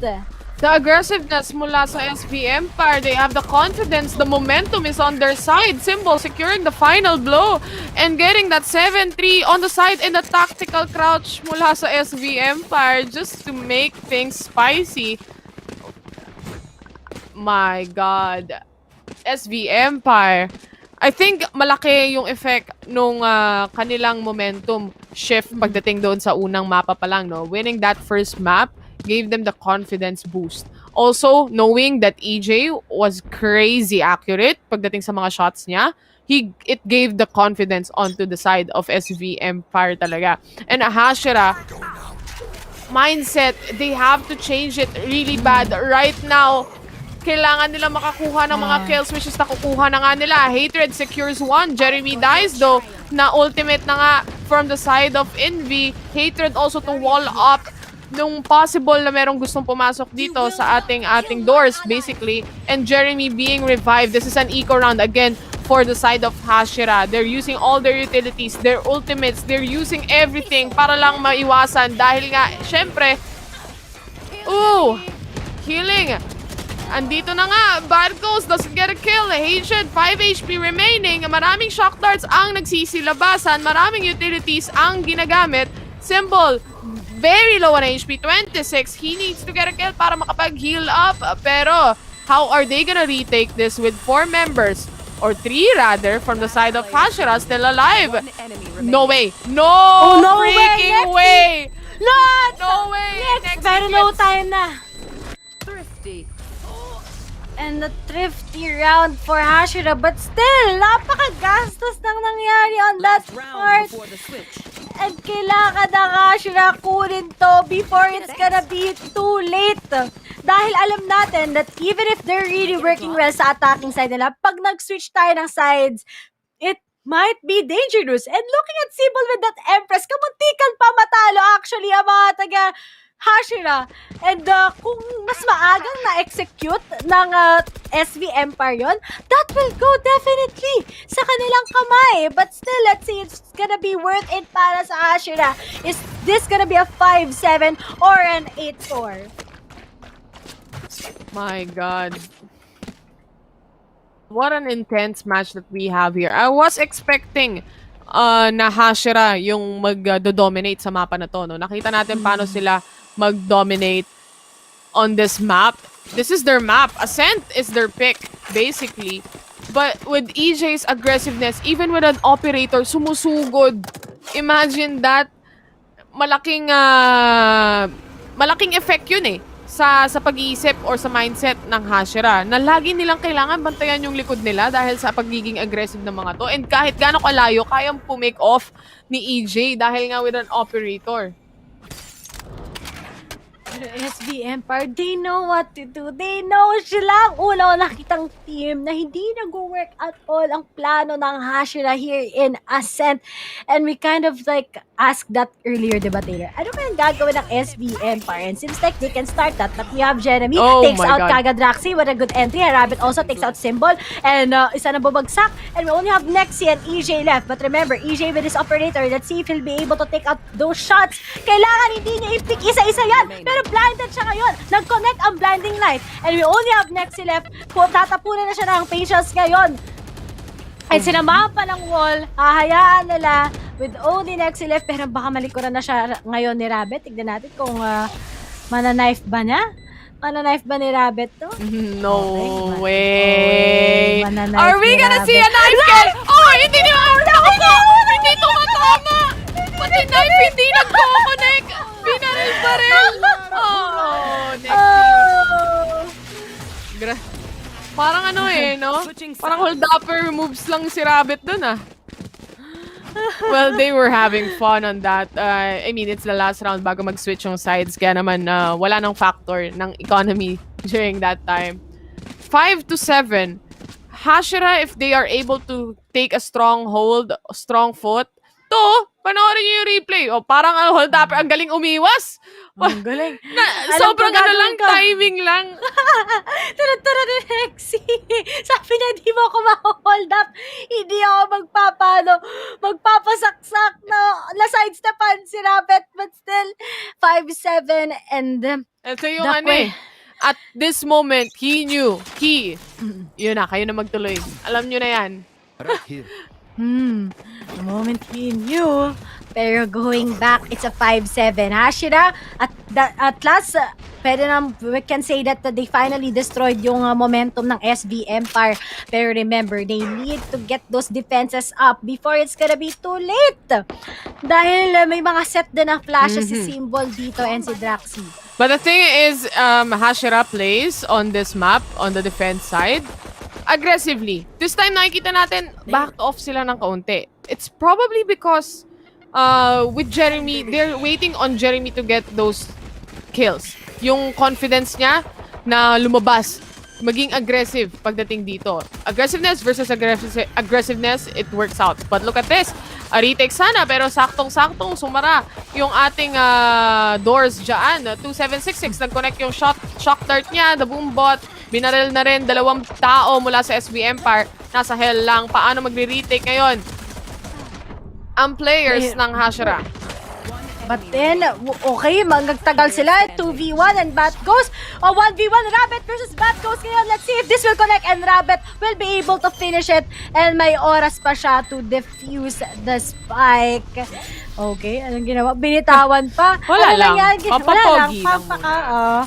Pinapakaba ko lang kayo. And already, Hashira with 6-7. Isa na lang. And it will be a tie between Hashira and SV Empire. Pero pistol round pa lang yan, Taylor. Yet, sobrang intense. This is the beauty of getting the pistol round on the second half. 80% chance makukuha ng Hashira yung round na to. It's gonna go on 7-7. Despite yung mga nakita nating rounds kanina na si EJ nakakuha ng ace, napatay lahat ng Hashira. Despite those, nakikita natin na dikit pa din yung laban, no? Dikit pa din pagdating sa mga scores natin. Now, with this kind of setup na meron silang Spectre, they are not being aggressive. Sa side kanina ng SV Empire, once na nakuha nila yung Spectres na yan on the second round, lahat sila aggressiveness. Pero dito, ngayon sa Hashira side, yung defense nila talagang wall up. Kung wall up, hindi sila lumalabas din. Yung peeking capabilities, kagaya niyan, si Symbol, nakapitas ng isa with a headshot. Just connects. And now, open na tuloy ang nasa 3 sides. Pero let's see, Jeremy just waiting at hell. Kumakuha niya pa si Symbol. Pero remember, masakit yung sheriff na yan. Jeremy was able to take out Symbol. Kailangan maging discipline ng Hashira. You're at the defending side. You have advantage sa inyong mga baril. You can still take them out. Ngayon, 2 na lang natitira. Nasa 80. That's gonna be Nexi together with Draxi. Magka-rhyme pa. And Draxi spot on Jeremy. A 3v2 situation. And we only have Nexi left. A 1v2 but 2766 goes with a refrag. And a 7-all score is already here. Hashira and SV Empire. Look at that. Woohoo! Bumawi na rin sila pero still SV Empire kailangan nilang makuha yung key so that they can go against the wall of defense ng Hashira. Fairly close if we check yung mga kills, KDA ng mga players natin. EJ standing into 14 kills and NV with 14 kills as well. Same sila ng deaths dito.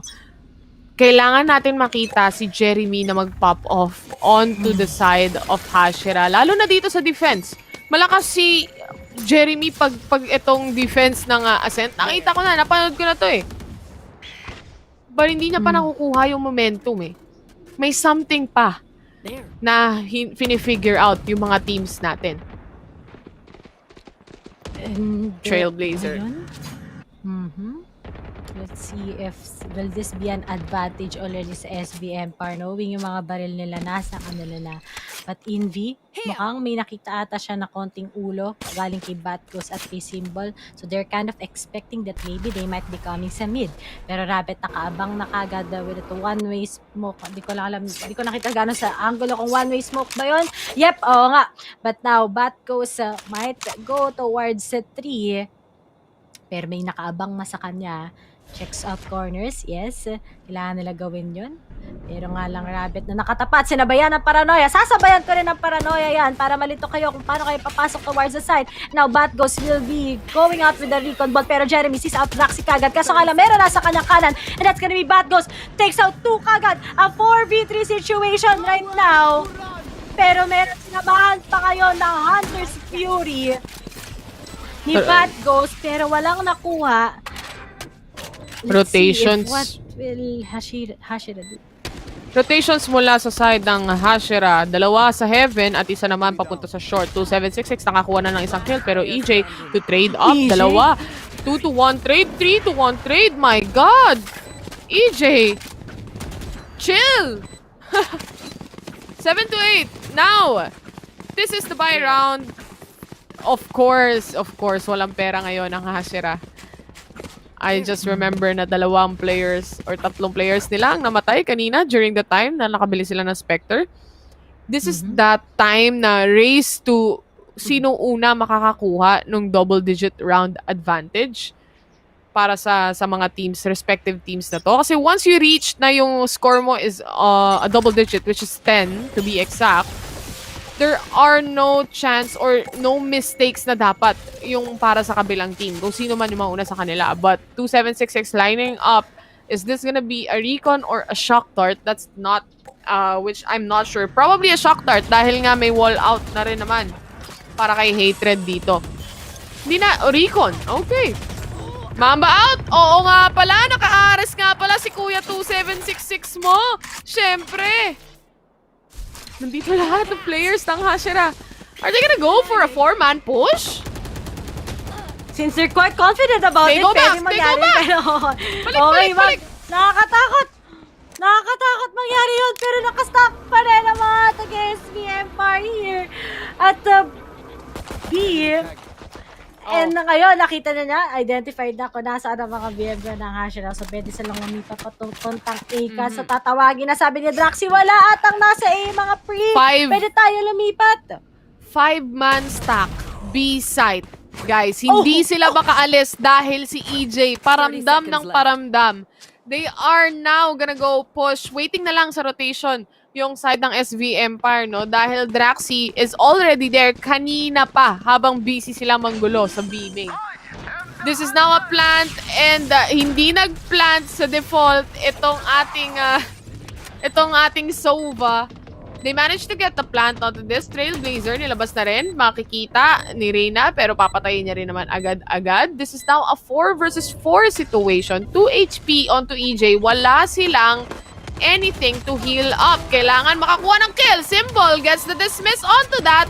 19 HP remaining. He gets another kill. He's gonna go for another one. Pero Hatred to kill him off with the classic Batgos para tapusin ang lahat. EJ nakakuha pa ng kill sa showstopper na yan. 7-9 in favor of SV Empire. Crispy shots galing sa SV Empire. And I don't know why, pero talaga naghintay sila sa B main. Hindi ko alam kung bakit risk out pa yan ng Hashira. And may advantage na ang SV Empire when it comes to that. But still, it's a 9-7 score. Leading na ulit ang SV Empire with 2 rounds. Pero ngayon, naka-full buy na ang mga taga-Hashira. Pero masyadong expensive to. Pero let's see if this will be worth it. Ngayon, hinihintay ko yung lineup na naman ni 2766. The Odin is there. Na naman siya.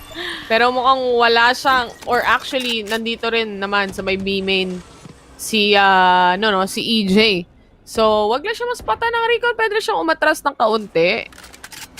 Ang ganda ng rotation kanina from SV Empire. At the same time, Hashira 5-man stack towards B. Nahirapan silang umalis dahil may naiwan. Tapos kanina pa si Draxi na nasa A site.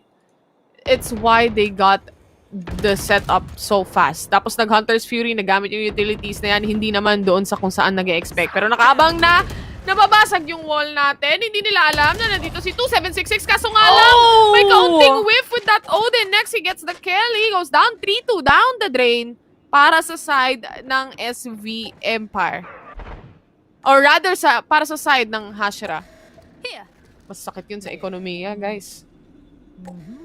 Nakakuha to ng SV Empire. If sakasakaling na-put off nila si Hatred. And speaking of Nexi, napakaganda ng tutok. He takes out Hatred. And we only have 2 left. Envy and Jeremy. Si Jeremy may showstopper siya that he can use. Pero 4 pa yan. Pero kung nag-stuck lang sila sa boathouse, this might be possible for this retake. But then, we also have the Empress from a symbol that he can still use. Now, speaking of, ayan na nga nila. Basta nga niya. Pero bago maging posible, they will be putting a stop to them. At si EJ nakuha niya pa ang dalawang natitirang taga-Hashira. And look at that 2-digit advantage na meron ng SV Empire against Hashira.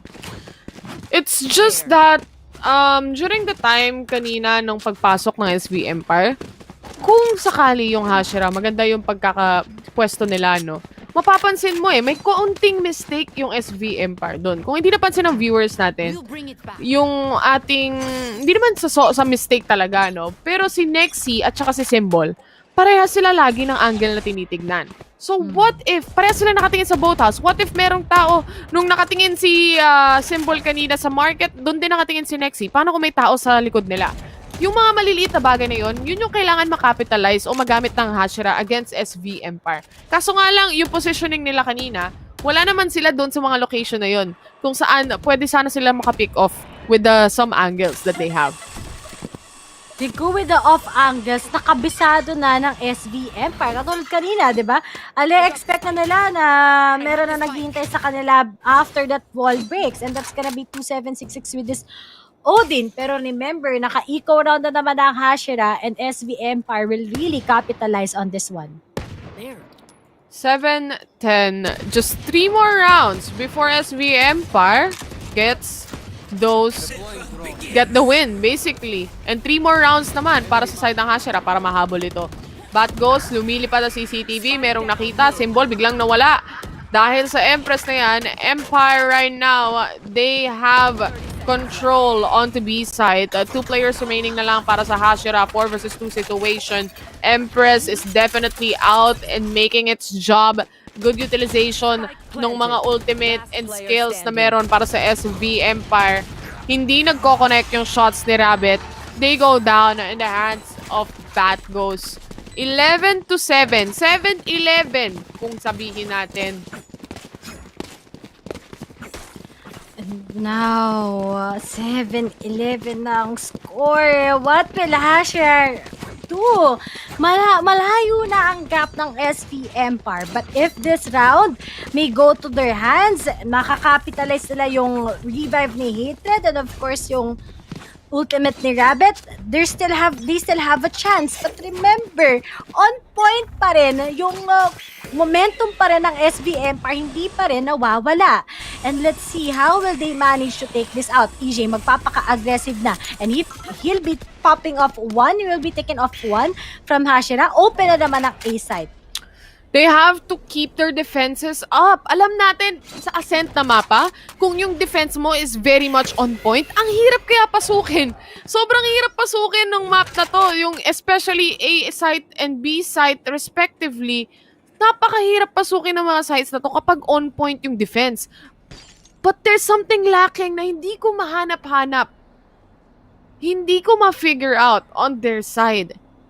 But look at this, a very, very slow one. Attacker Killjoy, SV Empire, nilapag na yung lockdown na yan. Kasabay nung Aldrone, hindi sila nag-check doon sa right side. Papasok na, ito na, baby! This is the chance for Hashira to finally get some kills, which they actually do. Symbol on Jenny. Kitang-kita ng Recon.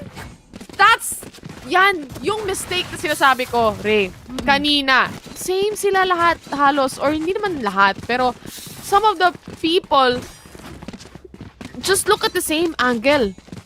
Lalo na yung Aldrone na yon na nasabayan ng smoke o ng dark cover ng Omen, hindi nila nagtignan si Rabbit doon. Alam ni Rabbit yon, kinapitalize niya yung pagkakamali na yon, pumush siya. Kaya naman nung time na pupush na si EJ, andun, ready for action, napatay agad, hindi na naka-entry, wala na yung entry fragger, agad-agad. And this is also yung key na we've been waiting for Hashira to do. 'Di ba? Kitang-kita mo yun eh. Ganun usually yung mga nagiging rounds nila sa Ascent. If all of them just connect with each other, if all of them just have that certain goal kung anong gagawin nila sa kalaban nila, they will surely bring the best most out of themselves. Pero nga lang, let's see if kaya pa ba nilang humabol dahil isa na lang nasa match point na kagad ang SV Empire. Pero Hashira, 3 faithful rounds before they can go with a tie once again against SV Empire. And nakita mo naman na almost same lang sila sa economy.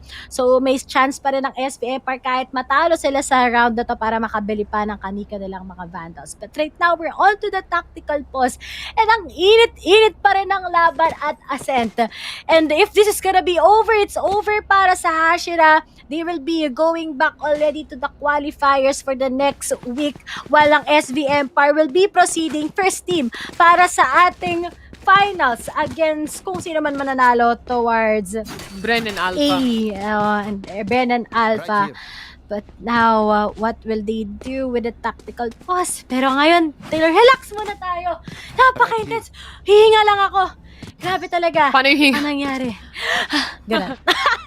Pero ito lang Yes, gusto side ko effects. din i-point out. Usually, di ba, si Hatred, nakikita natin as battle sage. As someone who gets a lot of kills. Kasi kanina iniisip ko, saan may konting, may nagbe-miss out ng kaunti eh. Hinahanap ko kung ano yung nagbe-miss out ng kaunti na yun. It's possibly, hindi ko sinasabi na ito yung 100% opinion ko lang to, no? As a caster, as an analyst. That Hatred is not getting some kills. He's playing really defensively. Nakikita natin, nag-wall siya, nag-heal siya. Pero hindi natin siya nakikita kagaya ng mga battle sage niya from the previous matches na we always see for Hashira. Is it a matter of the players having or being mentally not prepared for this matchup? Lalo na na-overwhelm sila sa pinapakita ngayon ng SV Empire. Ang laki ng change ng SV Empire, and also, tignan natin kung makakakuha ng kill with that Odin. Let's see! It's time! Let's go! Half HP, hindi niya nakuha. Bat Ghost namatay pa nga sa kamay ni Jeremy. EJ naman para kunin ulit ang kill na yan. Hinabol pa ng Showstopper! My God, the triple kill! EJ, chill! My gosh! EJ will be this an ace once again! Kita nila kung nasaan si Envy. Tignan natin ni Phil be able to take him down, pero that won't be possible. 2 sa 3 pa ang natitira. Meron pa ngayong Lear, pero nga lang next tinapos na rin si Envy, and it's already a match point para sa SV Empire. Ang bilis ulit na nangyari. EJ on fire! Yun talagang meron ngayon. Kulang sa kills, kumbaga, yung side ng Hashira. Nakita naman natin with how EJ plays, they have to get the trades. Walang trades eh. Tinakbuhan lang nila ng tinakbuhan.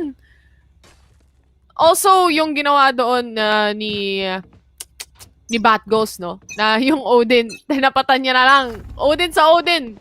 Bakit hindi? Huwag ka nang mag-recon dito. Akong bahala sa'yo. Nahati niya yung buhay. Uy! Ayan yung kailangan. Just to falter out, EJ, para lang hindi siya makapasok sa mga site o kaya naman mabawasan. Wala na siyang armor dito and 70 HP remaining on him. He can get shot down easily. And now, match point. This will take a toll towards Hashira. Ano ang gagawin nila ngayon? What will be their plan? EJ ngayon, bawas na. They can capitalize on that. Pero Bat Ghost, he still has this Hunter's Fury. Pero wala siyang madedetect kung nasaan ang mga remaining members pa ng Hashira. Now, they're quite careful as they want to finish this out already against them. My God. Binabati ko lang pala si Vil nagpapabati. Shoutout sa'yo. Sige. Commentator siya ngayon eh. Mamaya shoutcaster siya. Ngayon, commentator lang. But 2766, di siya nag-check ng corner doon. Hindi niya nakita na may tao sa right side. But doesn't matter anyway. Can get repositioned as soon as possible. They wanna push onto B main. Ready? Si 2766. Pero atras siya once na nakita niya na yung Lear na yan. And the Recon Bolt agad-agad na nabasag. Nabawasan pa nga. 2766 very low on HP. Pwede siyang ma-heal dito ni NB. Pero pasok na sila sa B-side. And now, yung Hunter's Fury hindi rin nagko-connect towards doon sa nagpa-plant track. Si 70 HP pa. Meron siya. Paranoia goes in. And the Hunter's Fury nilabas na rin on the side of SB Empire. EJ getting those kills. 18 HP. He gets another one. He's gonna get another 3. And a fourth. And oh my God! EJ!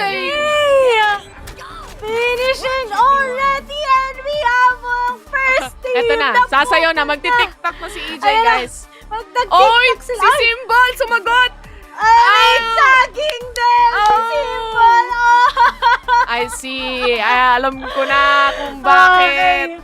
Bad goes showing the 2-0. EJ! Nako. Nako po. Meron din palang sagot ang mga taga-SB Empire kung ang Hashira nagsaging din kami ngayon. And really, kita mo naman how they defied all odds. Ito na naman yung mga one of the teams na sinabi na mga predictions nyo. Wala yan, kami SB Empire ang mag-reign. And looking at that, clean at 2-0 against the Hashira here sa semifinals and the first team na makakapasok at makita natin bukas. Congratulations, SB Empire. The Kingslayers got slayed, basically. Hashira 2-0 on their map even.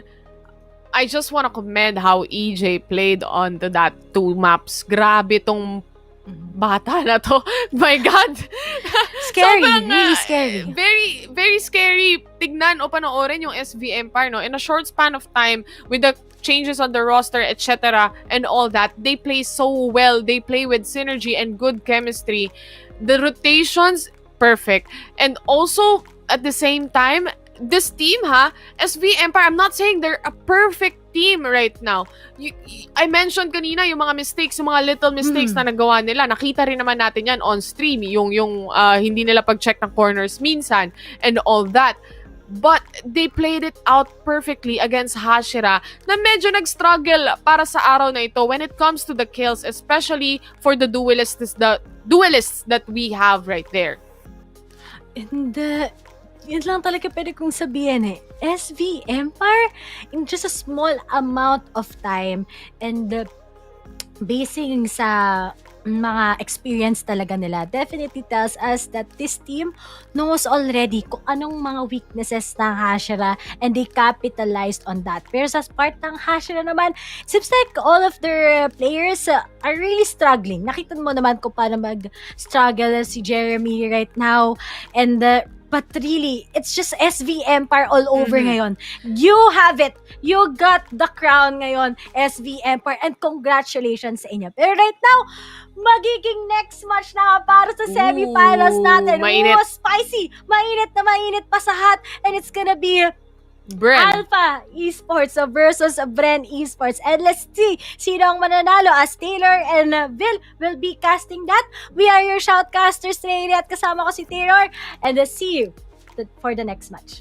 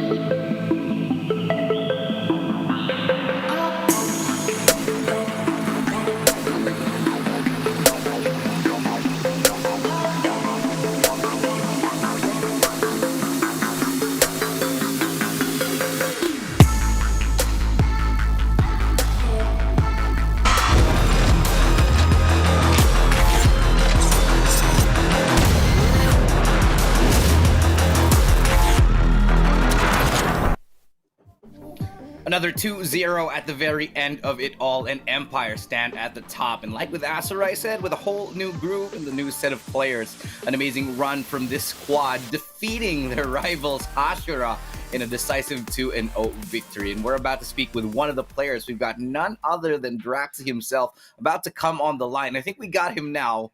What's up, man? Draxi, hey, congratulations. How are you feeling? Thank you po. Sobrang worth it po kasi simula week 1, simula stage 1 pa po namin talagang araw-araw po kami nag-grind. Halos araw-araw mappings, tinitignan po namin yung mga mali namin. So, ayun po, napakita naman po namin ngayon. At ayun po, gumana naman po. I'm gonna ask you. You guys have improved so much in like the short span of time. I think it was like 2 weeks, and you've left this panel. You've left me, everybody here, and all of your fans so in awe. Like, how did you guys do it, and why are you guys getting so good so quick? Siguro po naging factor po yung pinag-aralan po namin yung Hashira maigi. Last night po, pinanood po namin lahat ng VODs nila, tinignan po namin kung saan sila mahina, tinignan po namin saan sila malakas, niwasan po namin yung mga strengths nila, pinuntahan po namin sila sa mga weakness nila, kaya siguro po naging factor po yun, kaya natalo namin sila. I think one of the actual ways that you won actually was you were able to shut Hashira down on Haven. You made Jeremy's lurk ineffective. Your pushes on the defense were always so effective. Was this something that you planned to play that aggressive and to counteract Hashira? Hindi. Sa Haven, ano lang po eh. Hinayaan ko lang po sila ng kanya-kanyang play nila. Kumbaga, kung gusto po nilang umaggressive, sige, go lang. Basta may trade tayo at ganito pa rin yung play natin. Wag mawawala yung discipline, yung trades. Siguro, swerte lang din po talaga kaya nananalo kami ng duels. Yeah. Honestly, you guys were hitting off all the shots today, and amazing work here. I guess my last question for you here right now is, you're going up against either AE or Bren. Are you guys ready for it tomorrow? Ready po, wag lang po talaga mas mawawala ng kuryente sa mag-brand out. All right, man. And last but not the least, it's your time right now. Anyone you want to give thank you to, anyone you give a shout out to, the floor is yours. Shoutout po kay Boss Sam Versosa, sa sponsor po namin syempre. Kay Kuya Ali, kay Sir Chief, sa mga walang sawang suporta po sa amin. Sa mga fans po ng SB Empire, patuloy nyo lang po kami suportahan at di po namin kayo bibiguin. Sa girlfriend ko po, sa family namin lahat na nanonood. Thank you. Thank you. And congratulations again. That was Draxi. And congratulations. See you in the grand finals, man. Thank you po. All right. That has been it from Draxi. Honestly, I'm so happy to see Empire playing back to their old selves again. I think let's focus on that first. Empire are back. And they're back in a big way. Ling, I'll start this off with you. This is the best we've seen Empire perform since week 1, stage 1. Well, we're pretty sure about that because given that how much he actually struggled during the first phases of the qualifiers, I might have to see even if they lost their main duelist and pretty much have been having trouble struggling with their identity overall, I will still see this as a best color, or rather this new color on Empire definitely works so well out for them. We have not seen them been too aggressive at this point, and this has been working out so well for them. And I might have to say I really do hope that they could actually bring a little bit more in terms of their play, because honestly this is looking great. They're more refined and I want to see more of this.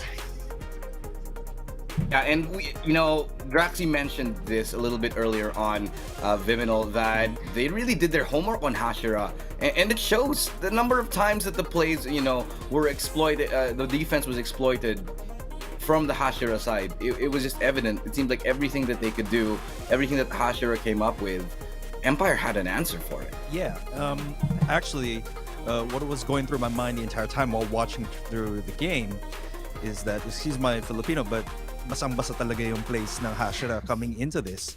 and it was clearly evident during those couple of games.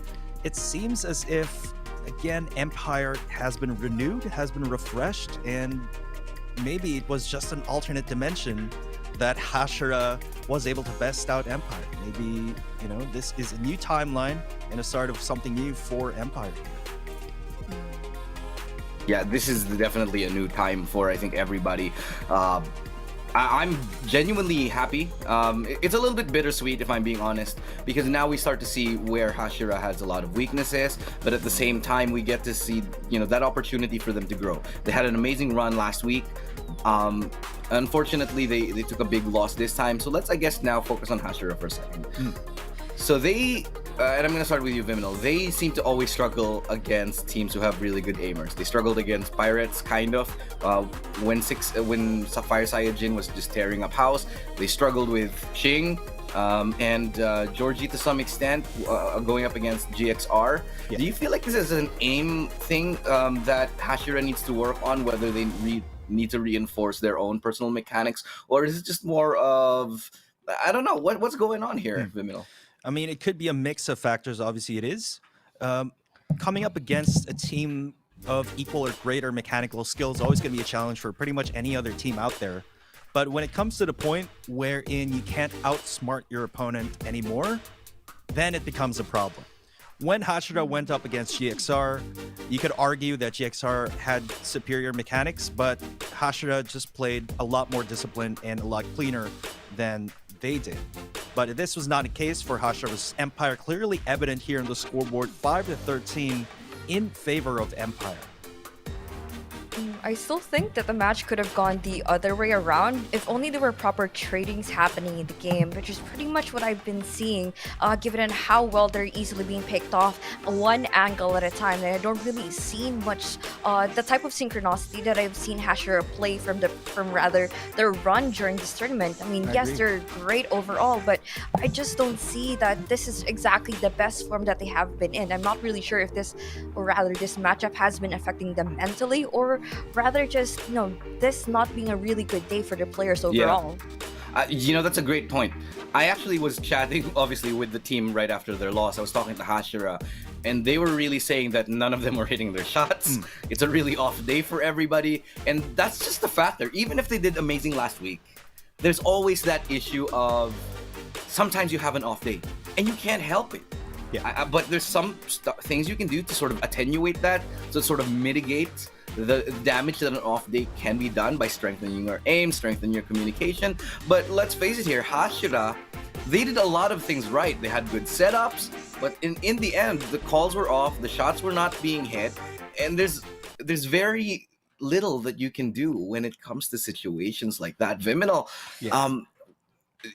the thing is, consistency in Hashira, they've been consistently getting better, but to stay consistently on the top form, at the top of their game, that's a very high demand.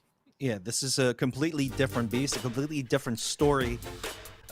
You know what? I'm sort of begging the question, did Hashira become a little bit overconfident, perhaps stepping beyond what their normal comfort zone is against a team like Empire? Maybe they underestimated them quite a bit. Again, this is more of an internal thing. So It's really all just speculation. It's hard to say when it comes to those kind of things, though. What we can be sure of is, holy bejesus, EJ. This guy, man, every single round he was pulling 3 kills, 4 kills. He's getting that, and that magnificent ace. I don't think we've seen anything like it here in VCT. One of the sexiest aces, for sure, that we've seen. And they're going to need this star power coming up against Bren. Remember, previously, they were able to take a map off Bren. Could they be the next team that takes it against Bren to defeat it? I'm getting a little bit giddy. I'm getting a little bit excited, right, Ling? Because, who knows? Maybe another team can beat Bren. Maybe it's not just Hashira. Maybe Hashira paved the Hashira way for Empire to do the same thing to Bren.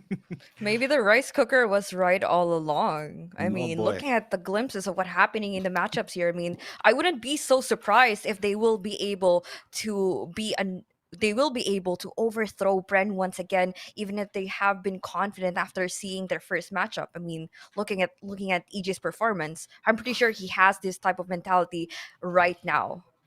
Yeah, and honestly, I've been a big fan of Empire since they came out in First Strike. The way that they play is very different to how they play now. They used to play slow and methodical and tactical, but now you're seeing them evolve.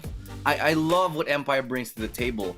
I'm just so surprised that it came out in this way, 2-0 against Hashira. And I don't think any of us expect. We all predict. None of us predicted this. This is absolutely insanity here. And then we've got another match here. It's AE versus Bren. I feel like that might just be a caster's will it curse? Be a curveball? I don't know, man. A caster's curse, perhaps. It's been rough for us casters, for us panel this week. The predictions, it's been kind of strange here. I don't know about that, but you know what we got to do when things are, I think, a little bit, iffy, a little bit hairy. What we can do is we can take a moment to sort of breathe. And you know what? Yeah. To thank our sponsors. Big thank you to PPGL, the largest multi-game esport league in the Philippines, organized by Mineski and, of course, Globe Telecom. Globe hashtag reinvent exciting victories in Valorant with the new Mage Punk bundle. Get yours now on the Coda Shop with Globe. It's not the Mage Punk anymore. It's not. It's, is it still the Mage Punk? No, it's not. It's a new bundle. It looks pretty cool. I totally forgot, but it's all right. It's pretty cool. Yeah, all right. Let's just go with that. Hashtag reinvent. Oh, I just read that. Thank you to our official gaming PC and laptop partner, Predator. Hashtag summon your strength. Globe Virtual Hangouts will reinvent esports and bring it to a whole new level. Let's get hashtag OL together now. As Virtual Hangouts Go Esports brings events and programs like no other, starting with an apprenticeship program led by the pros, stream takeovers, and local and international tournaments. Download the Globe One app and click on Virtual Hangouts tab to get updated on the latest happenings on Globe Virtual Hangouts. Make sure you check us out also on our pages. I went Canadian there for a second. Check us out on Facebook.com/PPGLGG, YouTube.com/PPGLGG, and of course, Twitch.tv/PPGL_VCTPH. And check us out on TikTok, where we got a lot of cool stuff too, a little bit more chill, at Hello PPGL. So yeah, that's it from our sponsors, but we're also giving you guys a chance to win some exciting prizes. And if you want to do that, we're giving away 1,500 plus worth of Valorant points to you lucky fans at home. So if you want to be able to do that, all you got to do is follow these instructions: 1, 2, 3, and 4.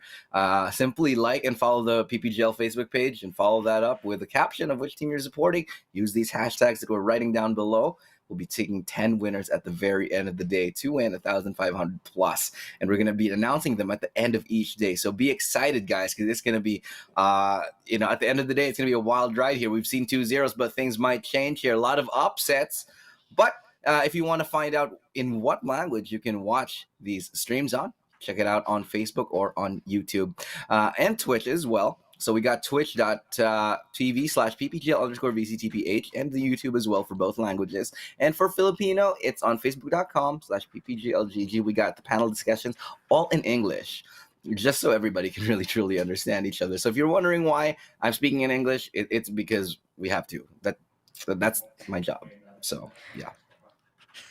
Yes, Right. indeed. Okay. Well, yeah. I mean, this is this is why they pay. I mean, I'd rather be on the desk casting, but it is what it is. No, I'm just kidding, guys. Excuse me. No, I'm just kidding because we are, and I'm honestly just happy to spend some time with Viminal and Ling. Just the three of us hanging out. I like how nobody else agreed with me and just like, you're on your own, buddy. Thanks for throwing me under the bus, guys. Really appreciate the camaraderie on this panel right now. So fine, let's go ahead and actually do our jobs instead of having fun. We got another game coming up for you. It's AE versus none other than Bren. I think a match that I think everybody is really looking forward to here. Viminal, I'll start with you here. AE, do they have a chance in hell? Or when it freezes over? What's your thought on this? You know what? AE, I'm going to straight up put it out there. This team is something else when it comes to their potential, when it comes to their passion and dedication to the game. I was doing a bit of research on their backstory, and it turns out that before they actually moved here to the Philippines, some of them dropped their day jobs and flew within weeks' notice to move to the Philippines to participate in the local scene. And that's incredible. That speaks volumes about their passion to the game. But you know what? Passion can only take you so far. In the end, it's what happens on the field. It's the raw data and the stats that come out on the screen. And I think that perhaps Bren is just a league above Alpha Esports at this point in time. I think it's gonna take a while, Ling, for them to get to the level where they can take on Bren. And honestly, I'm a little bit worried, especially with Wits coming into the roster. But before we go and talk about the Bren roster, let's talk about the Alpha Esports roster here. You got a really good foundation. You got GK Baby. We'll actually pull up the whole roster on your screen right now. Ling, what are your thoughts on this whole AE roster, who has been showing a lot of growth lately? Man, I mean, they've said so themselves that there has been a lot of pressure being put on to their team as well, especially for in terms of their individual plays. And I would definitely have to quote that GK Baby did mention that this wasn't exactly one of his best games of his life. That I do hope that they could actually bring something out of the table, out of the blue here, once they actually go up against Bren. I still put a lot of faith in terms of like the roster overall. Sure, there's a lot of potential that they could definitely been able to channel, but for a team like Bren, who has dealt with newer players, newer faces on the scene, I'm pretty sure they could be fully capable of handling this new roster or this new kids on the block. Yeah, well, new kids on the block they are, but not new kids on the block are the roster of Bren Esports. Take a look, guys. This is the 5-man squad that they have currently, and as far as old guard goes, as far as vanguards and veterans go, these guys are it. All right, these guys have had decades of FPS experience under their belt. Borkum, Dispenser, Dubstep, Jesse Vash, and Wits. Literally the legends of Philippine FPS right now, barring a couple of others like Captain Hannibal from Mineski. But these guys, if you talk about legends of FPS, these guys are it in the middle. Yeah, based on experience alone, definitely the odds are against, the new kids on the block, Alpha Esports. And of course, with Wits being introduced into the roster, their total amount of experience just went up exponentially. It's just kind of crazy to think about this. But yeah, again, with Wits being introduced into the roster, he seems like a good fit right off the bat. We were talking about Hashira having an off day today, but let me tell you, the complete opposite is happening to Bren. They're absolutely on fire today based on what we saw during the first series.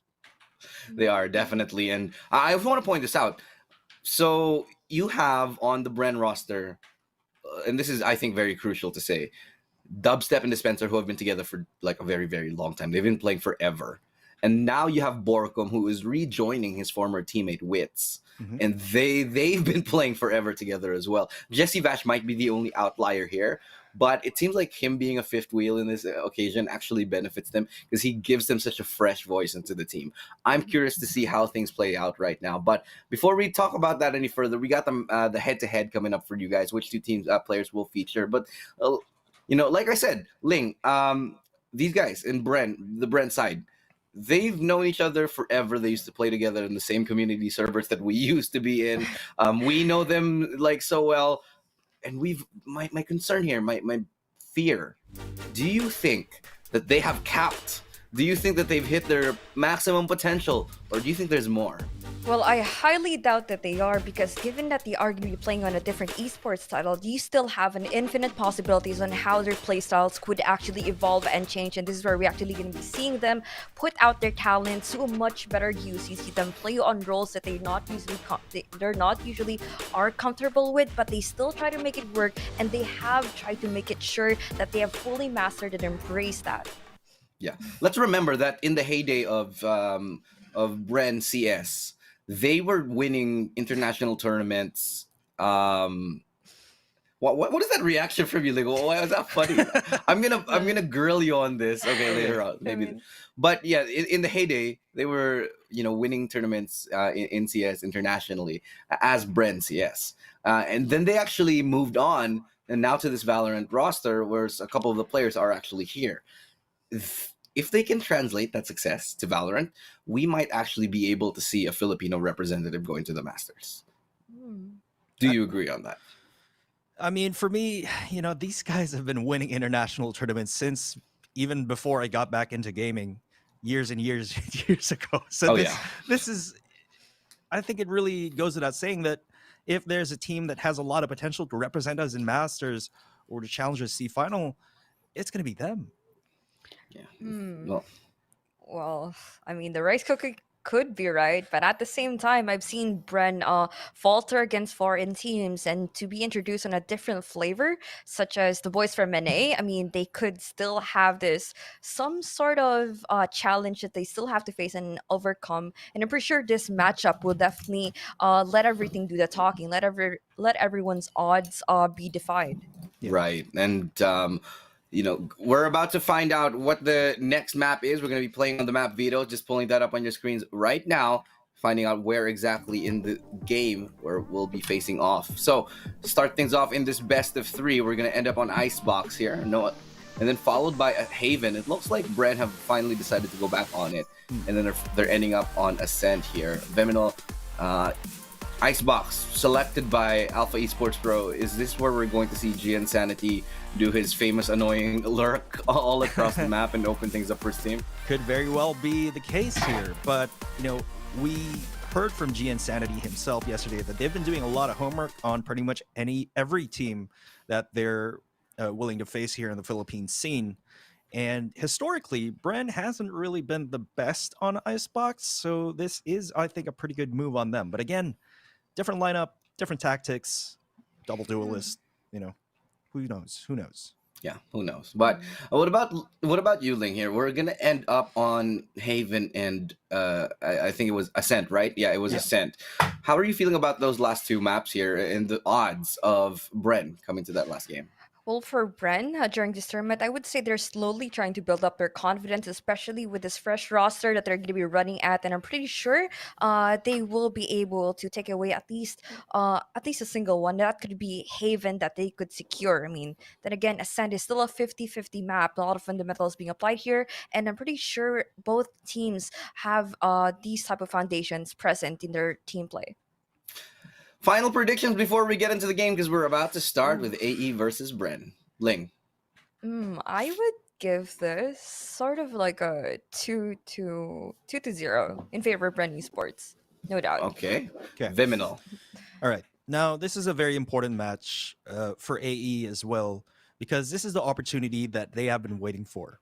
Obviously, people are going to favor Bren, and all of our predictions are going to favor Bren because historically Bren has the most impressive track record in the Philippines. It's just, there's no going around that. Right. But the ball is in the hands of AE to prove everybody wrong and to step up to the plate and show everybody what they're made of. So again, much respect to these guys. It's going to be a tough challenge, but I know they're going to be up for it.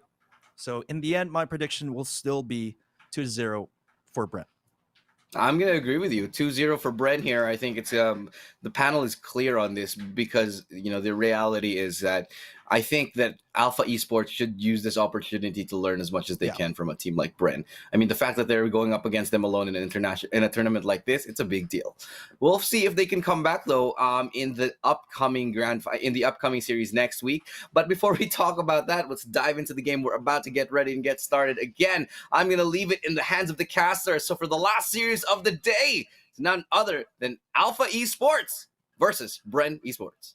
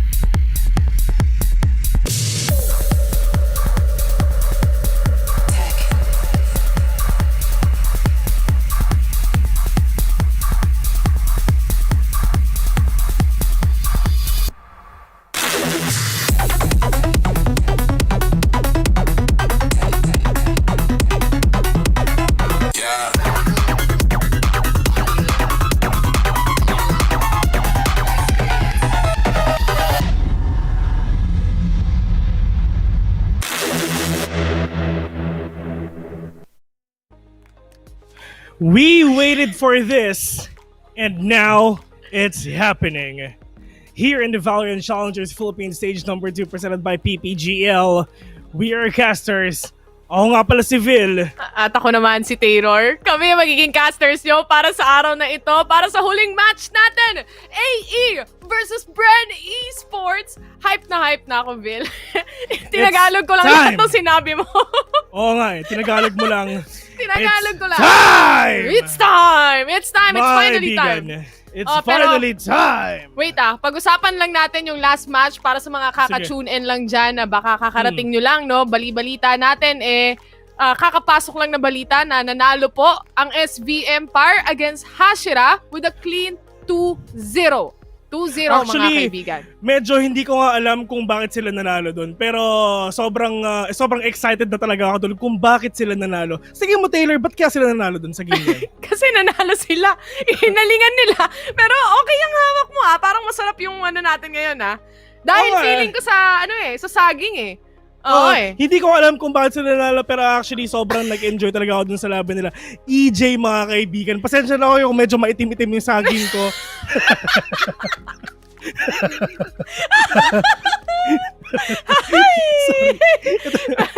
Parang medyo lokbo na yan may mga itim-itim na nga hindi naman lock. No, okay lang.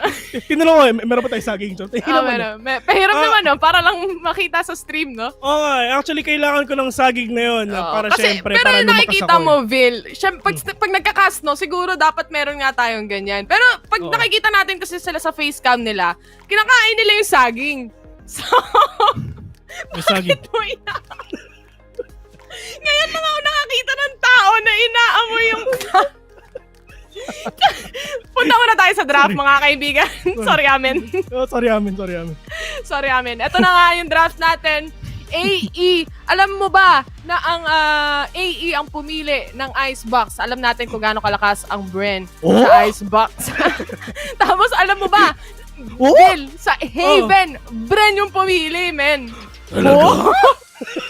Well, actually, pwede natin sabihin na talagang safe pick talaga ng Bren Esports is syempre ang Haven and dito natin malalaman kung makikita ba natin tulad nga sinabi ni Ilustrado, dito ba natin makikita kung makakita na ba kung makakita na ba tayo ng lurking Gian Sanity. Pero upon checking the agents ngayon, medyo iba ata because Ryu Ryu siya ang mag-stage ngayon. Pero actually, to be honest, sobrang I really can't wait about this because ito ang inaantay ng Alpha Esports, mga kaibigan. Umuwi sila galing sa ibang bansa para makaharap talaga ang Bren, and now it's time for us to know kung sino ba ang mas magaling, sino ang mas sikat, sino ang mas angat.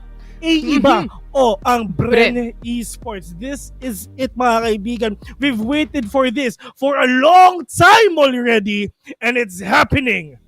It's right time. Now. Alam mo, si Borcom kanina nagpo-push up na Nagpo-push up na si Borcom. Ready na para gawin ang lahat para sa match na ito, para sa mapa na ito. This time around, it's gonna be Icebox para sa ating unang match. And it's finally time for round number 1. Mainit na laban to. AE versus Bren Esports with Wits going in the team right now for Bren. Malaki ang difference. Kamusta ba yung match nila kanina? Bren Esports nung naglaro sila with Wits. Si Wits yung top fragger natin, di ba? Yeah. Puro 210 partner.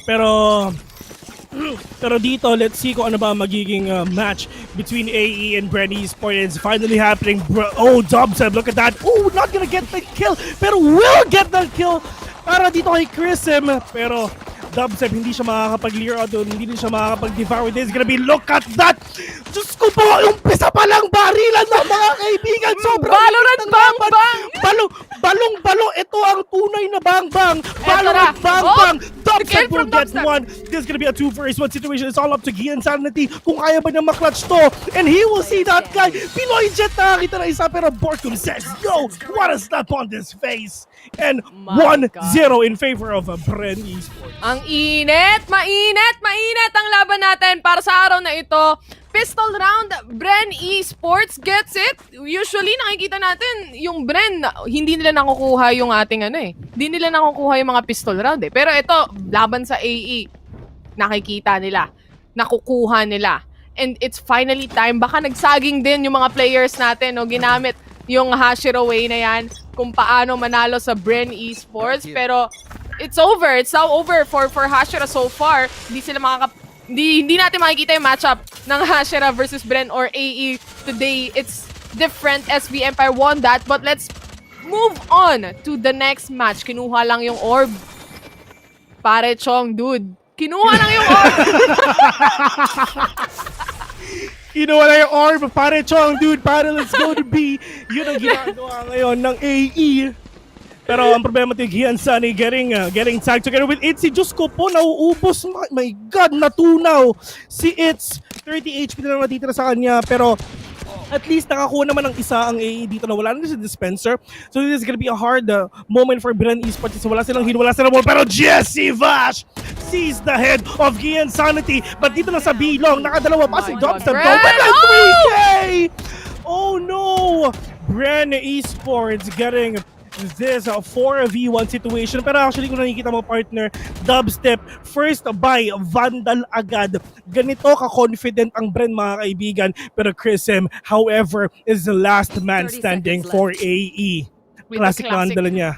With the classic lang. Meron kompleto sa Ricados pa ang utilities, no? Ang utilities niya. So, tapos mo lang lahat ng sinasabi mo.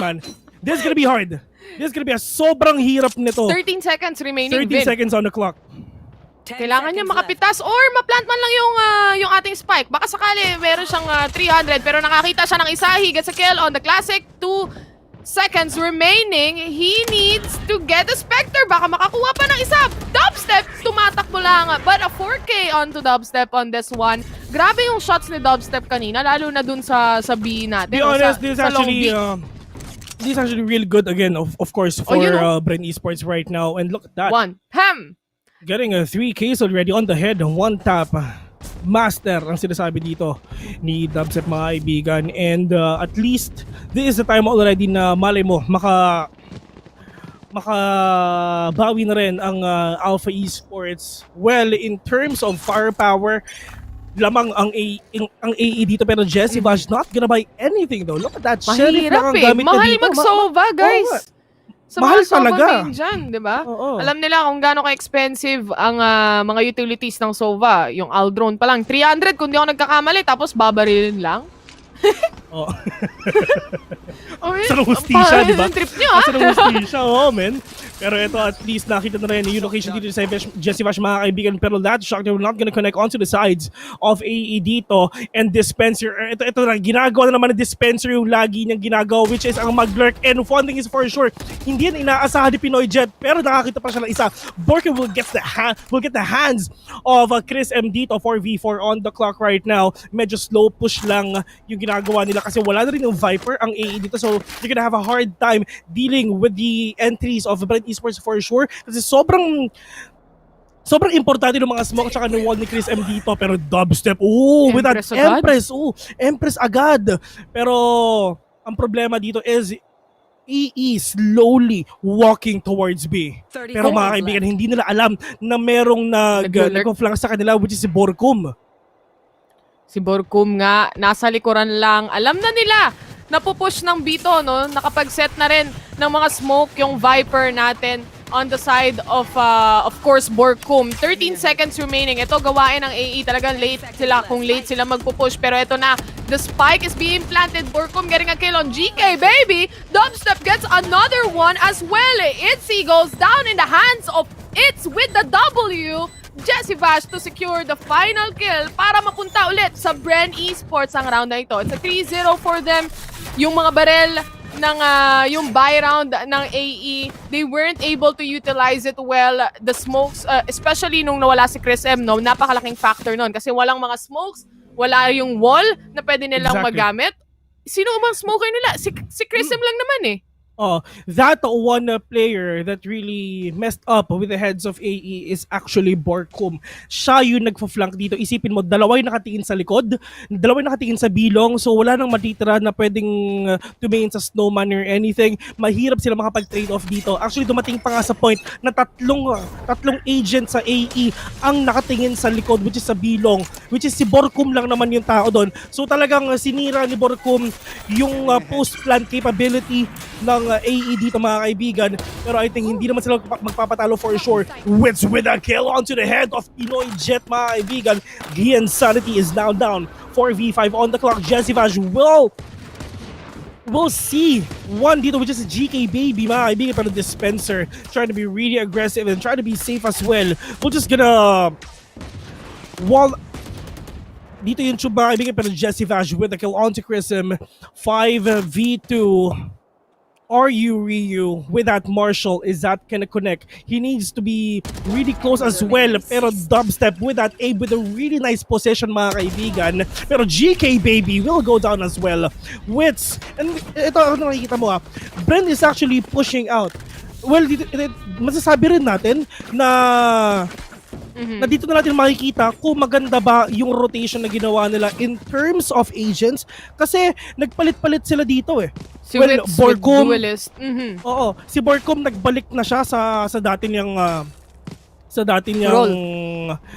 role, which is ito nga, and Wits siya na ang nagje-jet dito, and Dubstep mga kaibigan from Jet to Reyna. And it's really going out really good dito sa side ng Bren Esports. Pero hold that thought, a GK Baby with a kill. Gian Sanity with another one. Plus, everything is really doing great na rin dito sa side ng Bren Esports. Pero yun nga lang, AE, it's time to mess up the strategies of Bren Esports right now. Taking down 2 players at most. Pero they need to go and they need to plant the bomb already. A minute left in the clock right now. One man dito sa may snowman. Pero si Viper, si Borkum really playing close, and he caught someone off guard as well. 2v4 on the shot clock. Pero GK Baby with a kill again. It's all up to Dubstep. 1v4. Dubstep mga kaibigan, where is that guy? All the way from Bilong. Pero dalawa ang nakatingin doon. It's Gian Sanity and Chris M as well. Lear's been popped out.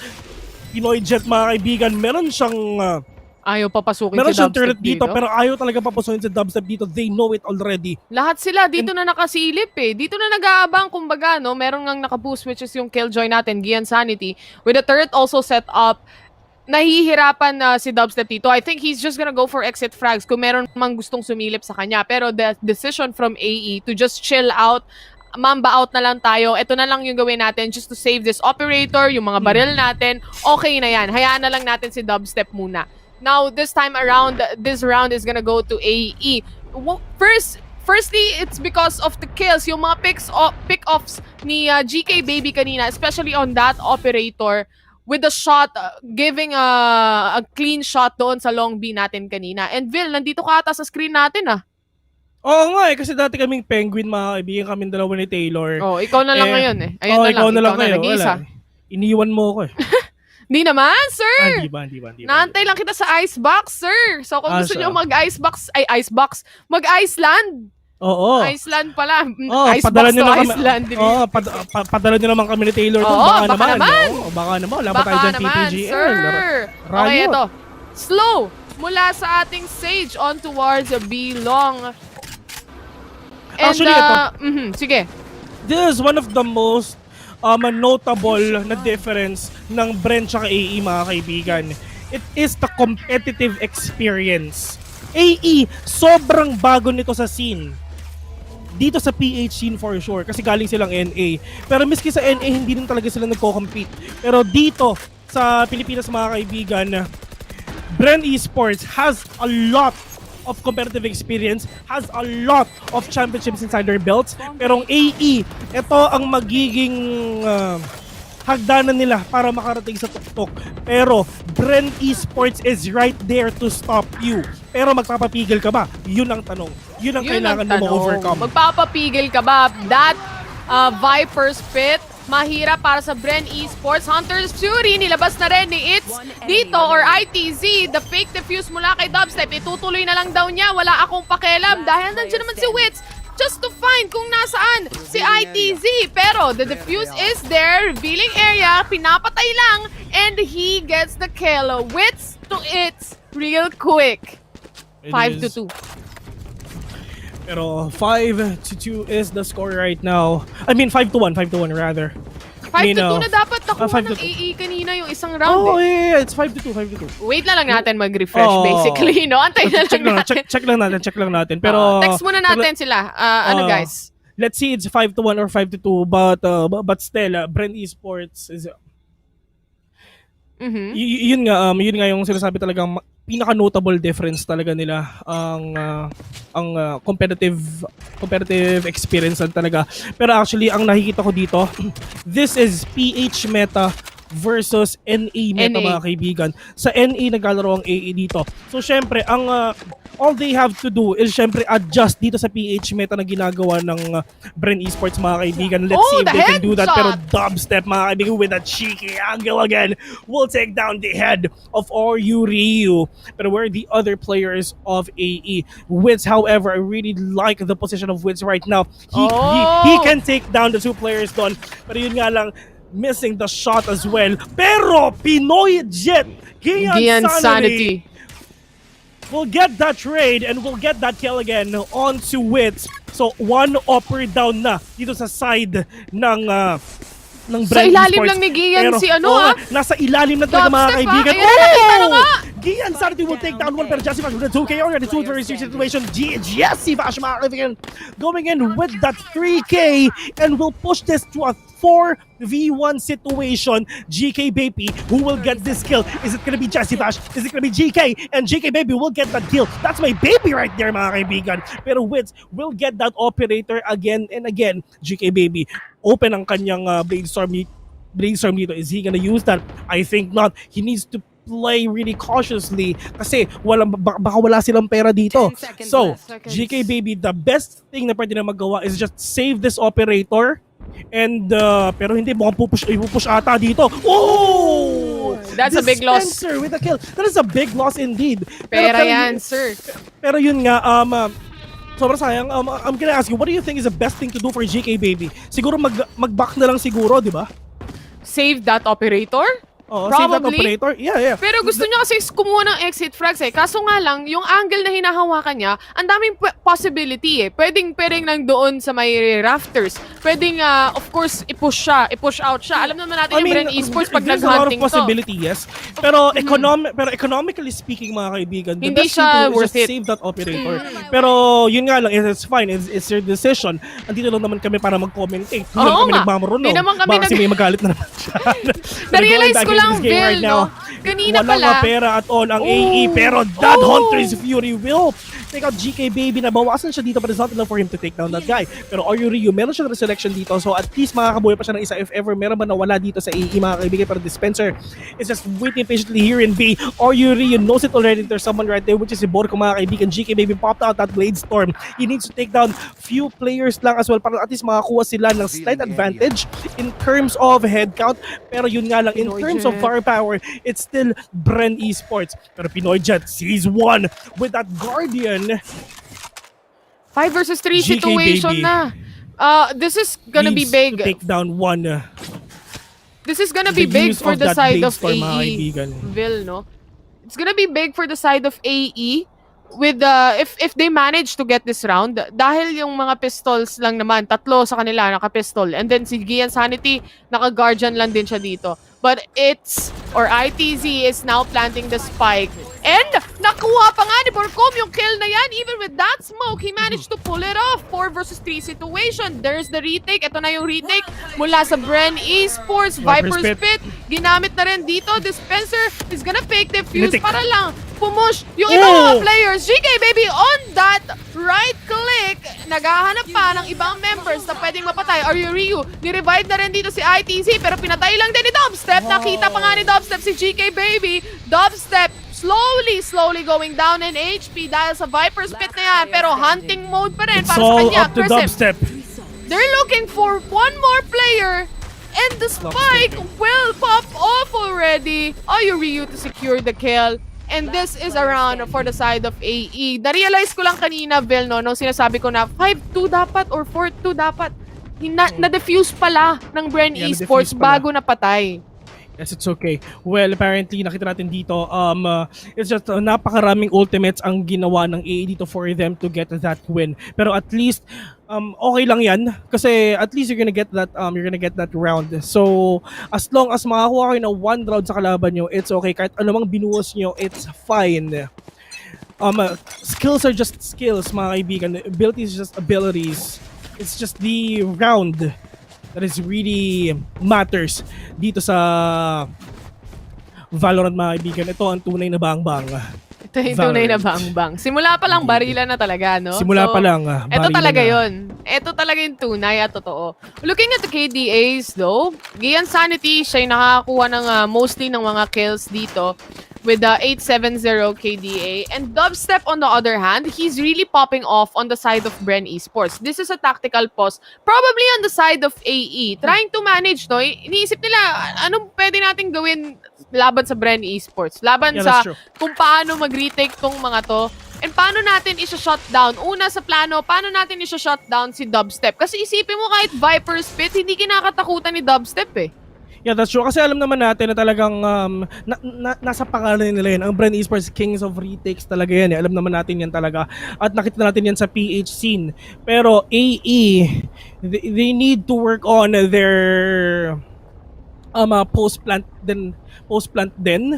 Pero let's see kung ano ba mangyayari dito sa round of the clock is ticking already. They're actually trying to think on where to go. Is it gonna be A? Is it gonna be B? And isang tao lang dito sa A, mga kaibigan, ang nandyan. That is gonna be Ryu versus Wits for sure. An operator versus a Vandal. Who's gonna win that? And that Aljo will gonna be popped off. And let's see if ever meron pa siya makikita dito. Makikita ba na si Viper, si Sage, or anything. Just checking all the sides. Just checking kung saan ba talaga yung perfect thing. Pero, however, Dubstep, look at that cheeky position again and again. Isipin mo, kahit hindi na siya jet dito, paikot-ikot pa rin si Dubstep, mga kaibigan, and they have no idea at all. Gumagapang yung dalawang sa baba nila. players. Gumagapang lang ng matindi dito. Mala Jake the Snake strategy ang ginagawa dito ng Bren Esports at AE. Pero GKBB went in already. There's someone right there on top. Pero naka-boost dito si Spencer, and he went down already. But Pinoy Jet nakapatay pa ng isa. Pero where are the other ones? And Jesse Vash. And that is the rotation coming in from Bren Esports. And nilabas na nga ang lockdown coming in from Pinoy Jet. Pero Dubstep, let's see if ever kaya pa ba niya makapitas dito. Oh, Dispenser sees one. Dispenser with the 2K already.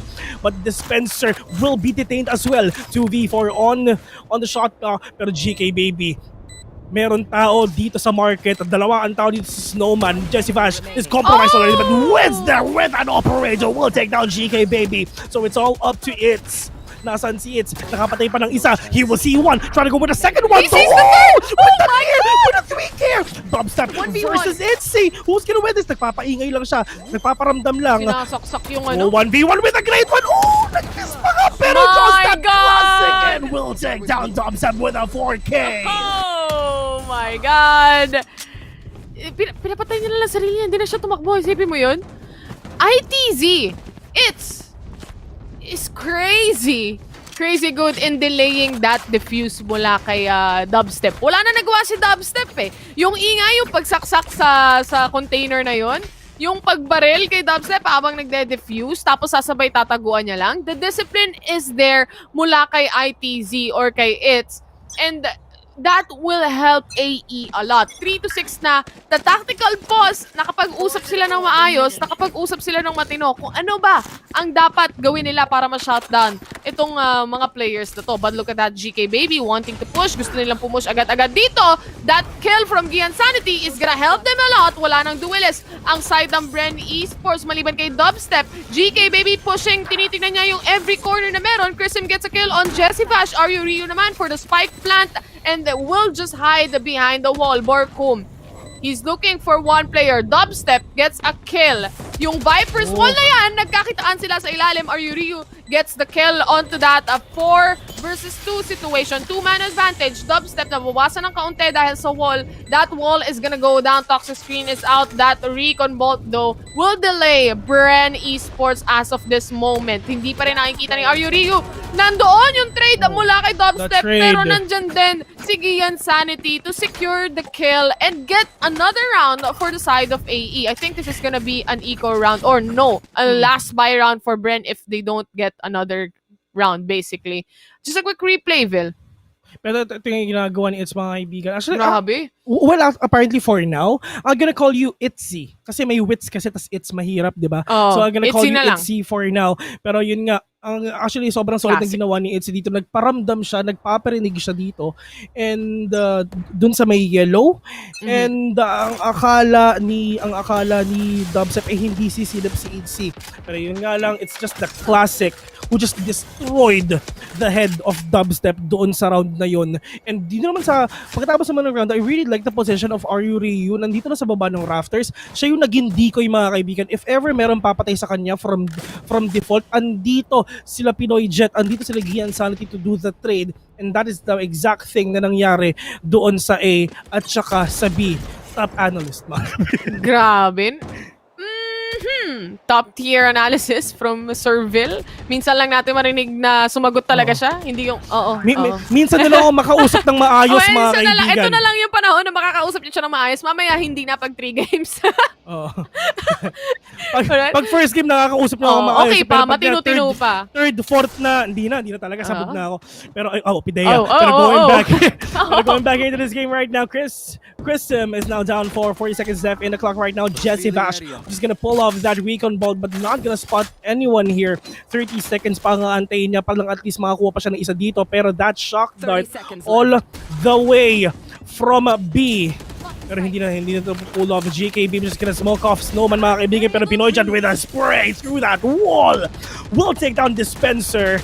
And they know already kung nasan ba si Jesse Vash dito. 4v3. Gian Sanity is on the roll right now, mga kaibigan. Isang orb na lang. Isang orb. Dude, para choke orb na lang ang kailangan ni Ryu para makakuha siya ng isang rest, pero with being that shaky, being that aggressive together with Reina as well. Dubstep through that smoke will take down one together with They have to fire. Player. Gian Sanity will fall down too. GK baby tries to defend this, but Dubstep will take them down together with Wits and will secure this point and will defuse this spike to 4-7. Ito na ang mga shorty na hinahanap ni Boricum. They just know how to retake talaga, no, basically. Kasi nakita nyo naman yung play nila ng Bren Esports doon. Once na na-push out na nila and sure nila na lahat ng players para sa side ng AE ay nandoon sa long B kanina, they just managed to pull it off. Fake defuse nandyan, tapos inaggressive na talaga nila silipin yung long B para lang mapatay talaga lahat ng kailangan patayin and isa-isahin yung mga players ng AE doon. Napakadaming corners yung kailangan nilang i-check left, right. And, you know, obviously, with Dubstep just roaming around, may dismiss siya, makakaiwas siya kung makakakuha man siya ng kill. But going into our round 12 that we have right here, 4-7, not too bad for the side of AE anyway, para sa kung sakali man na mag-switch. But going to this, it's possible na they get the 5-7 Wits with the Blade Storm. Wala siyang napatay dito. Even with that smoke, Ryu just secures the kill onto that. Just the wall bang is there. Jesse Vash naman sumagot with his own Hunter's Fury. Ryu with the rest. Pinoy Jet, Gian Sanity, mga kaibigan. Nakakuha ng isang kill pero bumagsak sa kamay ni Dispenser. Ryu even on the tight rope, he gets a kill. Jesse Vash with a lurk. He sees one, he sees two. Is he gonna go for the kill? Itzy just secures that. Borkum versus Itz.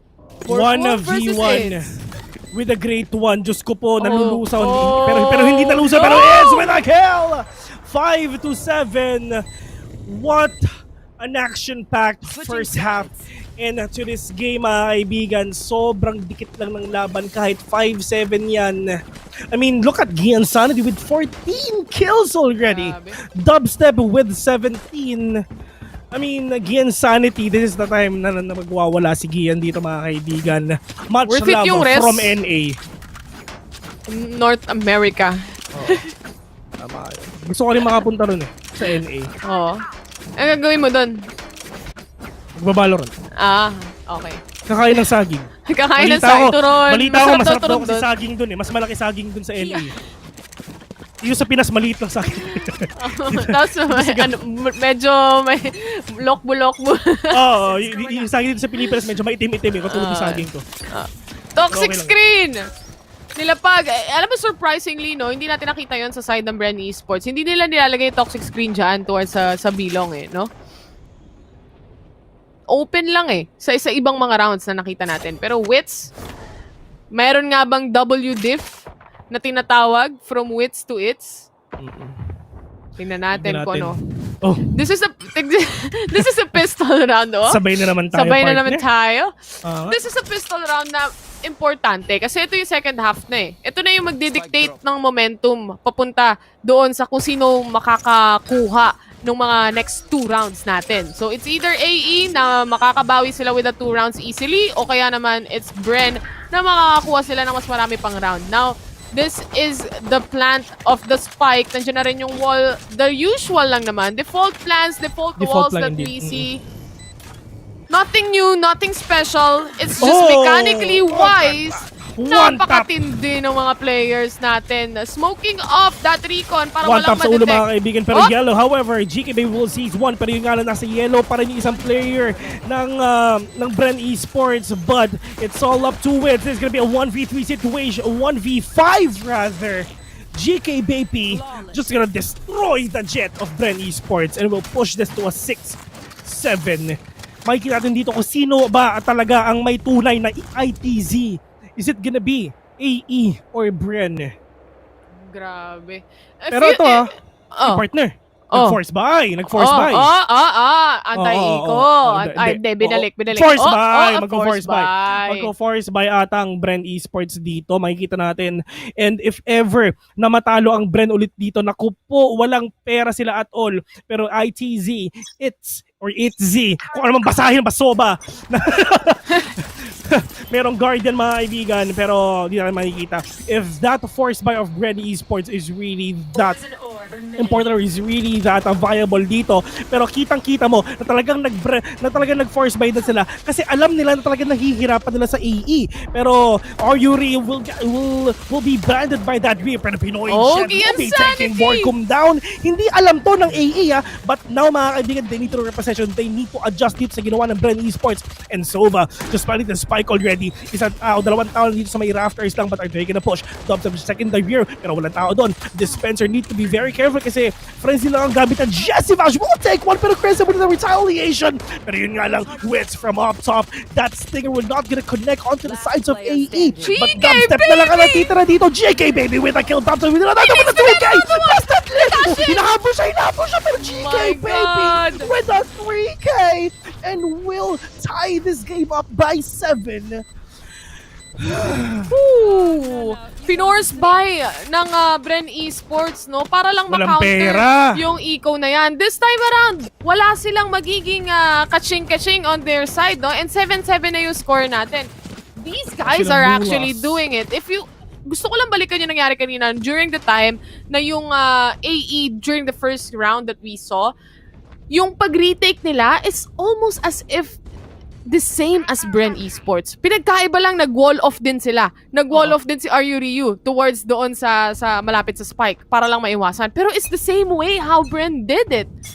The usual, alam mo, wala naman talagang, looking at this matchup that we see right now, it's all based on mechanical skills. Kung sino yung unang makakakuha ng kills. Yung utilities na yan, halos na shutdown lang din agad. Yung mga walls ng Viper, importante. Yes, but the kills mula sa players, yun yung tumatapos talaga sa match natin agad-agad. Kung paano sila makakakuha, makakapitas, at makaka-triple kill, double kill, they're all popping off. Yes, and at least talagang dun sa ginawa ng Bren Esports is kaya sila talaga nag-force buy doon para lang at least makakuha na sila ng isang solid na bawi dito kasi they know it already, nahihirapan na talaga sila dito sa side ng Bren Esports. Ang gamit lang niya is that pistol, and we sees the head of Dubstep was the second one. ITZ ng AE is doing it to the sides of AE as well, and it's all up to Jesse Vash. 5v1 situation, sees the head of Ryu. 4v1, this is gonna be a tough one for sure, pero walang matatamaan nung shock dart, mga kaibigan. At kung nakikita mo, that respect na ginagawa ng AE dito, inaantay lang talaga na ayaw nilang i-push out si Jesse Vash, na doing that really safe play. Just, sees the head of Pinoy Jet, pero Chris M with a trade will take him down. Lamang na ang mga alpha. My God. Sabi nga nila sa ABC, di ba? Siyempre, alpha, beta, magkasunod eh. Parang ganun eh. So, pero isang round lang yan, guys. Isang round pa lang yan. With how the teams are playing right now, di mo rin masabi. It's like a flip coin at this point. Usually, kapag nagpe-predict tayo, sabi mo nga kanina, siguro mas lamang ang Bren Esports pagdating sa experience on tournaments, local tournaments, and also international tournaments. But, do not discount how these guys play mechanically. They're intense. They're crazy good as well. Nandoon yung synergy nila. Nandoon yung chemistry ng team na to. They get the trades. That's what is important para sa match na ito. 8 Ang lalim ng hinga mo dun, Bill, ah. Actually, sobrang init ito, swear. This is one of the most exciting games talaga. Ito talaga inaantay ng mga tao, mga kaibigan. Lumipad itong aming team. Lumipad ang aming team. Ito yung literal na lumipad ang aming team, mga kaibigan. Lumipad Tapos ang aming Pidea team. kami ang gusto nyo. Pero going back here to this game, I think Borcom blows E1. Pero Ryu with a really aggressive play will take down Borcom, but with a refrag. Pero this area is smoked out already. GK Baby waiting patiently here lang sa rafters. Is he gonna spot one? Dito sa Bren Esports, that's gonna be a huge question for him though. Meron pa siyang tatlong smoke. Kompleto sa Ricardo's pa ang abilities ni Jet. Pero wala na siyang gamit at all. Pero Jesse Vash, mga kaibigan. Pero Diyos ko po, ito na ang sagot ni Itzy. Pero natamaan ni Chris M. And Jesse Vash will take down ITZ. 2v4 situation. GK Baby and Dian Sanity is the only man remaining to the side of AE. This is gonna be a so hard retake para sa hands ng AE, mga kaibigan. Wits will take down one. It's all up to GK Baby. You need to save that operator. You have no choice at all. You need to save that. Pero yun nga lang, dinoble pick. Isa sa taas, isa sa baba. Wits with a 4K. My God. Ayaw nila palayasin. Ayaw nila na patuloyin o masave yung operator na yan. It's gonna be big or gonna cost big para sa side ng AE. Looking at their economy right now, they only have what? Biggest one is ITZ with 5,400. They're probably just gonna save this out, but ITZ will buy something pero binalik niya rin agad. So, decision lang muna para sa ekonomiya. 8-8, pantayang laban for both teams right now. I am quite surprised actually. But Dubstep just firing it out doon sa may tube kung meron mang gustong lumabas. Which is si Gian Sanity na nag-aabang lang din, nag-push off at a very close. ITZ, walang makikita but a peek mula sa Pinoy Jet. Gian Sanity, he goes down. This is again an eco round on their side. They have to at least get a kill. But Dubstep, with all the headshots, he just sees them. Isa pa. Meron pa dito. Andito pa si Chris M. Pero wala siyang idea at all. We'll get that 4K. 8-9 is the score. Nakabawi na ulit ang Bren, mga kaibigan. 9-8. Whew. Sheesh, sabi nga nila. Actually yung sheesh na yan, yun yung bago eh. Yung bago ng kabataan ngayon eh, no? Tanda mo na kasi. Kasi ikaw tanda mo na eh. Yung ano pa ata eh. Ano pa ba yung mga kasabihan sa panahon mo, Vil? Di wow. Na-stuck ka na doon? Napakatagal na doon, ha? Na-stuck na ako sa Eddie Wow, men. Meron na Yun palang lang. sheesh. Meron na palang sheesh, guys. Bago na pala Oo. ngayon, no? Tactical pause muna. Usap muna para sa mga players natin. This is a buy round para sa side ng AE. Yes, But that's if true. they mess this up, they don't have cash. They don't have money. On the side of Bren Esports, napakayaman, mga sir, ma'am sir. 5,000. Pwede pa magpa-drop kahit 10. Parang ganon yung mangyayari. Pero now, it's finally time to close things off. Bren Esports, are they gonna reach the 2-digit rounds that they need, or AE will get another round just to balance it out para sa economy side nila and also to balance the game out? Chrism with a Viper Spit immediately dito sa may long B. Pero gusto nilang i-push. The Recon Bolt is there. Umigot lang ng Viper Spit si Wits. Nandyan lang sa gilid. Chrism. Andyan yung ating... If he dies, the Viper Spit is not gonna come. Of course, mawawala yung Viper Spit natin. Pero pupush nila. Ipupush nila. Wala silang pakialam. Ubos, pati pantubos ang HP nila, pero yun nga lang, okay lang naman, ibabalik naman yan. Oh! GK Baby will take down Dubstep, mga kaibigan, pero yun nga, Dispenser from up top will take down one as well. It's just gonna use that shock dart though, pero at least meron pa siya matamaan, pero Viper Spit is online, so this is gonna be a top one for the players for sure. Dispenser, binuhay ang patay, Dubstep. Let's see if ever meron pa siyang nakakapatay dito, pero Yuri, binuhay din. Si Pinoy Jet, this is gonna be a 5v5 retake, mga kaibigan. The clock is ticking already, they need to defuse the spike, pero nasan ba yung spike? Borkum, mga kaibigan, nyo lang, sa tabi, pero hindi makapasok at all ang AE because of the Viper Spit. Dispenser very low HP, Chris MZ's one, pero yun nga lang makapatid si Dubstep dito. It's with the kill also Dubstep as well, pero Wits from up top, sees one, pero yun nga lang siya rito mamamatay for V2, plus ito pa, lockdown coming in from that Killjoy, Zeke na spot one, pero yun nga lang si Yuri, yung pati si Spike already, hinahanap ni Borkum, pero nakapakibigay pa na Borkum with the clutch, oh my god! Ang hirap ng round na yun. Sobrang hirap ng round na yun, and still, Bren Esports will get that round. This is gonna hurt on the side of AE. Naglabas sila ng Viper Spit, no? Just to... para hindi sila mag-push dito sa B. Alam nyo, labas natin yung ultimate na yan, yung Viper Spit na yan. Hindi magpupush yan dito. Abangan nyo na lang sa A, kaso hindi. That's Bren Esports not being scared of the Viper Spit. Hinanap at hinanap nila hanggang sa dumating sa point na nawala na yung Viper Spit na yan. Nakapag-plant sila at naglapag sila ng sarili nilang Viper Spit, which is a very difficult round for both of the teams kasi naghahanapan sila all in all together. All in this together, pero 4v4 wala na yung mga jet. ng jet. Wala na yung dalawang jet, pero yung nga lang si Dubstep makikita. Because of that, all doon mga kaibigan, pero Borkum sees one already. It's na down for wala na silang recon ball, wala na silang shock dart dito. Paano sila makakabawi? Borkum really being aggressive onto Raptors, will take down Gian Sanity. It's all to Chris M. Jasivas will take him down 8-11.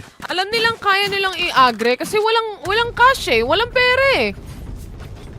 So, alam nila na dapat nilang i-push na lang. Alam mo yun, biglain nyo na lang yung AE. Total, wala namang pera. Pasukin na natin tong A. Wala na tayong pakialam. Basta patayin natin sila. Yun yung goal natin para sa ano na to, para sa round na to. Which is ganun naman yung nangyari with Bren Esports. AE was overwhelmed on that round. And I think, pagdating sa mga eco rounds, Vil, no? Kapag eco round yung isang team, mas pumapabor sa kanila pag slow eh, no? Nakakakuha sila ng mga picks. Pero kasi, nasa defense sila. So, talagang i-expect nila, nasusugurin sila. Dispenser, nandito na nga sa loob ng tube. Dubstep namatay sa kamay ni Gian Sanity. Gian Sanity gets a 2K. Onto that, medyo masakit yung toxic screen na yan. Pero babalik din naman sa kanyang buhay. 5 versus 3 situation right now. Jesse Vash with 70 HP. They all are going slow so far. And as we can see, 3 players na lang ng Bren Esports ang natitira. If AE managed to get another peak with Dispenser, very low on HP na bumabalik din.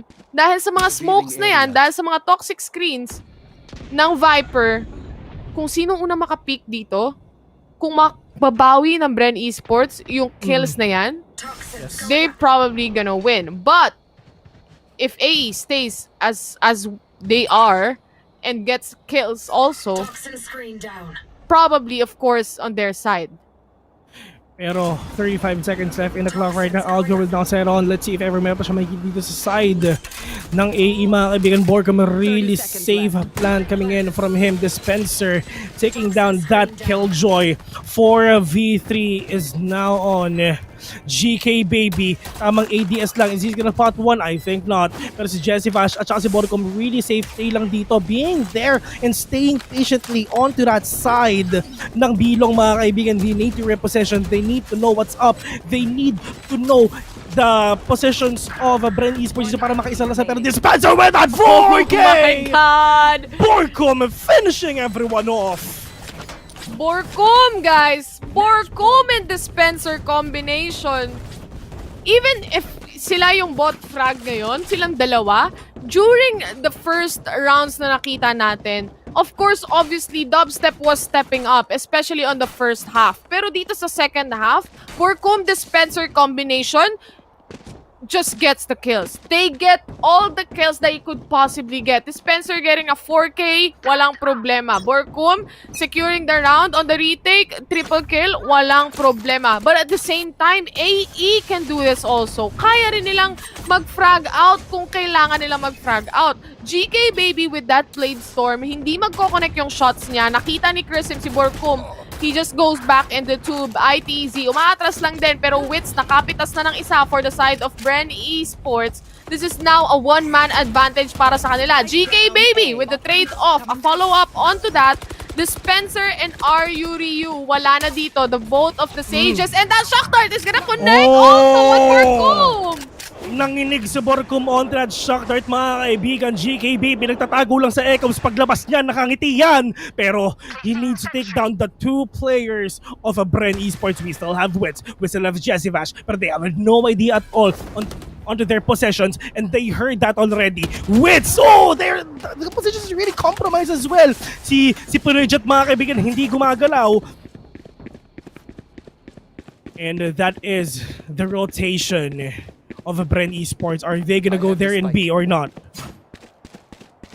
Yun ang Is that gonna be a katanungan. fake? Is that gonna be a fake? Desisyon na kailangan gawin ng mga players natin. 3-man stack on A site. They have to rotate around, check out mid, and also be close to B. Dahil yung rotation ng dalawang players from Bren Esports, they're gonna go for B side. This is 10 seconds remaining. It's gets a kill. Mahihirapan si Jesse Vash dito. Nagpa-planta nga siya. 5 seconds remaining para sa kanya. Jesse Vash secures the plant on that spike. Paano niya i-defend? Hindi siya makagalaw dahil alam ni ITZ kung nasan siya. He gets the triple onto this round. Jesse Vash goes down, and one more day, AE is still alive and kicking.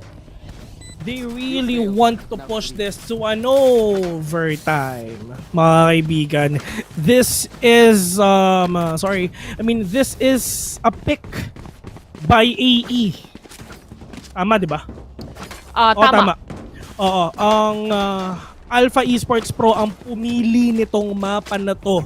Ibig sabihin nun, they need to have these kinds of setups dito sa map. Pero yun nga lang, there are times na medyo na-outplay sila ng Bren Esports. Nahihirapan sila sa pag-retake, sa totoo lang eh. Pero it's just a matter of seconds lang naman para mabawi rin to ng AE if ever they really want to push this to an overtime. Pinoy Jet dito lang sa may second floor. Dubstep is right there and will take him down. Pero yun nga lang, binuhay ang patay from the dead. He will rise again for them to finish this round again. Happy Easter! Pero Pinoy Jet will be taking down. I really love that decoy on that owl drone. Pero Viper Spit again and again. Dispenser is planting the spike already. So this is gonna be a 3v5 retake. Oh! What? GK Baby went in sa loob ng Viper Spit. We have no idea why. Siguro makapag-pick off lang or anything, but that is a really aggressive move and that cost him his life. 1v4 on the scoreboard. Muntik na si Itzy doon. Oh, muntik na rin. 2 beses na. Oh, Itzy says 1. He's so low on HP. He needs to go Kailangan niyang iwasan yung mga bullets. Parang Matrix, alam niya. Nakakita pa ng isa. Pero yun nga lang.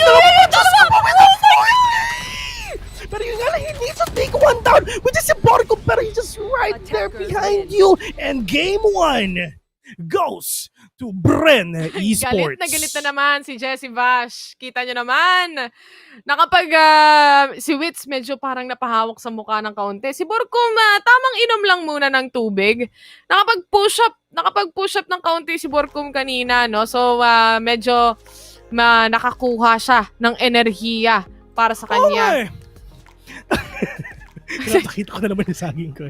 Ang itim na nga. Anyway, going back here.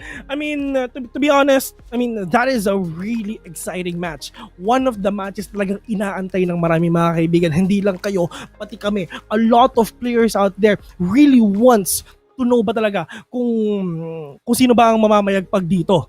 Ang mga taga-NA ba o taga-PH pa rin. This adjustment na ginawa ng AE is really that important mga kaibigan. Yung mga adjustment na switch sila ng meta or anything, switch sila ng roles and stuff. And to say Are You Ryu, we know him as a duelist, but he switched. Pero yun nga lang, yes, nag-work, pero it's not enough for them to get that win. Kahapon, siya yung nag-MVP with that race. And I really want to see dito sa Haven, nako po, Haven mga kaibigan, this is the map of Bren. Isa lang ang nakatalo dito. Which is Hashira. Pero, can Alpha Esports do it also? That's gonna be the big question here. Dito sa Valorant Challengers Philippines Stage 2. Game number 2, after ng break, see ya.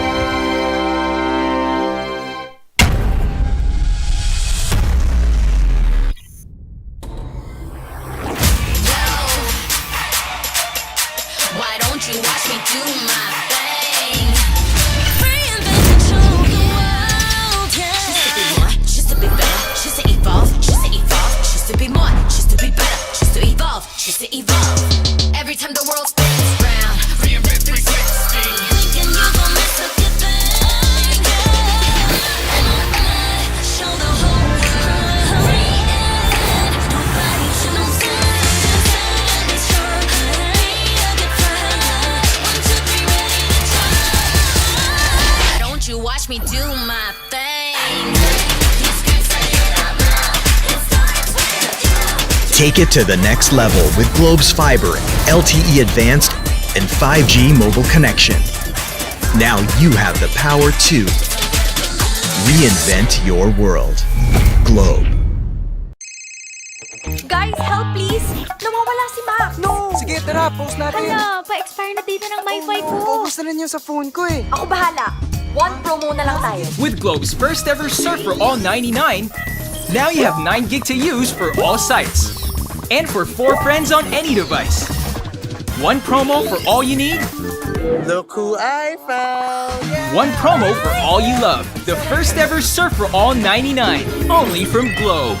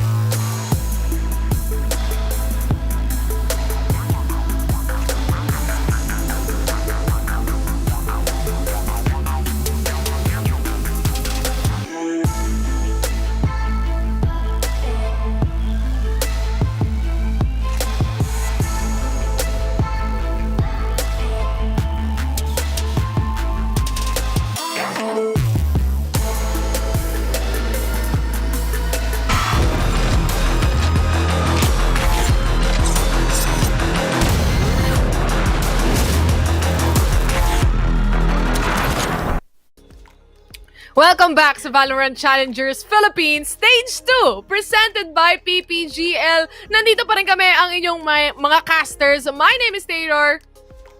At ako naman si Vilma. Nakalimutan mo ba pangalan mo?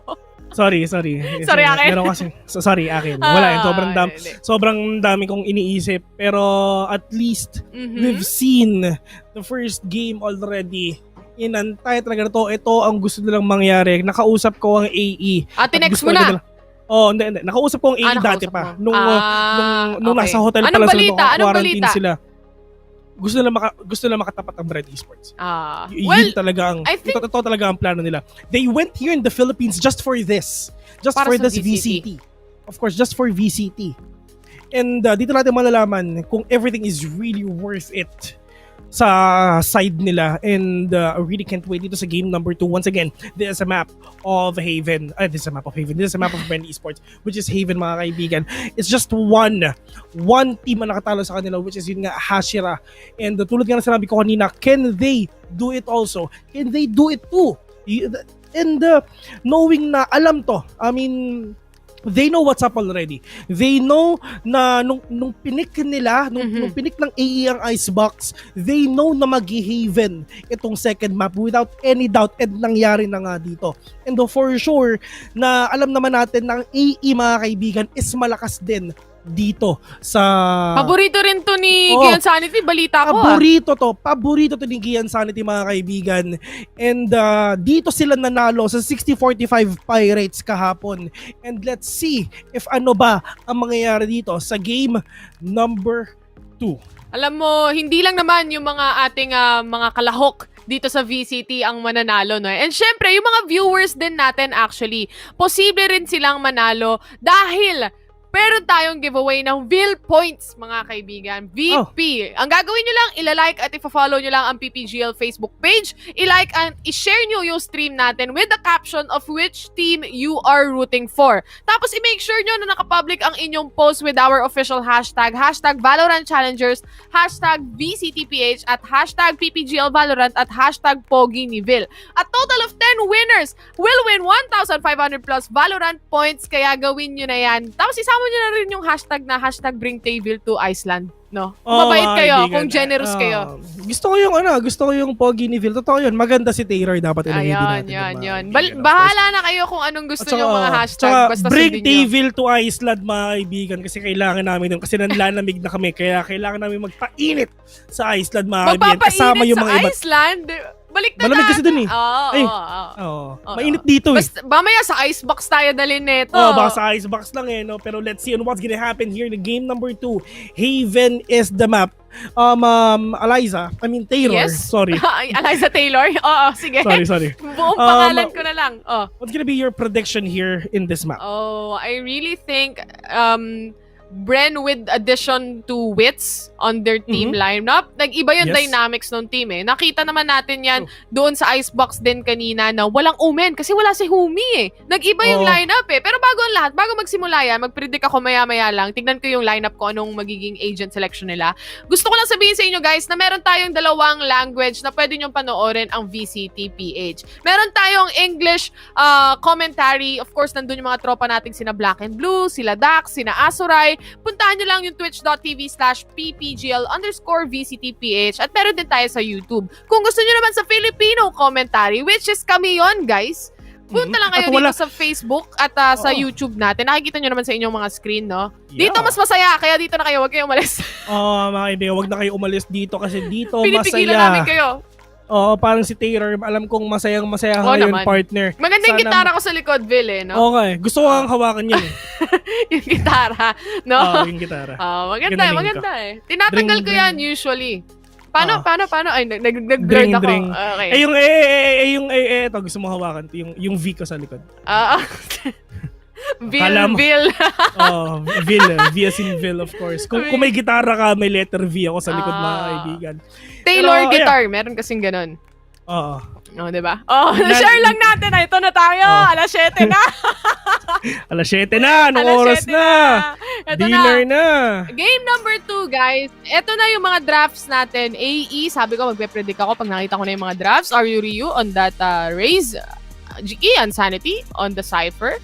GK Baby still with the Jet at ITZ with the Sovak. Chrism with the Omen. Para sa pick ng Bren Esports partner. Si Wits mukhang parang gustong flasherist. Nagde-decide. With that Omen. Di na natin nakikita yung yung sky ng Bren sa Haven. Actually ito si Wits kanina talaga siya nag-breach si Wits kanina. So ito na yung pangalawang breach ni Wits ngayong araw, and Dubstep will just gonna get that jet again. Tulad na sinasabi mo kanina, partner, nung time na sinabi mo na parang nagbago sila ng gameplay ang Bren Esports. Actually, ang Bren Esports is naging flexible. Mas naging flexible sila, mga kaibigan. So kasi agents din, this is the time na pwede na sila magpapalit-palit ng agents. Back then kasi sobrang standard ng picks nila eh. Alam mo 'yun? Lagi na nalalaman, alam na natin.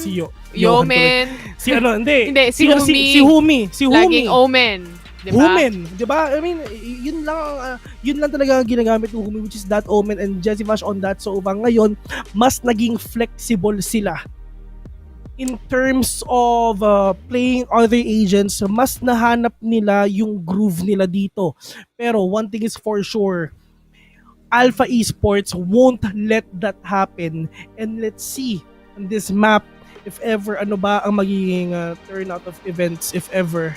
Wits all the way from Thailand umuwi ng Pilipinas para makita, bumalik. Actually ito, labanan ng mga OFW to. Labanan ng mga OFW to, guys. Balik bayan. Labanan ng mga OFW to. Balik bayan natin. Kuya Ron, ito rolly mo ito. Loadan mo ito number ko. Ito roaming number ko. Ito roaming number ko. Tito rolly mo ito, mga tipong ganun na mga sinasend niyan. My God. Ito na, round number 1. It's either Bren Esports takes this map and wins it, finally going to the Grand Finals, o makakabawi ang AE going to a 1-1 at mag-third game tayo. GK Baby, napitas na nga ni Dispenser on a headshot, and marami ng players ang nandito sa A main. Wits, magpa-flash pa nga pero nakita yung kanyang Siko. Dubstep gets a kill. Dispenser on the other hand towards A main. Nakapitas din ng isa. Gian Sanity with the lurk, the famous lurk of Gian Sanity. He's the only man remaining. Alam niya na nasa A site na yung mga players. So kuha muna tayo ng mga traps dyan at Burkum just planting. Alam niya may oras pa siya dahil wala pang plant. Now he has all the time in this world para makapitas o makahanap ng isa. But I think Bren will finish this off kung sakali with a double peek onto Gian Sanity. Like that, just one tap to the head, pwede siyang makapag-defuse actually dito ng fake. Pero pinili niyang barilin sana ng kaunti yung turret, no? Masakit yun, 16 HP na lang siya. The double pick is there. Bren Esports takes the pistol round again on game 2. Yes, indeed. Bren Esports getting that early stage of momentum here in this game. Actually, part naman na ako nakita, apparently. Ano yun? Taglish daw tayo, hindi naman to Filipino. Hindi pure ba? Filipino. Hindi rin namin alam kung paano. Anong Tagalog ng spike? Hindi rin alam di ba? Ano bang Tagalog ng spike? Nagtanim ng tusok? Oo. Tama naman si Roder, may point naman siya. May point naman, May point. Sige. Last mo na yan. Last mo na yan. Dubstep with a dash in. The double smoke para hindi makita. Nakakita no siya ng isa. GK Baby, 15 HP remaining. At nandiyan na rin yung mga shock dart mula sa dalawang teams na to. From all the way from NA with love. Tinamaan also si Gian Sanity ng mga shock dart na yan. ITZ, meron siyang shouty dito. Gusto niya atang makita si Burkum. Dubstep. Nag-connect yung paranoia, sakto. Sayang hindi medyo tamaan talaga. Pero at least Ryu with the 2K, but Borkum finishing everyone off. 2-0 to the side of Bren Esports. And this is the time as well. Parang we're just gonna have a deja vu of what happened a while ago.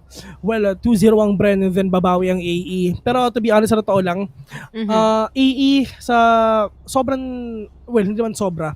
Pero kakauwi lang nila sa Pilipinas, of course. Magdadalawang buwan pa lang sila dito.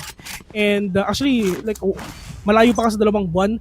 Pero ito sobrang sobrang laki ng improvement ng AE dito despite of them being a relatively new team here in the scene right now.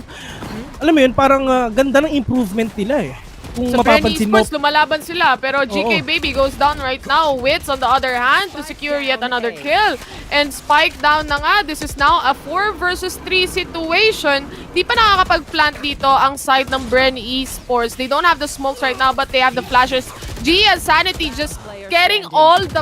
Oh my god, sinalo nila yung shock dart basically. Pero it's with that Odin firing it off para sa mga players. Dubstep, hindi niya nakuha yung trade pero si Dispenser ang makakakuha niyan. Binaril na kahit patay. Ganon kagalit sa Odin. Maybe they're gonna get that or not.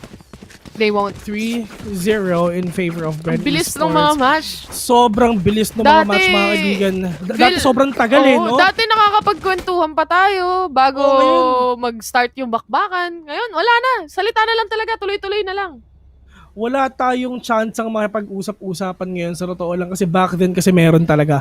Pero kaya talaga nakikipagkulitin kami. Pero eto mga kaibigan, sobrang init, sobrang action-packed, sobrang pasok na ng pasok itong mga players na to and they're really doing it right now. Ayaw na nila. Talagang they're trying to catch EA off guard. Pero Gian Sanity with that Cypher mga kaibigan. We've seen him play with that Cypher dito sa Haven. And talagang grabe talaga yung pag-lurk na dito, but can he do it right now? Can he do it again dito sa mapa ng Bren Esports? Borkum checking that corner, not gonna catch anyone. It's Z. However, checking lang dito sa may C, pero yun nga lang, just waiting for the perfect timing there. Pero ang problema dito, Itzy, is meron ng siyang ghost. That is like, what is that? 5 taps on the head. That is really hard. If ever, kasi ang kalaban you're up against with a Vandal, mga kaibigan. 50 seconds left in the clock. It's 5 seconds on that recon ball. He needs to check out this. He needs to check out Silong and probably he's just gonna go to the really safe way. Pero that shock there but not gonna connect onto the sides of Bren Esports. Pero alam na this is gonna be a 5v5 Balugbugan Gaming for sure. One win in already. Basta nanos are pero Dubstep will see is 1-2 which is si Aryuri yung Dubstep na isa pa pero meron isang tao sa likod mo mga kaibigan. Pero ang daming smoke. Oh no, look at Pinoy shit! With a 4K! Wait, I need a replay. Throwing the heads I need of to the Bren see. Esports. They have no idea at all na nandun lang si Gian Sanity. Sabi ko nga, Bill, ang daming ecoms. Nandun yung Cypher Cage. Andun din yung smoke ng Jet. Andun din yung ecoms ng Omen. Lahat na nandun basically, no? Na hindi na nila napansin si Gian Sanity. And isa-isa nga silang bumagsak doon sa judge na yan. The 1,000 plus bucks of a gun. Killing 4 people off sa side ng Bren Esports.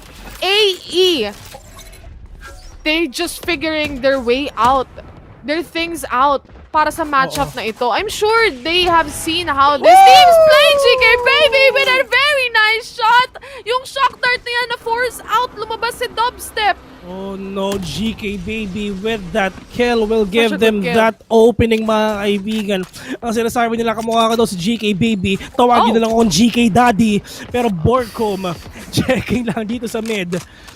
Slowly pushing in dito sa may garage. Pero andito si Gian Sanity right at that corner, waiting patiently lang dito lang sa may B. And they will just go here sa may B instead. They're not gonna go there in A because andun si Jet.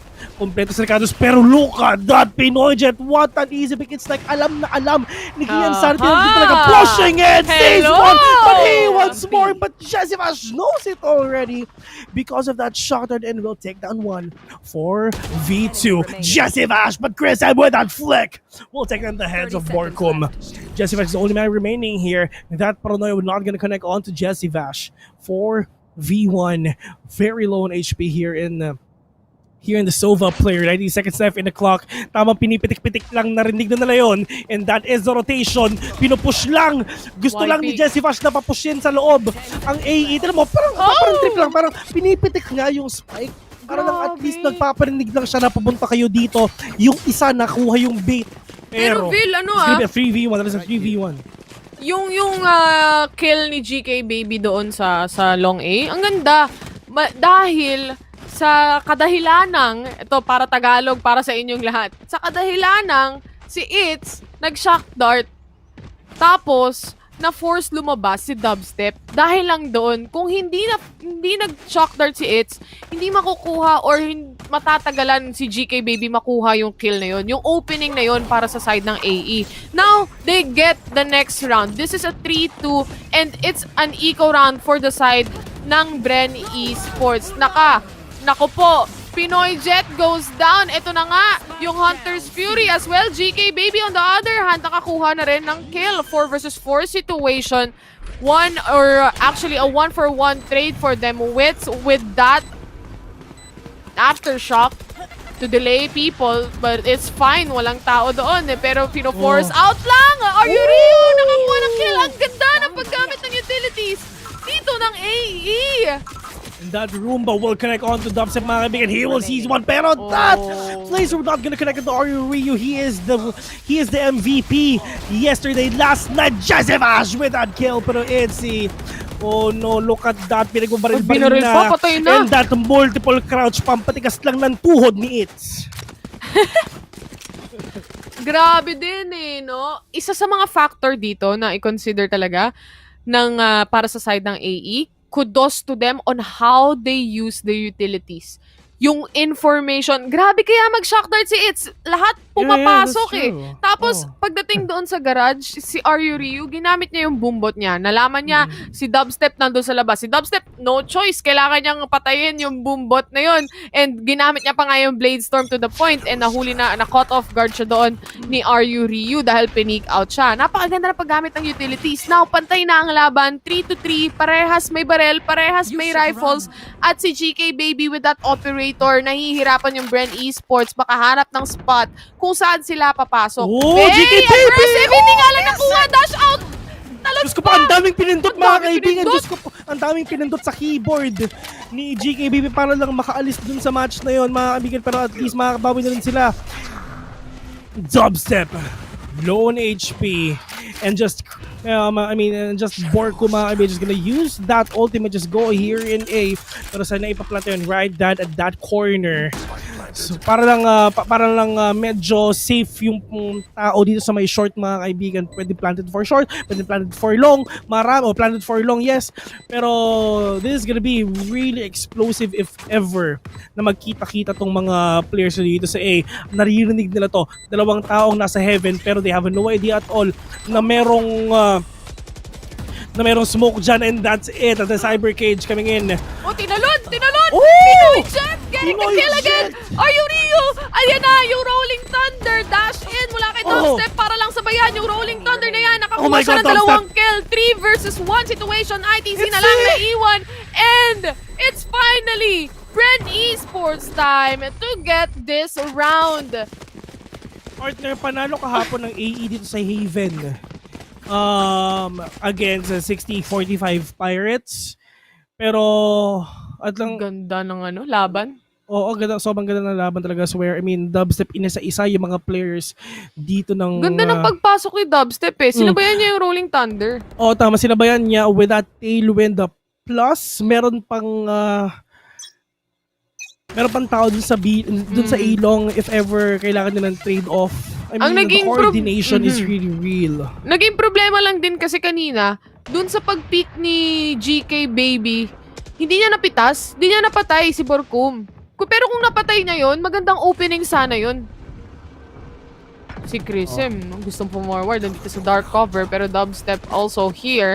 Mukhang magkakatapatan sila. Si Borkum nakapitas na ng isa. This is the plant coming in mula sa Bren Esports. Nakita na nga yung dulo ng barel. Sinalo yung showstopper ni Ryu. Nagtatanim na, nagbibigay na ng nanoswarm. 4v3 situation into this game. Wits, andito lang sa labas, mga kaibigan. That flash, we're not gonna connect onto the sides of AE, but Jessica, she's the head of Pinoy Jet. But this is gonna be a 2v4 situation. Dubstep sees one alert, but JK Baby na nandito dito, mga kaibigan. Pero yun, Dubstep going again.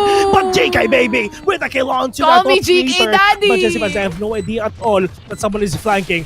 Wits together with one. Pero JK Baby, they really want to kill out this player. Ito, Dispenser, mga kaibigan. Tamang bunny hop lang para hindi makita. Oh, Diyos ko po! Dispenser with that bunny hop. Hinarapan niya yung isang player, and Wits finishing it off. Only that in multiple VCT. crouch. pampatigas ng tuhod. Only in VCT PH, mga kaibigan. Kung saan kayo makakakita sa isang malaking tournament, kung saan kukunin yung This is PH. actually really doing great. Kung saan kukunin yung PH representative. Of a Bren Esports, mga kaibigan. They really want to push the limits of AE. But AE, however, or Ryu, is he gonna get that judge or no? Just Sheriff instead. Walang pera ang AE ngayon. Or Ryu sees 1-0! JK baby, and Kirism nakaisa pa dito sa side nila. Despite of them na walang pera, Pinoy Jet really being that aggressive, but Witz is right there just behind him. Will take down Pinoy Jet as well. And that boom bot just revealed the possession of Jesse Vash.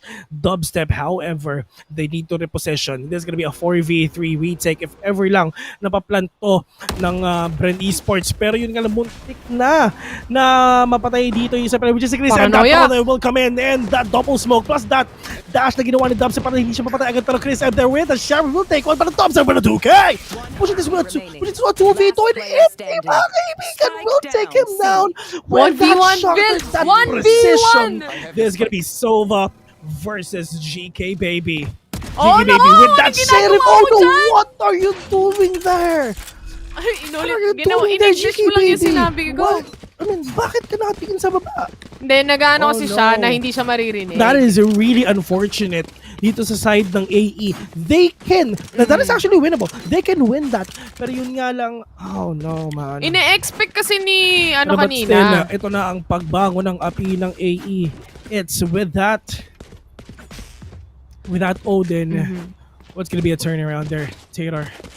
Well, ine-expect din kasi kanina ni ine-expect kanina ni GK Baby na magtatanim agad doon si Jesse Vash. Pero ang ginawa ni Vash, syempre, hahanapin ko na lang muna, eco round naman tong mga to eh. Pero napakasakit doon para sa ekonomiya ng Bren Esports kahit papano na mabawasan sila ng 4 na players. But on the side of AE, if you just check kung ano ba ang state of economy on this side, they also don't have the money, that much money para sa side nila. They have to really get this round if they want to keep going and keep getting rounds. But they also need all the utilities right there. Kung titignan mo, sige yan, Sanity.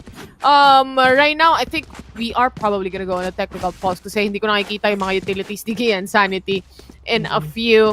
So, going back to what happened from the previous rounds that we saw, ang ganda ng paggamit ng utilities ni Itzy. Sobra! I mean, sa sobrang init ng mga matches, mga kaibigan, pati si Jose Rizal napakomment na rin. Nag-comment si Jose Rizal? Oo, men. Pati si Gat Jose Rizal, mga kaibigan, from the dead. He will rise up to check kung anong pinakaguluhan ng mga kabataan. And it is Valorant, mga kaibigan. Dispenser. Mamaya mag-chat na naman pag curfew na. Alam mo na, meron na namang magko-comment. Yung tanod natin. Magsisi-comment na naman yan. Oh, a very slow push. GK daddy nyo rapper. Wala na si Dispenser dito ha.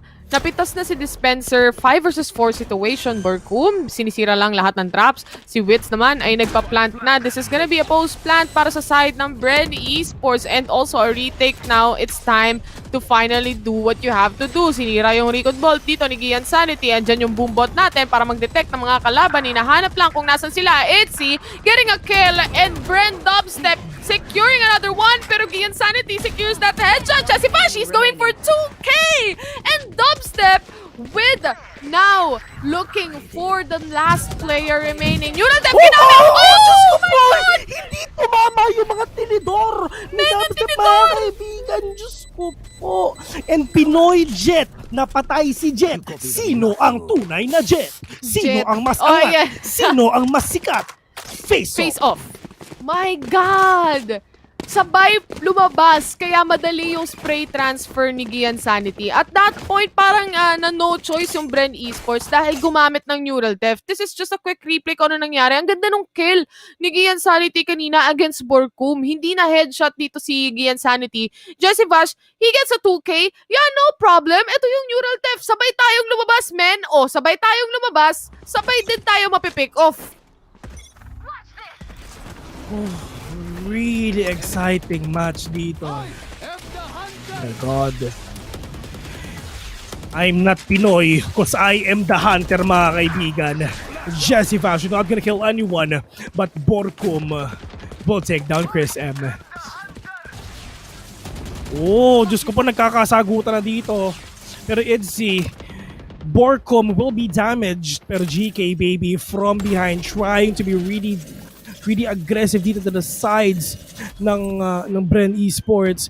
Pero is he gonna pop someone off? Oh, Witsy's right there. Diyos ko po, na-dick pa si GK Baby. Dito tayo. Papasan object pero Diyos ko po. Di man lang nabigay yung tinidor, men. Oo, hindi man lang nabigay yung tinidor, mga kaibigan. Pero are you really? Diyos ko po. Ano yung ginagawa nila? Ba't sila nag-audition doon? PBB season na daw, Billy. Sir, Diyos ko po. Oo nga, PBB na eh. Last round. I don't know. I don't 7-4. understand kanina yung dash in ni GK Baby. Yung Blade Storm niya, sayang. Nadink siya doon. Dash in, updraft. Pero hindi naman niya ginamit yung Blade Storm o hindi niya napindot. Di ko alam, madami niya pinindot sa keyboard niya. Hindi niya na siguro naintindihan kung sakali, no? Parang kanina lang nung tinatry niya na makapitas doon sa long C na kailangan niyang umatras. Lahat na ng posibleng pwede niyang pindutin sa keyboard, pinindot niya na. Pero going back to this, round 12 na tayo, 7-4. It's either AE secures the 5th round on their side para man lang makabawi, para pag bumaliktad o nag-switch na yung mga players natin on the defenders and attackers. Mahirap kasing habulin kapag... pero this is a 4 round. Okay na to kahit papano eh. But look at this. Right now, pasok na ang Bren Esports. They're going for the plant. Also, yung Killjoy lockdown nila pag na rin. Borkum, he has the TP. Pwede siya makapag-lurk dito. At si Wits naman, may Rolling Thunder din. Ready for action yung dalawang players natin. Wag lang sila mapipick off agad-agad. This lockdown is gonna delay the retake mula sa side ng AE. And they have... What are they, guns? Ito yung gamit nila, Sheriff. Ito yung Ghost. And also the Judge. How will they retake this? Pinoy Jet, numalon na lang. Nabawasan na nga ng 20. Pero he gets 1 kill. Borkum to trade it off. Dubstep, walang makita dito. Pero tiwala lang. Ang daming nangyayari. Umaakit pa sa taas. Opo, ang dami nangyayari. 3v2 situation. GK Baby is already The defuse! Sa loob ng Echoes, mga kaibigan, nakakita pa ng isa. Pero Chris, I'm trying to defuse na to. Pero yung natin yung defuse, mga kaibigan. Diyos ko, Pros, don't fake! Pero na-clutch! Diyos ko po, na-clutch ng AE na defuse! On a broken buy. On a broken Diyos ko buy. po, Ecoms lang malakas sa mga Ecoms kaibigan. lang sa kalam. Nasa loob ng Ecoms, habang nagde-defuse yan, pre, nakangiti yan, pre! Diyos ko. Man, hindi siya lumabas sa Ecoms doon, pre. My God. The orb. Diyos ko po. Redude Chong. Ano ba itong mga Nag-aantay casters lang na dun to? sa Gedli, pre. Nagse-session dun sa Gedli habang naka-Ecoms, pre. Well, Oh at my God. least Bill, no, nagamit ni GK Baby yung pagtingin niya sa sahig kanina. Dito nakatingin siya sa spike. Sa tusok. Kasi gusto nila GK. Tagalog eh. Oo, sa tusok. Tusok. GK Daddy, mga kaibigan. Yan ang GK pinaka-importante. Daddy. Ako nga pala si GK Daddy. At nakita nung nag-defuse si GK Baby. Pero apparently, 7-5, spike has been planted already. Sobrang bilis sa mga pangyayari. GK Baby trying to go out of the battle. And 7-5 ang score. Let's see. Fake defuse agad. Grabe. Fake Tamang defuse. pinipitik-pitik lang yung defuse, mga kaibigan. Pero they need to go in now. Pero yun nga, the Paintless is right Para there. Pero lang maubos. not gonna spot anyone though. Pero Dobsam sees one already. GK Baby is now down for. Pero nasa ibang players dito Bulag. ng Esports. Jesse is right there. Taking NC down. Pero they're being paranoid, mga kaibigan. Pero Chris Amor na 2K. Dobsam is right there. Chris Amor na 3K now. 2v2 situation, mga kaibigan. Oh no. There's someone right there in window. Pero yung nga na smoke out na jet. So di sila magkakita na itong Borkum sees one Lorenzo. It's all up to Gian Sanity. At Pinoy Jet from behind with a 2K. My 7. God! My 2-6. goodness gracious! AE! That is such a classic messy round from both teams na hindi natin alam kung saan nangyayari. Ito yung bulag na paranoia na hindi sila magkanda-ugaga kung anong gagawin nila. The 2K, the 3K mula doon sa Chrism. Wow, amazing. And also to top it off, Gian Sanity with a clean headshot habang tumatakbo papasok ng site si Dubstep. Beautiful. Beautiful Valorant. Ito Beautiful ang tunay na Valorant. bang-bang, guys. Ito ang tunay na bang-bang, mga kaibigan. Pero Jesse Vash, let's see kung meron ba siya meron ba siya matatamaan dito ng kanyang shot dart. Pero yun nga, si Ari natamaan pa. Pero yun nga, Dispenser trying to be really that aggressive. He's two! With that boom bot as well. Pero Pinoy shot, mga kaibigan, with that Spectre. We'll take down Dispenser. Though this is gonna be the big retake coming in. Pero Wits has no idea at all. Pero napansin nyo ni G and Santi, but not gonna be able to kill him. But at least that Omen is gonna smoke out A-long as well para hindi na sila magkakitaan. And actually ito, tama, sobrang ganda na ginawa ni Edsy na malapit na close shock dart kasi lagi nagpi-play close ang Bren Esports. Definitely true and also very aggressive ang play style ng dalawang teams. Dito na lumalabas yung aggression from both sides of the teams. Even with an eco round right now, 4 versus 3 situation, merong lamang ang ating AE pagdating sa gunfire, pagdating dito sa mga rifles na meron sila, pagdating sa SMG rather na meron sila. Jesse Vash hindi siya lumalabas dito kasi alam niya mapipick off siya. Andyan yung camera. Sinira lang ni Wits dito. Very low on HP. Jesse Vash, makikita siya, mapipitas na din. And right now, hinahanap na lang yung huling member dito na nasa kanan ni Pinoy Jet. Gian Sanity gets the kill. 3 versus 2 situation. Isang nasa heaven pero bababa na rin dito si Dubstep. Now, naghahanapan pa sila. They have to plant this spike. 15 seconds. Now, kinancel yung plant na yan. 15 seconds remaining. Dubstep getting 2K. They get the round amazingly. What a play from Bren Esports. Thrifty, mga kaibigan. And that is really great coming in from Bren. Pero AE really doing real good dito sa match partner. Pero yun nga lang, it's not enough for them to get that round, but still, they're doing their best, man. They're doing their best. We're so sword man eh. We're so sword. Nung bawal daw tayo mag-ingay, maingay daw yung casters eh. Oo. My God! 8-6. Lamang na dalawang rounds dito ang Bren Esports pero hindi malabo na mahabol ng AE. They play good, so good. Kaso nga lang, ITZ with just bare? Wala man lang kahit ano, recon? Kinuha lang niya yung orb? Ganun-ganun na lang? Hindi papayag ang Bren Esports niyan. Orb, Parechong, mga kaibigan. Oh my God, this game. I really love this game, man.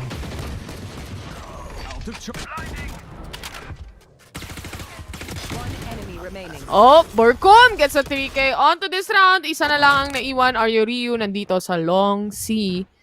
Baka pwede niya rin kunin yung orb para mapitas din siya ni Dubstep na nakaboost kagaya kanina. Pero naririnig niya si Borcom. He trying to get a kill. He gets one. He can get another one. Dito. Fault line. Daming fault line. Sorry. Kaya fault lines. Kasi marami, no? Daming cracks. sorry, amin. My God. Oh my God, man. So, napapahinga lang ako. Medyo madaming show na sabi kanina. Okay lang. Sige. Ako munang bahala. Nag 300 words per second ako kanina. Gisingin na lang kita, Vil. Gisingin na lang kita, Vil, pag tapos na, ha? Sige. Dubstep with 24.95 KDA. He's really popping off onto this match. Now we go to the round 16. Dash in agad mula kay Dubstep. Gusto niya maging aggressive dito. Tinutulungan siya ni Wids with that flashes. Pero tinatanggal niya sana yung ating huli mula sa Pinoy Jet with Cypher Neural Theft. Ginamit na rin niya dito. 5 versus 4 situation. Very early on the round. Ginamit ni Cypher o ni Gian Sanity yung kanyang Neural Theft. But Borkum gets 1 kill. To trade that off, nandyan din si Gian Sanity. This is now a 3 versus 3 situation at this point.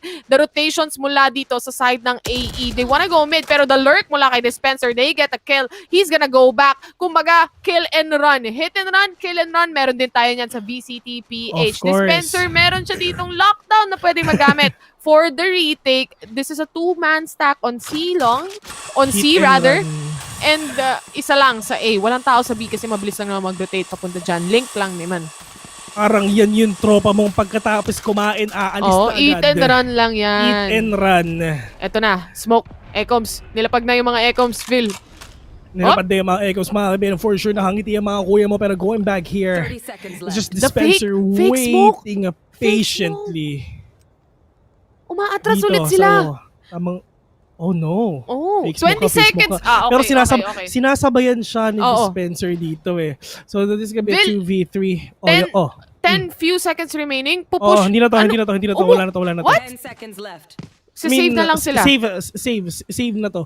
Kasi for sure, hindi naman to nagsisave kung may pera to eh. Magsisave to kasi at least wala silang pera next round. If ever lang na ipupush pa nila to, lahat sila walang pera. Mahihirapan sila talaga. So tatlo dito for sure is look at that, wala silang pera. Tatlo dito for sure is magsisave lang din. Sasabayan lang nila yung pera ni Ryu at saka ni Chris M. Pero winnable eh. I mean, 2 yes, versus 3 winnable, pero situation. Meron pa pero- silang utilities. May ecoms pa silang naiiwan pagdating kay Chris M. I mean, doon na siguro sila sa safe side. Sa bagay, I no? mean, Kasi make or break na rin tong round na to. Oo. Make or break tong mapa na to eh. Tama yun, kasi baka mawala pa, di ba? Alam mo yung pinaghirapan tapos biglang Tas mawawala. mawawala, parang Sakit bula. ng free! Uhulihin talaga tayo dito mamaya. Oo, man. Pero yun nga lang, dito na nakikita natin ngayon ang AE going here in mid though, pero dubstep. Ooh! Nakita yung balakang ni Chris sa mga kaibigan, pero not gonna take that kill. Pero Chris, at least mga kaibigan, masasmoke na rin yung area niyan. Pero tama, just gonna miss that shot again. Pero that is a killjoy. Lockdown mga kaibigan. Justify will take on this special for another one here. But they need to reposition. It's a will be taking one down with that sheriff. Pero dubstep, he knows so that kung nasa mga ibang players. Pero si It's, is he gonna push this point of the map? Pero nandito si dubstep mga kaibigan. He repositioned here so fast. Nag-aabang lang sa Gedli. Kung meron mang tatawid, mamamatay. Pero right now, again, AE, nasa base na naman sila. They put on a smoke onto long. Nag-TP na rin dito si Borkum for the lurk. Narinig to ng mga players, pero parang wala silang idea. Lahat nakatalikod. Vil, parang, nako, nakikita ko na yung future. Vil, nakikita ko na yung future. Yung You came 3K. from the future, and the my future is God. bright. We are now seeing napapasok na dito sa A yun mga lang. kaibigan. That is the smoke Nag-iba ng pwesto that si is Borkum. popping off. Pero yun nga lang si Borkum Maririnig siya waiting dito. patiently. Naghahanap na sila pero dubstep from up top with that blade storm. Meron siyang dash kompleto sa Ricardo's. May smoke, may smoke. ng mama mo! Wala na siyang, wala. Teka lang, sandali. wala na siyang tailwind, wala na siyang updraft. Meron siyang smoke. Patay si Dubstep. Tatlong players ng Bren Esports namatay na rin dito. Wits, only man remaining. 1 versus 1 situation. Ryu secures the final kill. And that's a 10-7 on the side of AE. They get this round. Ayos ah. Grabe yun ah. Talaga. Parang Iceland lang. Baka naman. Baka naman, dapat tayo dyan. Kasi mainit kasi din. Magpapalamig lang kami sa Iceland eh. Kasi alam naman natin sa Iceland, maraming damo dun eh. Total, tuwan-tuwa naman kayo sa chat box, di ba? Tuwan-tuwa kayo sa i-Gcash nyo na lang din. On Gcash na lang. Right there. Vil, pakisabi. Ano? ITZ yun. Hindi. Yun nga yung gusto ko i-point out. The reason kaya ginawa namin yun kasi meron kasing wit sa kabila. Oo. So para to prevent syempre yung confusion, initsi namin to. Itsi na lang. Kunyari, nabaliw pa kami ni Taylor, kami namin witsi to, di ba? Di ba? Pinagsama na lang eh, no? Chris M, very low on HP, 30. On his side, nandun na rin yung Cyber Cage. Wala silang anong tawag dito? Yung, kunwari, wala silang heal, basically, no? So, kung ano na to, yun na yun. Jesse Vash with the shock dart, hindi nag-connect. Borkum gets a kill on Kresim though. 14 HP on Itzy. And Dispenser with a clean headshot. Nakita pa nga, mag-Hunter's Fury ka pa. Wag mo nang ituloy. Rio gets a kill. Showstopper, walang kinonektan. 2 versus 1 situation. Rio, he's trying to get the kill. He gets the kill. Oh my God! Oh my God! Rio! Are you okay? Oh my God! Are you okay? Gets the kill. Gets What a nice the second kill onto that paint shells. Hindi ine-expect yun ng Bren Esports mga kaibigan. Wow. Look at that. Going back again, Ryu, hindi nakapatay dun sa pain shells, pero at least, tinan mo nakakita lang isa. Pero yun May nga lang, smoke ata kasi. namatay si Dubstep dahil dun sa pangalawang putok ng pain shell, mga kaibigan. My God! Are you Ryu? Gian Sanity is doing it, guys. Itzy, meron siyang nakita dito. GK Baby nakapitas ng isa. Hunter's Fury ni Jessica. Siyempre, as always, merong makukuha. Eto na, a 4 versus 4 situation at eco round on the side of Bren Esports. Take note, now the plant Eto is na. there. Rolling Thunder para lang hindi makapag-plant. The kill mula kay Dubstep the Flick. Oh my God, look at that wrist! Look at the flick. Nakapatay pa ng isa! Oh my God, Dubstep, mga kaibigan! Gusto atang magbakasyon! Pero dispenser, andito si Rio, andito lang sa corner. Makakita ba ito? This is gonna be Sheriff versus that Vandal, mga kaibigan. Tamang chumachacha na si dispenser. Left, right. Tamang chacha lang. Oo nga, pero Dubstep, andito na waiting patient. Dito na sa may side ng... This is an eco round. 45. Oh, this is It an eco round. Yeah, that's true. Pero yung nga, medyo mahirapan. Pero, tama. Pinoy Jet is right there with that Vandal knife. Pero Jessica with the kill and wins with the fly. Shopping muna, shopping. Hanap na may skin, Ayan, magandang sige. skin to, pulot lang. What an eco round mula sa Bren Esports. They did it perfectly kung paano nila i-take on yung last 2 members na natitira. No? Ang ganda sana ng bait na pinakita ng AE. Yung paglabas nila, nakuha nila si Dubstep doon dahil nga nag-peek off siya. Kaso, yung lurk mula kay Jessie Vash, yun ang tumapos. My God. Hipin mo na pangalan mo Pinoy Jet pero lagi Pero kasi hindi ka Jet. Nabasa ko lang sa chat. Natawa ako, sorry. Sariakin. Get out of my way. Going back here in this game right now, kita kaya si Borcom will deny, pero yun nga lang dahil sa paranoia, hindi na alam na pumasok na dito si... Diyos ko po, sumabog dito dalawa. Nagdilim ang paningin ng dalawang yun at napatay pa nila si Borcom. But Dispenser with the kill onto it. Pero Wits waiting patiently dito sa loob ng Ecoms, mga kaibigan. Nakangiti pa yun. Pero after siya, nakakita pa ng isa. Pero, Diyos ko si Jessie Bass. Diyos ko po, meron ng agent sa harapan niya. Diyos ko po.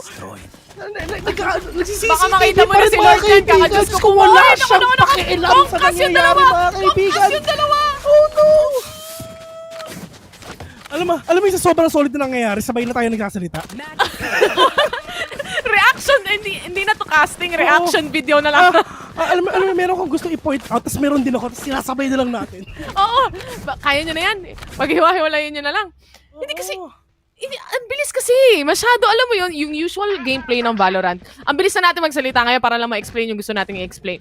Yung usual gameplay ng Valorant, meron tayong downtime. Bagalan mo ng konti. Meron tayong downtime kung saan pwede natin pag-usapan kung ano yung mga nangyari sa round na yan. Pero dito kasi, ang hirap maghanap eh. Tingnan mo naman, agad-agad, with the dubstep, nakita na natin to. Usually, Cybercage, pino-forward yan, ina-advance niya yan ng kaunti. Inaayon lang natin yung mga salita natin sa bilis na nangyayari, mga kaibigan, which is actually great and true. Pero Dubstep, mga kaibigan, nandito lang dito sa may A-Long, dami na tumawid. just waiting patiently. If ever meron pa siya pick off dito, mawawala na yung Ecoms dito, pero marami pa siyang oras though. And andito lang sila nagkakampi. Dubstep will take down GK Baby. Anong ginagawa mo dyan? Bakit hindi ka nakapwesto na maayos dito? Jessie Vash is just waiting here. Babalik ng City. Let's see if he's gonna spot one again with that operator. Alam niya na mabas na, pero Pinoy John will take him down. Pero that Cybercage will give him that opening para at least makapasok siya dito. Neural Theft is online already. He will use that para at least makita na yung mga ibang players dito ng Bren Esports. Ari will take Borcom down, pero that is the flick. Pero hindi yun tumama. Galing kay Pinoy, mga kaibigan. 2 versus 3 situation. Salva yung mga ibang players dito. Wits trying to repossession lang dito sa C. Pero these players coming in, napakalayo ng inigo. Diyos ko, parang Luzon hanggang Mindanao, mga kaibigan. Pero Wits! Look at that! Oh my God! Are you? The showstopper! The double kill! What? My God! Grabe, mula sa Street Fighter, Rio, mga kaibigan, nagpunta ng Valorant, hadukin. Hinadukin!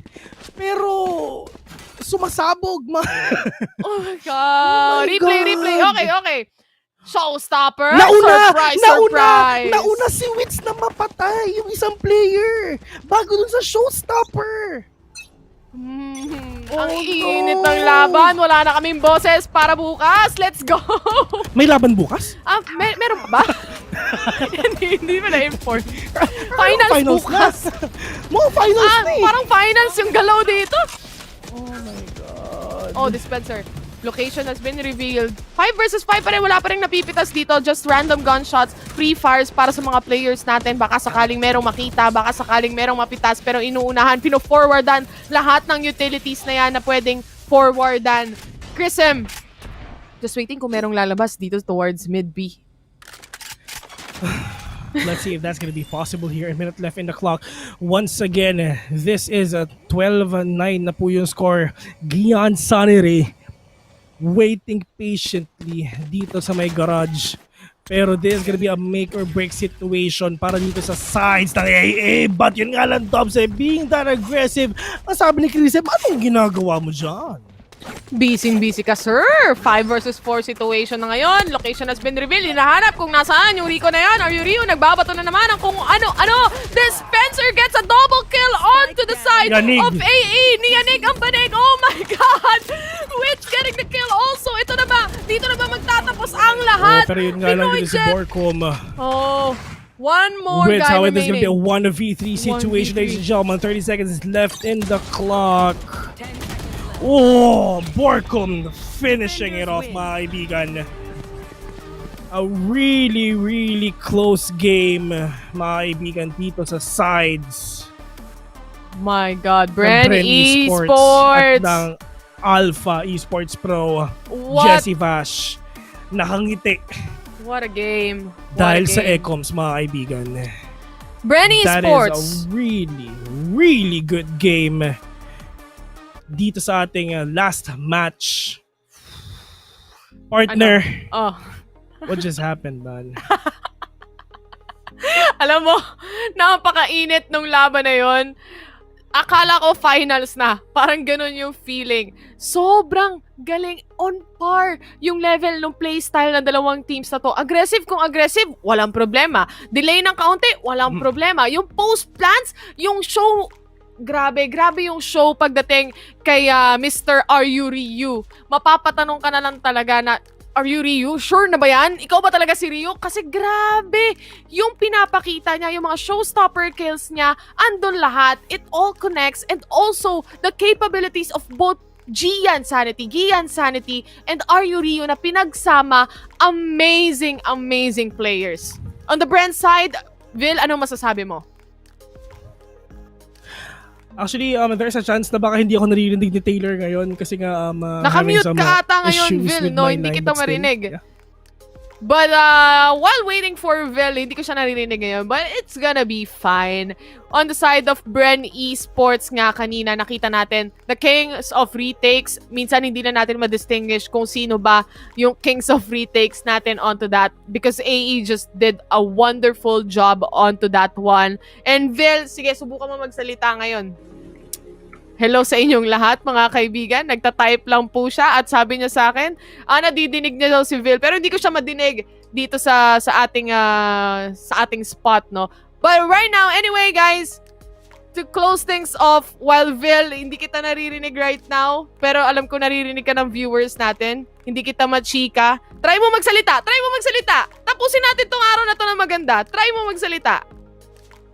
Wala, hindi niya talaga ako naririnig, guys. Pagpasensyahan niyo na. Oo, hindi niya tayo maririnig, but it's okay. Kaway ka na lang. Heart na lang. Ay, sa kabila. Ayan. Ayun! Narinig na kita, partner! Finally nagkakarinig na tayo. Hindi ko alam. Kaso i-throw na daw natin sa break eh. Oo, tama. Hindi ko alam kung siniraan mo ba ako sa social media o ano. Hindi naman. Wala akong sinabing masama. Okay, mga maibang pasensya Pinagtanggol na kayo kita. kasi nagka-problema lang dito sa Enco. But still, ladies and gentlemen, it's time. Hindi ko narinig yung sinabi ni Taylor, pero salamat sa panonood. Tungkol. Salamat sa lahat. Salamat na lang sa lahat. Shoutout sa lahat ng viewers natin na nanonood ngayon. Bukas finals natin. Oy, solid yun, Bren solid saka SV Empire ulit. 'di ba? Bren versus SV Empire. Vil, thank you sa pagsama sa akin mag-cast kahit iniwan mo ako sa bandang dulo, hindi na kita naririnig kanina. Pero okay sorry lang. sorry pero in the end, magkakasama pa rin naman tayo. Oo, wag kayong mag-alala. Bukas finals na guys, no? So nakita nyo na, Bren Esports takes the win on Alpha. And as you can see, it's still an amazing matchup. Meron ka ba bang gustong idagdag bago natin i-close off? Kasi malapit na mag-panel. Magpa-panel na maya-maya lang. 1 minute, ganun. Syempre, to end this, ladies and gentlemen, thank you very much for tuning in dito sa ating match. I mean, sobrang init talaga. I mean, malarapper na kami ni Taylor dito with a W. But still, big shoutouts to all the people who just tuned in. A big shoutouts to our friends, families, ganyan, lahat. Big shoutouts kay Meka. And syempre sa lahat ng tao na sumusuporta, na walang tigil na sumusuporta dito sa Valorant Challengers Philippines Stage number 2. Tomorrow, it's gonna be the finals! It's SV Empire versus Bren Esports again and again. Sila ulit ang makikita dito. So, just to end this day mga kaibigan, thank you very much for watching. We are casters, nga pala si Vil. Sama ko naman si Taylor dito sa aking tabi. Dito pala. Thank you. Good night. Sleep tight. And see you tomorrow. Dito sa day number 3 for the finals. Mali! Sorry.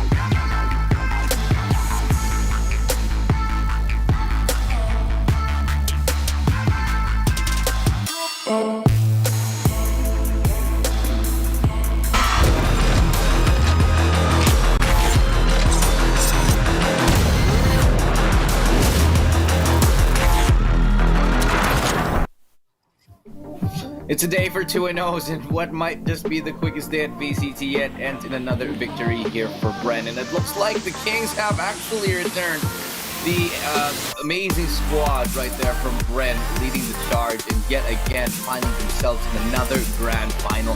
Back to where we expected them to be. We've got an interview with one of the players here, and we're about to pull him up on screen. I think we're ready to go. And yeah, we got Dubstep back at it again.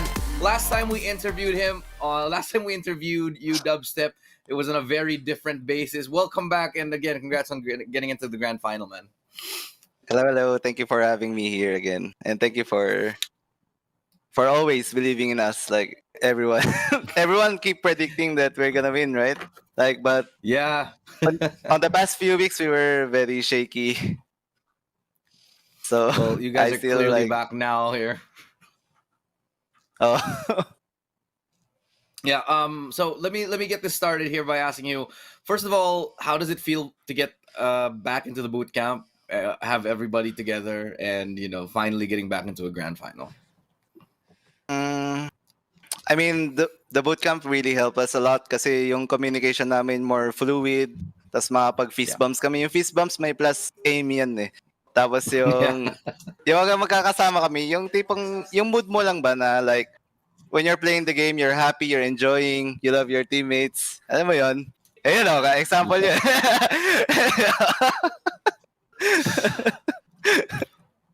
All right. Well, okay. Here's the follow-up then. How does it feel? Is Wits there in the boot camp with you guys? Yeah. Nandun siya sa tabi ni Jim. Okay, so how does it feel to have Wits, somebody you've known from like way back in CS days, finally join you in your squad in Bren? How does it feel to have him? It feels like it's like a great fit for your squad. How does that work for you right now? Well, to be honest, hindi namin alam nung una kung saan namin nilalagay si Wits eh. Kasi di ba yung Wits was known for his opping skills, his CSGO skills, di ba? Tapos, nung pumasok si Wits namin, na-surprise naman kami na yung binigay naming role sa kanya, fit na fit. Tapos sobrang he's doing well on his role na ako din na-surprise ako na nag-fit agad sa amin. And we're really happy kasi nag-improve lahat. Like every aspect of the team nag-improve. Hindi lang kay Wits, pati lahat kami apat. Kasi more nakafocus na kami sa team rather than ourselves. Yeah, you guys are looking scary. Everyone's hitting their shots now, and I'm genuinely worried for anybody for Empire in the grand final here. I'm going to ask you this. Do you think that having Wits on your team might be the missing piece you need to get that edge in the next Masters if you get into the Masters? We won't know until we win the Masters. A very safe answer. I mean, but what about the SEA teams? Are you feeling more confident about going against like teams like X10 or teams like Boom because you have more confidence in your lineup now? Well, our scripts are going really well today. Tapos yung like what the panel said, yung experience na dinadala ni Wits, hindi lang yung experience as a CS:GO player, yung experience din for competing.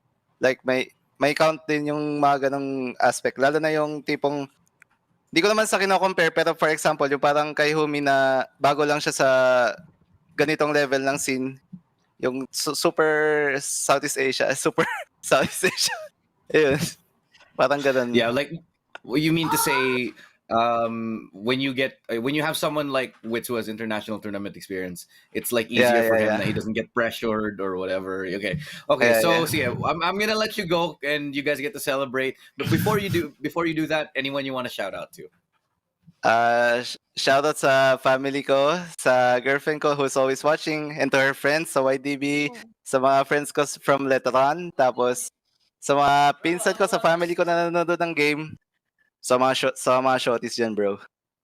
Thanks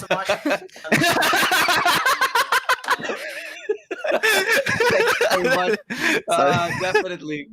Congratulations again, and good luck tomorrow in the grand final. Bye-bye. Thank you. There you heard it. For all the shorties out there, that's from Bren right now. These guys know what's up. These guys just know what's up here. So welcome back here. We're at the end of the day here. Viminal and Ling, welcome back on the panel. You're joining me. I'm Lustrado. And yeah, it was a straightforward win, but let's kind of break that down a little bit. Started off strong for AE on both games, unable to really hold on to that, mostly because of the incredible star performances from the individual players of Brenling. What are your thoughts on this? Man, it's just a matter of Bren already understood, rather already knowing what their strengths are, and as the games go along the way, they were trying to figure out on how they were actually dealing with their weaknesses, especially when they were going up against a team like Alpha Esports, which was highly adapted and definitely did solve that problem as much as we want, or rather, as much as the fans wanted to see a comeback, it wasn't exactly happening because we see how Bren was actually able to basically conquer an obstacle that was right in front of them. And Viminal, AE, I think they really did much better than we expected them to. This is a good sign to get this many rounds and perform honestly quite well. Up against a team like Bren, who's looking stronger than ever. A very frightening Bren, if I'm going to be saying honestly. So tell me, Viminal, what's the plan here for AE though? Because at this rate, they'll never be able to defeat Bren unless they make some massive changes. What do you think those got to be? Are they roster changes, just tactics, or what's up here? Perhaps they need more time to sort of, marinate with each other. Right. That sounds kind of weird. But you get what I mean, right? They're fresh Put some on the sauce scene. in there, just a little sugar. Put some sauce, a little bit more seasoning.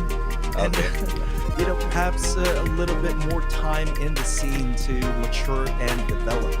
There's a lot of potential to this roster. Honestly, I'd like to correct myself. I stand corrected when I told the audience earlier that AE was in a different league compared to Bren. They're clearly on the same playing field, within the same level. They've showed us what they were made of, and they were able to fight alongside the best in the Philippines, but obviously not enough just yet. But with a little bit more time, I'm telling you, don't sleep on these guys. Yeah, I think they're pretty strong. I'll be honest here. I think one or two roster changes, and they'll be able to take down teams like Hashira and Empire very soon. I'm just laying it down, man. Ling, would you agree with it? Ling or Viminal, what do you guys think? Would you agree with me on this, or would you say I'm off? I mean, as of the moment, since the roster is still fresh, I don't really think that a roster change would be the first thing that you should think of. Rather, just having a role swap would indeed be of great help, given that G Insanity also was able to pop off, but I did see that his other teammates were not exactly comfortable with what was happening with the team overall. The chemistry is supposed to be there, but I just don't see anyone in terms of individuality was able to shine. Yeah, some parts though, though. But go ahead, Viminal. Yeah, for me, I don't think a roster change is necessary. It's a little bit too early to tell, but to be quite honest with you, I mean, pretty much all of them had moments of greatness in the series. So yeah, I'm gonna agree with Ling. Maybe experiment with some role swaps first, and then roster change would be the last resort, in my opinion. Well, I think here we saw a lot of good performances. Curse M had some moments. ITZ, my God. ITZ, man. Oh my gosh. Yeah. It was crazy today, definitely. But again, the individual performance is not enough to take down a team like Bren. Yeah, I just think Bren is too strong to let them, to let this happen. And while Alpha Esports, they're pretty good right now, I think it's a far cry. But as you can see from the stats, clearly indicative of what happened. Some games everyone was there, some games people weren't. And in this one, GK Baby, non-existent. ITZ, he was playing pretty slowly on this one as well. And on the other hand, Bren just firing off on all cylinders, everybody contributing. I think it's a matter for A to be consistent. Their players pop off from time to time. G Insanity, of course, was in particular just absolutely hitting all those important shots. But really, it's a matter for them staying consistent and making sure they don't want to run out of gas in the latter parts of the series. Very questionable to see ITZ underperforming in the second game in particular. You know what? I'm gonna die on this hill. I'm gonna take a stand on this hill and die on it. G Insanity should be on a duelist. I do not care what any other panelist or what any other coach or caster says. G Insanity needs to be on the duelist. simply because he is the one who can create that space. Sure, he can come alive on rounds, but a sentinel cannot always be relied on to win rounds for his team, while a duelist can. That's the theory for me. Ling, would you agree on that? Well, it would make their structure with the team overall would be a lot more reliable, but then again, it's still gonna be a hit or miss if they rely on GN Sanity alone. I mean, as much as we want the RU Ryu side to side with his double duelist setup with GN Sanity, it's just a matter of time for them to actually figure this out on their own. And rather than just calling out GK Baby on this, I really want to see make this decision for themselves and rather just try to work on them on what they Right. currently have. I agree, but let's take a look at the MVP right now, the very last one of the day for this tournament.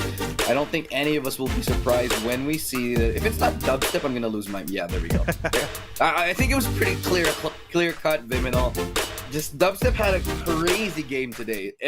So many rounds he just won, and for a moment I was a little bit worried that he would be clashing with Wits, but it's just not the case. It just fell into place like a puzzle piece. It's pretty interesting the way they treat that sort of dynamic. You have Wits sometimes on the double duelist role, depending on the map, and then he switches to his main flash or initiator kind of role, depending on the map. So it's clear that Bren keeps that in mind and is trying to adjust accordingly without really sacrificing their overall dynamic and what they're good at. Wits Agree. is right up there, keeping up with Bren in terms of their utility game. He understands completely the importance of the synchronicity of a team and that extra dimensional skill that we always talk about here on the panel. It's all about the utility game other than, of course, hitting all your shots. I genuinely think that this is the best iteration of Bren we've seen, and I feel like they might have a really good chance at taking SEA, honestly, for the slot in the Masters. But let's find out whether that's true sooner. I mean, very, very soon. We'll get the second challenger finals very soon. But before we go to that, let's take a look at the bracket. Of course, we're at the end of the day, and this is kind of where we are at. So, bracket manifest magic on your screens right now. So, thank you, wonderful magic coming out of my hand, and no credit at all to the amazing director behind all of this. Hashira versus Empire ended in a 0-2, and in the other semifinal, it was AE versus Bren. That was a 2-0. So, a little bit of a quick day that we saw here. Ling, it was not necessarily, I think, disappointment, but it's just that I think they were good 2-0s, not just 2-0s, you know? And we also have to consider that Empire did still do a lot of changes with their play style. All would definitely put that on towards a factor on why they definitely tried to outsmarted Hashira during that series. Yeah. I might have to say a well-deserved win and kind of like a formula that finally worked for them. Yeah, I think it finally did. Now, at the very end of the day, they're the winners, but they're not the only winners. You guys at home, you're winners too, and we're giving away 1,500 plus of Valorant points. We're gonna do that right now. We got the winners ready here, so if you've been tuning in, if you've been waiting, we've teased you long enough. So here we go. At the bottom of your screens, there you go. It's Andre Velasquez, Dr. Lesmin Genesis, Daniel Senera, Jericho Zalsos, Melvin Bukis, Nino Joseph, Gail Ryan, Albert S. Reyes Jr., Jacob Gualberto, and Yana Dimino. Congratulations, guys. Hello? Congratulations. Oh, okay. I thought I cut out there for a second. So yeah, congrats to you guys. You just won 1,500 plus worth of Valorant points. We're giving away more tomorrow. So try your luck again then. You might just be winning enough to get a whole new set by the end of the week. And you just, who knows? Who knows? Yeah. Oh. Anyway, before we go, guys, last thoughts before finals tomorrow. Viminal and then Ling. We had an incredible day. 2-0s all across the board. Again, probably the quickest VCT we've ever experienced here. And it was a series of expected outcomes and unexpected outcomes. The defending champs, Hashira, eliminated by Empire, who's out for blood, out for redemption, now going to be facing off against Bren Esports. This is going to be a very intense finals tomorrow, but some overall good performances, except maybe for the fact that Walkure just was absolutely stomped during the first series of the day. Yeah. Well, Ling, what about you? Last thoughts for all of the day. I mean, the other. Yeah. For that, for draft, say, Well, yeah, there we have it, though. At the very end of the day, you heard it up from all of us here at the panel, Viminal, Illustrado, and Ling. You guys are, I'm Viminal now, just kidding. We are your panelists here today at the VCT, but we got tomorrow to go, the grand finals to top it all off, the granddaddy of it, before we go into week number 3. We'll find out which team finds their spot at the next Challenger Series here in the SEA region. And then we'll do that tomorrow. So for the last time here today, on behalf of the panel and on behalf of all the casters and the production team and everybody who's made this possible, thank you. Good game. And finals, it's Bren versus Empire.